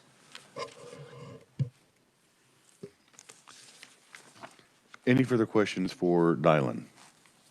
Senator Billinger. Thank you. And just to add a little context, in my opinion, I thought it was pretty much set that we had agreed to the funding of the $35.5 million. And the only reason that other even came up was in case the ARPA funds had been overspent. And at that point in time, we would fill it in with SGF. So that's my comment. I guess the only thing I would add is that this money is a little differently appropriated than some of the other ARPA dollars. These are ARPA dollars that are in that LCC fund, that Legislative Coordinating Council Employment Security Fund. And so the legislature does have a little bit more authority over those funds. Well, the legislature has authority over all funds at the end of the day, but they do have some additional restrictive language that's already written into the appropriations bill over those particular funds. Representative Carpenter. Thank you, Mr. Chair. I have a little bit of a question about, so over here on this side, it's the agency, and then it's the bill number that it was in. So on the page of 22 ARPA dollars, so all those items were in the governor's budget. That it starts out in the middle of the page there. Office of Governor, Office of Governor, Office of Governor. So Were those all also in the budget process? Chairman, so most of those were appropriated to the office of the governor through the legislative process. So they were appropriated through the office of the governor, but that was just, and they are actually being distributed through largely the Department, like Education and Commerce. And the office of the governor was simply like a holding agency, okay, because it has to be appropriated to somewhere. Because if you look at this, like Hutchinson Community College is not really an agency inside of the appropriations bill. And there was restrictive language written into the appropriations bill to designate how those funds were to be spent. Well, and correct me if I'm wrong, but since these were federal dollars, because I remember being in the process of when we were going through that, and so whenever the federal government releases funds to the state, one thing that every state has in common is they have a governor. And so all federal grants and federal money goes to the office of the governor. And then when we were in the legislative process, that money was housed or was sitting in the governor's office, and then we were allocating it through the legislative process, through the budget bill. Is that? So what I would say to that is that that was true of the ARPA dollars. Yeah. I would not say that all federal funds go through the office of the governor. There's lots of designated funds that But go to mainly KDHE. grants But that these come big from- grants, yes, absolutely. grants And the go federal through the grants office office of is a program inside of the office of the governor. And the Office of Recovery, which was monitoring and not so much dispensing these grants, but definitely monitoring distribution and compliance, is located within the office of the governor. So. Very good. Thank you, Mr. Chairman. Any further questions in regards to the allocation of ARPA funds? All right, see none. Thank you, Dylan. All right, committee, we'll go ahead and just wrap things up. Are there any particular committee recommendations that would like to have discussed and relayed to the Appropriations and Ways and Means Committee or the legislature as a whole when we start the legislative process on January 8th?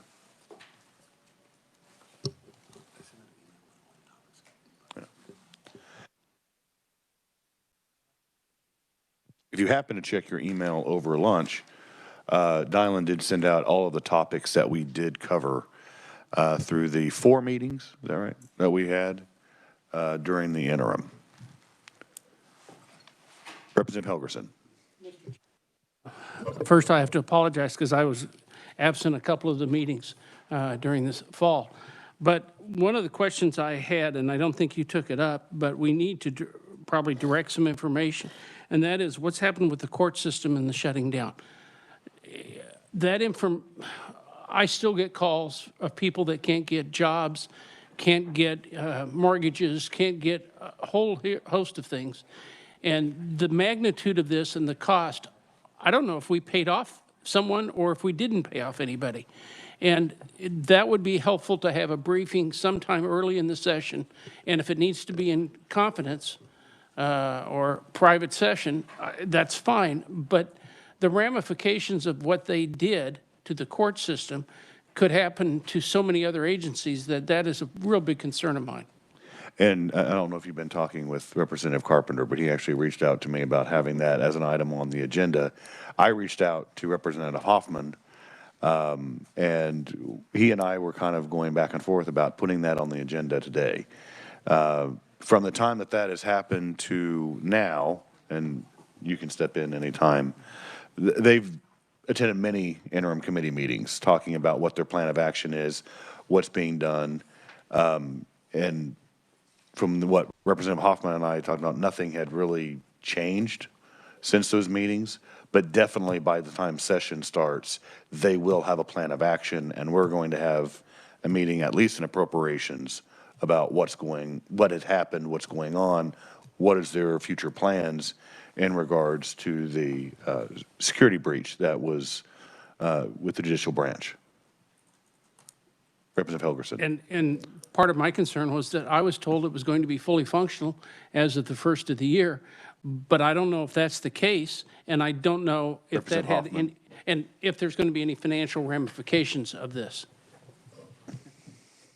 Yeah, my understanding in talking to the Chief Justice is that all but almost all or all functionality should be reinstated by the first of the year. And yeah, I'm almost positive there will be some financial repercussions. I don't know that we paid anybody, but the cost of this to the judicial branch is probably going to be something I'm sure they're going to come and ask for some additional money for, because there was a cost. And I also will say that their system that will be starting back up is, I think, going to be far better than the system that they had before. Representative Helgerson. Thank you very much. I don't know if you want to move to other recommendations or discussions. Well, I think we pretty much said that's going to be something Yeah. we're going to talk about, so you can move on. Go ahead. Representative Carpenter. Thank you, Mr. Chair. So are they still locked out? Still locked up, the court system, the computers, all that, still Representative locked out? Hoffman, I'd have you answer that. Yeah, I mean, they're not locked out, but they're not, right now, it's not open to the, they haven't turned it back on to all the different entities. Okay. Yeah. I continue to get calls from people that are trying to work themselves through the court system and nothing, and so. Well, I would encourage you to have them call the judiciary, because they have tried to implement some workarounds for all the different entities. Not all of them are real helpful. I mean, but it's part of it's been just the way they've had to do it. But they have now for probably 3 to 4 weeks, they've had the ability for anyone to come into the judicial system and access different computer files inside the building, but it has to be inside the building. And just for clarification, is that the judicial center here, or is that the one in our counties? Oh, that's the one So here. my folks would have to travel to Topeka to get the That's the reason I information. said it's not real conducive, but that was how they had it set up. Okay, very good, thank you. And I will just say that in our committee, we did encourage them to try to put in some regional facilities, but that was kind of before we thought it was going to be back up by the first. I mean, right at this point, it'd be kind of useless for them to try to get those regional facilities when they're supposed to have it all back up countywide in 2 weeks. Yeah, that's what I was told. We'll see. Representative Helgerson. Mr. Chairman, I'm not prepared to make a motion or anything at this point, but with regards to the budget stabilization fund, with regards to the ending balance, I think it is imperative that we give some direction to the legislature in the upcoming session and to the future sessions. Nobody has a better handle on the financial needs of this state than this group. We may argue or talk about whether or not we want to have $1.5 billion in the stabilization fund, or have certain parameters of it, or turn it into a constitutional amendment, or, whatever those are, we need to give directions to the legislature. And the reason why, and I hope he doesn't mind, I posed this to the budget director. I said, all it takes is some crazy-haired legislator in the House to walk down on an amendment on the House on a appropriations bill and say, yeah, I think we should take the budget stabilization fund and fund veterans programs at $1 billion. In a political year, with the Senate and the House both being up, if we don't give guidance to the legislature about what's appropriate and what's not appropriate, then they could deviate very quickly, and we could have all of our work for the last several years for naught. And I would recommend that over the next few weeks, over the first part of the session, we craft some guidelines for us and then probably try to put it into some legislation so that the legislature sees what the budget people think is the best appropriate policy. It can always be changed, but it gives some direction. So I don't have any motion, but I'll be happy to work on it and try to share it with all of us so we can put together something that we agree with.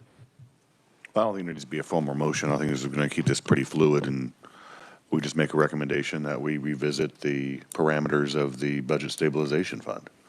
I think it's a very fair comment. I mean, and as we know, both chambers are going to be up for re-election next year.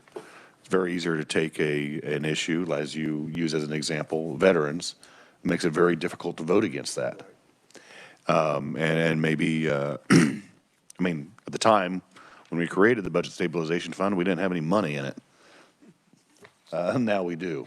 And maybe it would be, as good stewards of the state's finances, put some restrictions on that fund.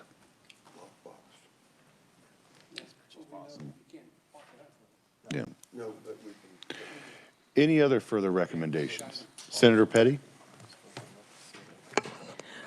Well, I know we had a presentation today and at our last meeting concerning childcare and early childhood. And so there's a couple of things that, I mean, I hope that we, as we move into the session, that we will look at some of these, that area very seriously. And I do have a couple of recommendations that I'd like for us to think about. I did serve on the governor's task force. I do think that report that's come out it provides a lot of information to look at and think about, and consider how we can best provide the best services for our families and streamline. And we've looked at lots of other areas in the past to do that very thing. So that would be one. Melissa Rooker brought it up today. I brought it up concerning the CIF fund, and that is managed by the Children's Cabinet, and making sure, or having legislation so that that $9 million that's going out for other sources and not dealing with child care would be covered by SGF instead of coming out of the CI, or be replaced in the CIF fund. The second thing is that, and we haven't had hardly any discussion about this, so I would suggest that this be an item that the budget committees look at early in the session, and that concerns food assistance supplement, that currently our child care providers, as well as any other programs that provide food assistance, they're back to a tiered program. And food assistance is not going to go away, and it very much helps our home daycare providers and our center providers to provide for the children, as well as other resources. But it would take $1.9 million to stay at tier 1. I think that would be important for the budget committees to look at that, whether that would be a good use of our money. That it would be a continuation of funding annually, but the federal government is looking at addressing this very issue, so it could very well be just a one-year item. The two other things that I'm going to mention, and one is we had a presentation, or maybe I just had a presentation. I get confused. When it comes to childcare, we've had in the past a lot of conversation in both Ways and Means and in Public Health and Welfare about maternal health care, and Advent Health has a maternal health care program. They deal with the birth of 1 in 7 babies in Kansas, and they're looking for a $500,000 expansion for their maternal health center. Was that a discussion that we had in the interim in this joint committee?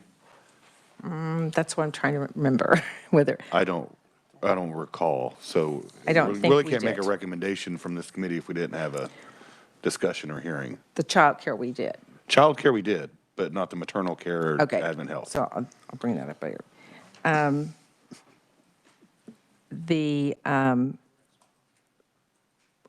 I guess we haven't had, I'm looking at the list. Oh, and the last thing would be, we did have a presentation concerning capers and a really robust presentation on that. And so I do think it's important to look at the Tier 3 and how we're going to deal with that issue. So my recommendation would be that we look at doing away with Tier 3, but that would be a consideration. But I hope that we would look at that as well as working after retirement. Those were all issues that were brought up when we had our CAPERS presentation. Okay. Like I said, we'll just keep this fluid and make the recommendations. And then it's up to the pertinent committees whether or not they want to have hearings and move forward on anything different. I would probably say in general, in regard to all the task force reports that we had, whether that be the early childhood task force or the wildfire task force or any other ones that we had briefings on, that we look at those in depth when session starts, because there's a lot of monetary factors to those task force reports, and whether or not that is something that we want to move forward with in the with the legislature, especially in the respective committees of appropriations and ways and means. Representative Hoffman. Yeah, this is, a fairly small matter, but I think maybe if sometime early on, we might have another presentation by the State Fair about their capital improvements and also the racetrack. Maybe, I don't know where that's at. I think it's still kind of fluid, but I think it's garnished enough from people that I think maybe something about it might be good. Any other further recommendations? Because this is our last meeting. All right. Seeing none, if there are no further recommendations, that concludes the items on the agenda that we have for today, and we are adjourned.